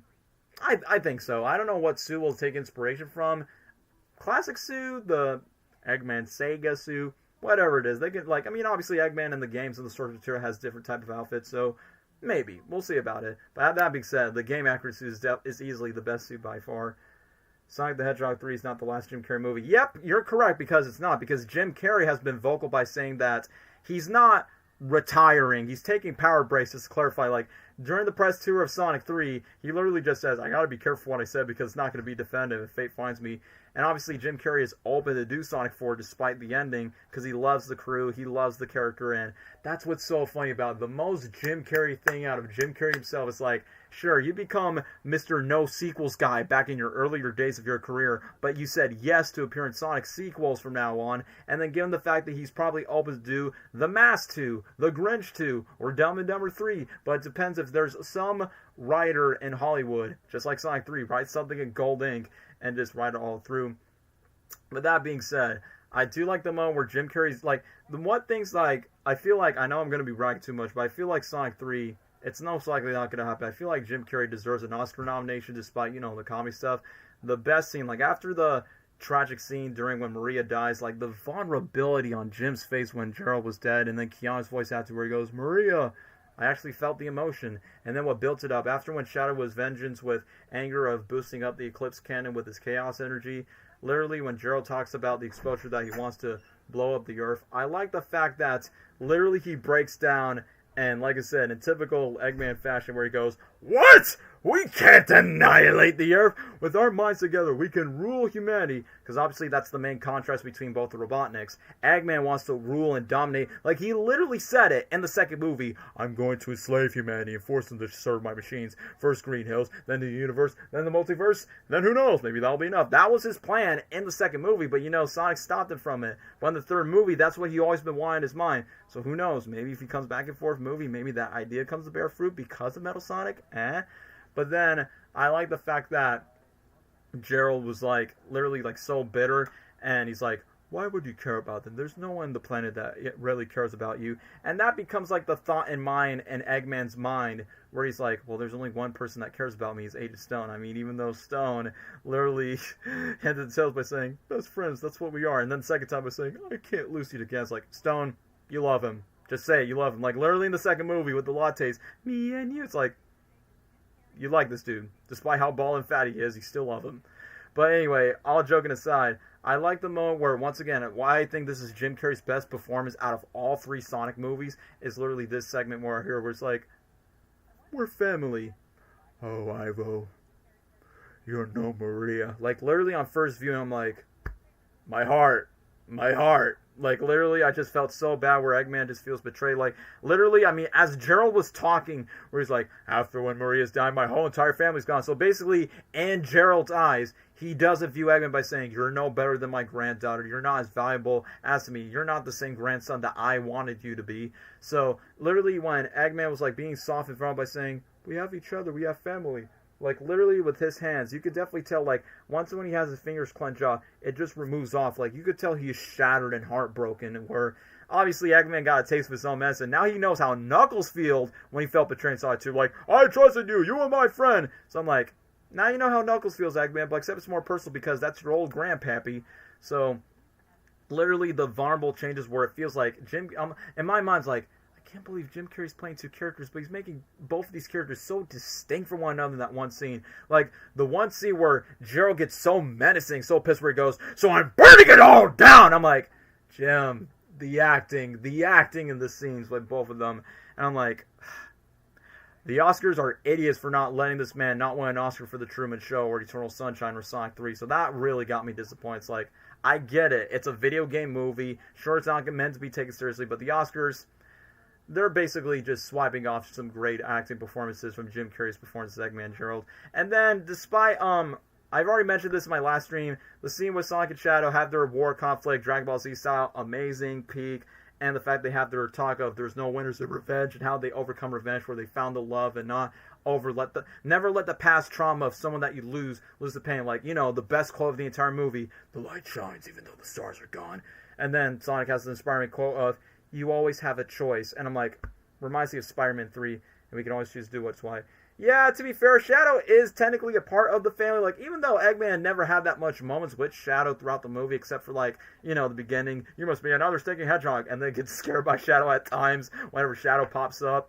And then, obviously, the ending as well. But then we get the iconic Live and Learn. I know many fans are like, why are we seeing this comical fight? Can we just get back to the Live and Learn stuff with Sonic and Shadow? Which, obviously, that was badass. That was awesome to see Super Sonic and Super Shadow fight alongside each other on the big screen, just like in SA2, and I guess Sonic X as well. But I'm not going to lie, I know many fans are like, man, I feel like the over-the-top scenes of Eggman and Gerald fighting against each other, because I'm like, I'm literally seeing Jim Carrey just fighting himself. There is no other greater enemy than Jim Carrey himself when it comes to his own entire career and his roles. But it's so funny that I honestly loved it, because obviously as a Jim Carrey fan, of course, I want more classic 90s Jim Carrey shenanigans. Like, the fight scenes, like, on a comedy standpoint, reminds me of the scene in Dumb and Dumber where he's having his fantasy about his dream girl, where he actually fights these martial art guards, where he goes, and Dumb and Dumber 2, where he has, like, this fantasy in his head. And then, just like in The Mask, Jim Carrey, one of the things I love about The Mask is the fact that Jim Carrey saved the budget for the CGI for that movie. Like, his comedic standpoints blends well with the CGI. And Sonic 3, it kind of reminded me that with The Mask, and it's more, but this time it's not cartoony stuff, it's more robotic metal stuff, because, you know, both Eggman and Gerald are scientific geniuses. But I like the fact when Gerald turned himself into a scorpion. No. Let's scratch that. Once when he's spanking his grandson, I like the moment where Eggman goes, "Oh, a nano fist. I haven't seen that ever since I hate watched Green Lantern in 2011. I'm like, gosh dang it, man, Jim Carrey. I never would have expected that. I never would have expected. I mean, look, Ryan Reynolds makes fun of Green Lantern and his Deadpool movies, because obviously Deadpool breaks the fourth wall and Green Lantern was not a good movie. But hearing that from Jim Carrey's words as Eggman in Sonic 3, I find it hilarious. And then when Gerald talked about, "I was saving it for Comic-Con, but now there won't be a Comic-Con," and then slap his grandson like Will Smith slapping Chris Rock, where he says, "There won't be a Comic-Con," because, you know, Gerald's going to destroy the world where Comic-Con will be able to exist. As a cosplayer, since I literally cosplay as Eggman and Gerald, I honestly find the joke funny. I know some people's like, this is what Jim Carrey meant for Script of Gold Ink. I don't give a crap. It's funny to me. And like I said, no matter what corny it is, I just think Jim Carrey's is funny, like how the way he presents the jokes. And then when Gerald literally turns himself into a scorpion, I'm like, it's funny that we got Scorpion in a Sonic movie than a Spider-Man movie by comparison. And here's what's genius about when Eggman turns himself to a praying mantis. So for the Jim Carrey side of it is the fact that when Jim Carrey was a kid, when his mom was being very sick, and once when his family was being poor around the time when they're struggling through poverty, Jim Carrey would do like this praying mantis type of move just to cheer his mother up when he was a kid. And even Sonic 1's press tour, he kind of did this move during this one interview with Coyote Peterson and Kelly Clarkson and Ben Schwartz and James Barnes, where he kind of did this thing with the mantis. But also, the reason why Eggman chose a mantis is because, I mean, I'm not saying we should go be Scientologists when it comes to stuff like this, but literally a fight between a scorpion or a mantis is a lot more flexible than a scorpion, so that's why he goes for that. But in my mind, it's like, if I see Eggman and Gerald have Dr. Octopus arms like it's a Doc Ock Spider-Man reference, my brain cells would have exploded by saying, this is the weirdest Spider-Man / Sonic fanfiction I never would have dreamed of. But the fact that Jim Carrey's doing these type of robot stuff, like literally Eggman's like, "I'm Hero Rack nerd." I'm like, if they changed the Doc Ock, if they would have changed their arms to an octopus to reference Doc Ock, I honestly would have lose my mind in the theater. But then, that being said, I like the fact where he accidentally shaved his mustache from his grandfather where he goes, that's what I call mantiscaping. That's elder abuse! I like the fact that it's a manscape pun, because, you know, this video is sponsored by Manscaped, by shaving off your balls and your facial hair. And then with Gerald by saying it's discrimination to hurting up your elders, it's funny.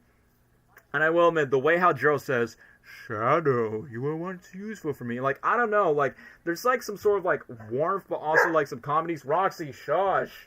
Sorry, my dog is barking. The moment where he goes, Shadow. Like, you could definitely sense there's a bit of, like, bitterness, but also a bit of, like, sausage syrup of that evil voice.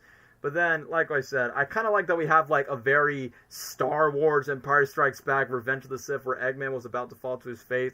And I like this callback from the first movie where Gerald goes, any last words? In the first movie where Eggman tells Sonic the same thing, any last words? And then literally he's like, there's something I forgot to say. What is it? I love you. No, I'm not sure what I'm going to say. But then during the moment where Eggman was about to fall down on Earth, because, you know, since I love Jim Carrey's Eggman in all of these 3 movies, I honestly, on first view, I'm like, no! Ivo! I'm like, Gerald, you monster. Oh, wait, Jim Carrey, you're played by Jim Carrey, so I can't be upset with you. But I will admit, there was one plot hole, which I do like the scene. I mentioned it in the last stream where Tails and Knuckles, I mean, luckily they saved Eggman's life, but the question is, how do they know Eggman was going to fall to the abyss on space for a reason? But then, I like the moment where we get this funny Tom and Jerry joke where Eggman goes, who said life was pointless? Alright, you did. So instead of Eggman using Sonic's quill to build Metal Sonic, he used the quill to yank up his grandfather's butt cheeks to fart up and become a bug zapper and just go, ah! And then just get zapped by the chaos energy. So I'm like, it's funny that in the games, Gerald's death is a lot more darker where he gets executed by gun, but in the live-action adaptation with Jim Carrey's version, he just gets zapped. Very Tom and Jerry, Wile E. Coyote way of screaming, and then gets zapped off. And then, I like how Eggman is like, say what you say about my granddaddy, he'll make one hell of a bug zapper. And then when Tails and Knuckles like, oh, we gotta stop the eclipse, and then Eggman's like, I knew I was forgetting something like, no homo, but I freaking love Jim Carrey, and I love his iteration of Eggman. In my mind, like, thank you, Jeff Fowler, thank you, the writers, for bringing Jim Carrey back for the 3rd movie, because the 3rd movie's plot would have not worked if Jim Carrey was not involved, either as Eggman or Gerald, especially with the inclusion of Shadow. But I like that slowly but surely in the movie's iteration, you get to see Jim Carrey's Eggman, like, having a change of heart, and actually, despite he hates how humanity has turned against him in the first movie, but now he's having a softer side just to save the planet. Like, literally, when he's about to steer the Eclipse Cannon with Sonic and Shadow, like, Sonic got away with the Eclipse Cannon away, and I like that Eggman's like, we did it, I did. Then he accidentally pissed on the moon, and then just blames Tails and Knuckles for the moon's equation. So, to be fair, it's Eggman's fault that he accidentally pissed on the moon, where now the Earth is going to be in trouble. The ocean's, like, levels of its evolution is not going to be on a normal density. And then, I like that, you know, during the iconic moments where Tails and Knuckles are trying to save Sonic, I like that Jim Carrey's Eggman is like, just like the story boy automatic, he's just staring at the world, he doesn't know what to do, and then Shadow just jump scares him. In the scene, I'm like, I'm literally seeing, like, in my mind, I'm still thinking this in my brain, it's like, Jim Carrey and Keanu Reeves, they're in the same movie together as Eggman and Shadow. I can't believe this movie is real. I can't believe it took this long for these actors to finally be in a movie together, and I'm like, this is just amazing. And I like the fact that Super Shadow literally tried to convince Eggman, try to, like, snap out of it by saying, like, come on, you're smart to take down the radiators. This is our last chance. And then Eggman speaking Spanish just because, you know, the La Última Pasión where he goes, Fightan con Dios. As he saw a beso so. Like, basically by saying, go with God, sticking Hedgehog. And still gets a little bit nerve-wracking when Shadow just teleports away. When Eggman was about to fall to the ship, I thought that's how Eggman was going to die. I was like, I knew they weren't going to kill him off just like that, but in my mind's like saying, no, don't kill him off. But I will admit, back then, even though Jim Carrey is open to do Sonic 4 in a way, but I will admit, during around that time, I was like, yeah, if this was Jim Carrey's last movie, or in this case, last Sonic movie in the franchise, the writers and the filmmakers treated that way by saying, yeah, let's just give Jim Carrey's Eggman the best story, the best conclusion that actually feels satisfying, a lot more satisfying than Sonic 2's ending around that time. So, in my head, they really got to take it easy on, like, oh, let's just cop out Jim Carrey's Eggman's death, because if Jim Carrey keeps on saying, I'm coming back for more Sonic movies, then the writers really need to talk to Jim Carrey by saying, are you coming back for more movies? Yeah, I'm coming back. I'm just not sure about my mind. So, literally, I'm like, guys, make up your mind, because if you keep like faking out Jim Carrey's Eggman's death for all these movies, it's going to feel repetitive to people by saying, yeah, he's not going to die. He's going to come back at Sonic 10, 15, or 20, something like that. So, obviously, it's going to be so funny if Jim Carrey only just does Sonic movies for the rest of his career. But that being said, when he makes his announcement, of course, we make fun of it as a meme. But I will admit, on first viewing, I like that Eggman's theme sounds more heroic in the ending. And I said it in the last stream where I honestly got emotional where he goes, "This is Dr. Ivo Robotnik for one final stream to one special henchman, Agent Stone.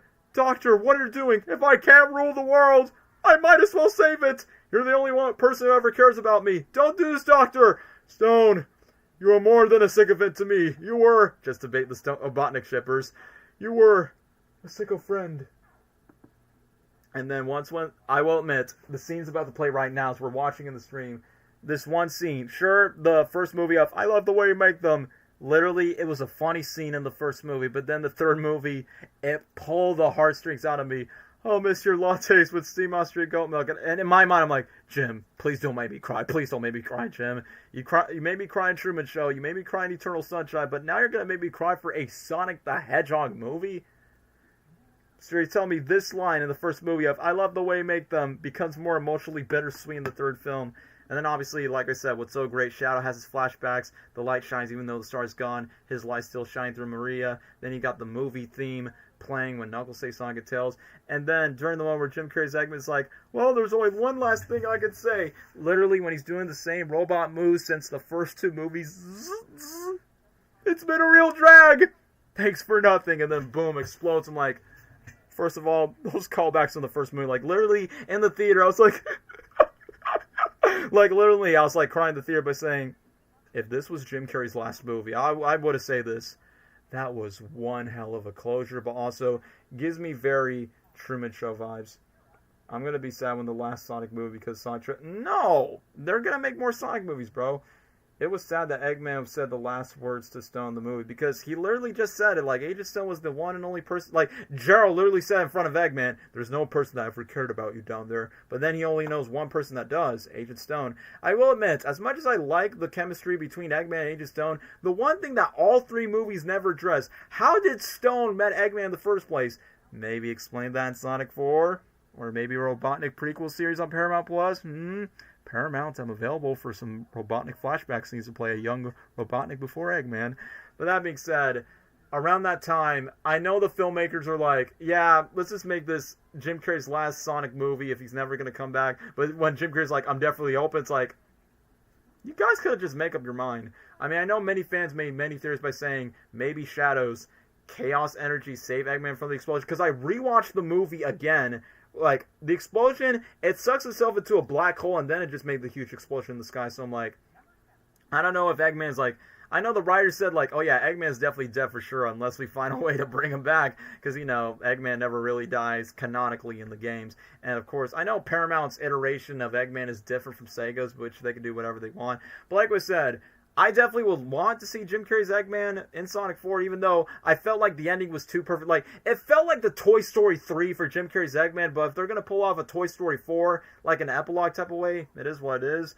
I mean, obviously, just like with Sonic 2, Agent Stone survived the Eggman. Like, Agent Stone survived in Sonic 2 from the Death Egg robot crash, and they never explained how did he survive. And then Sonic 3 did the exact same thing. Shadow the Hedgehog's still alive, because obviously you can't get rid of Shadow. You can't get rid of Keanu Reeves. There's so much that you could do with the character of Shadow, and with Keanu Reeves still sticking with the franchise.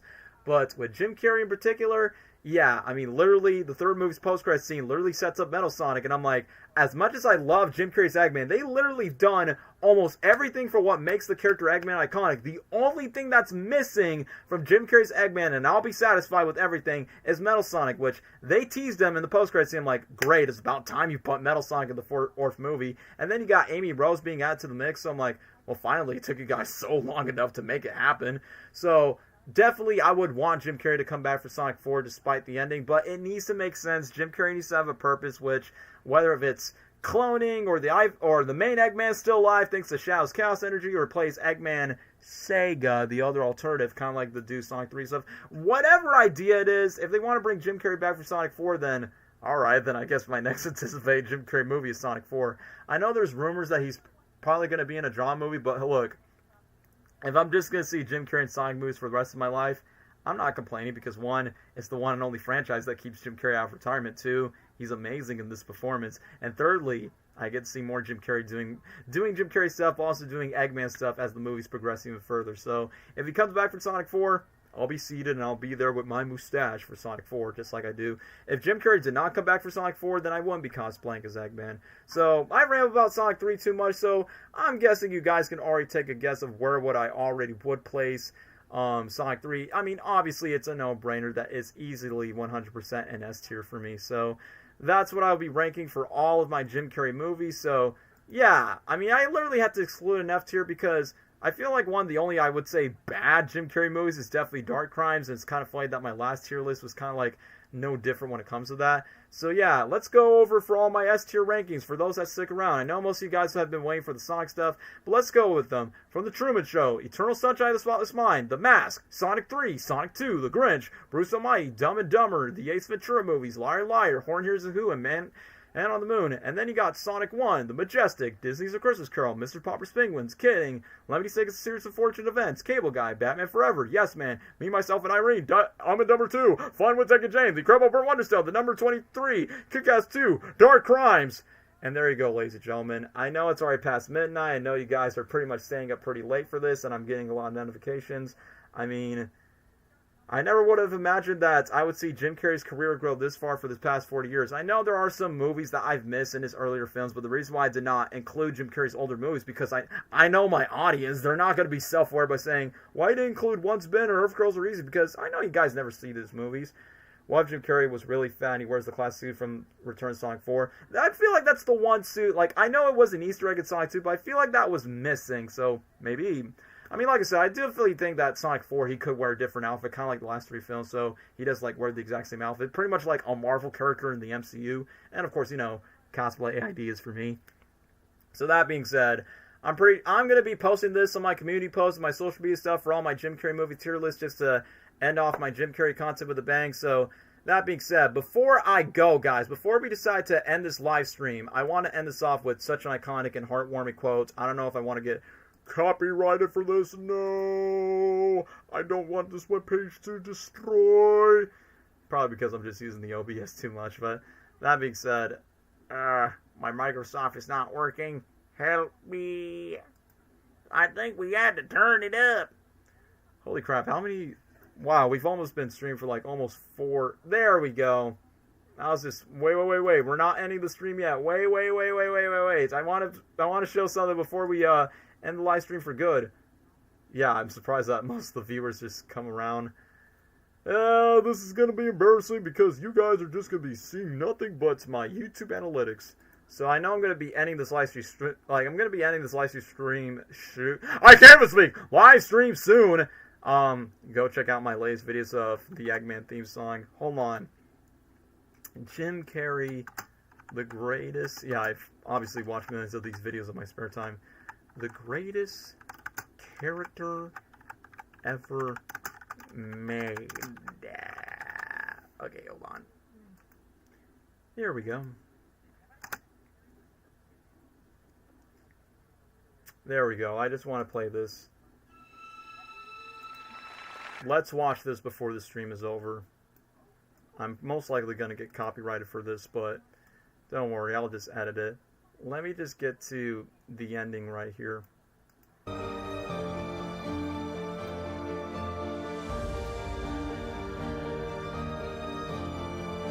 Uh-oh. Never mind, it is copyright. No, stop. This is going to be so awkward. So, I am going to get copyrighted for this, boo-hoo. Let me just get to this. I have enough. I have enough. In case I don't see ya. I've done enough.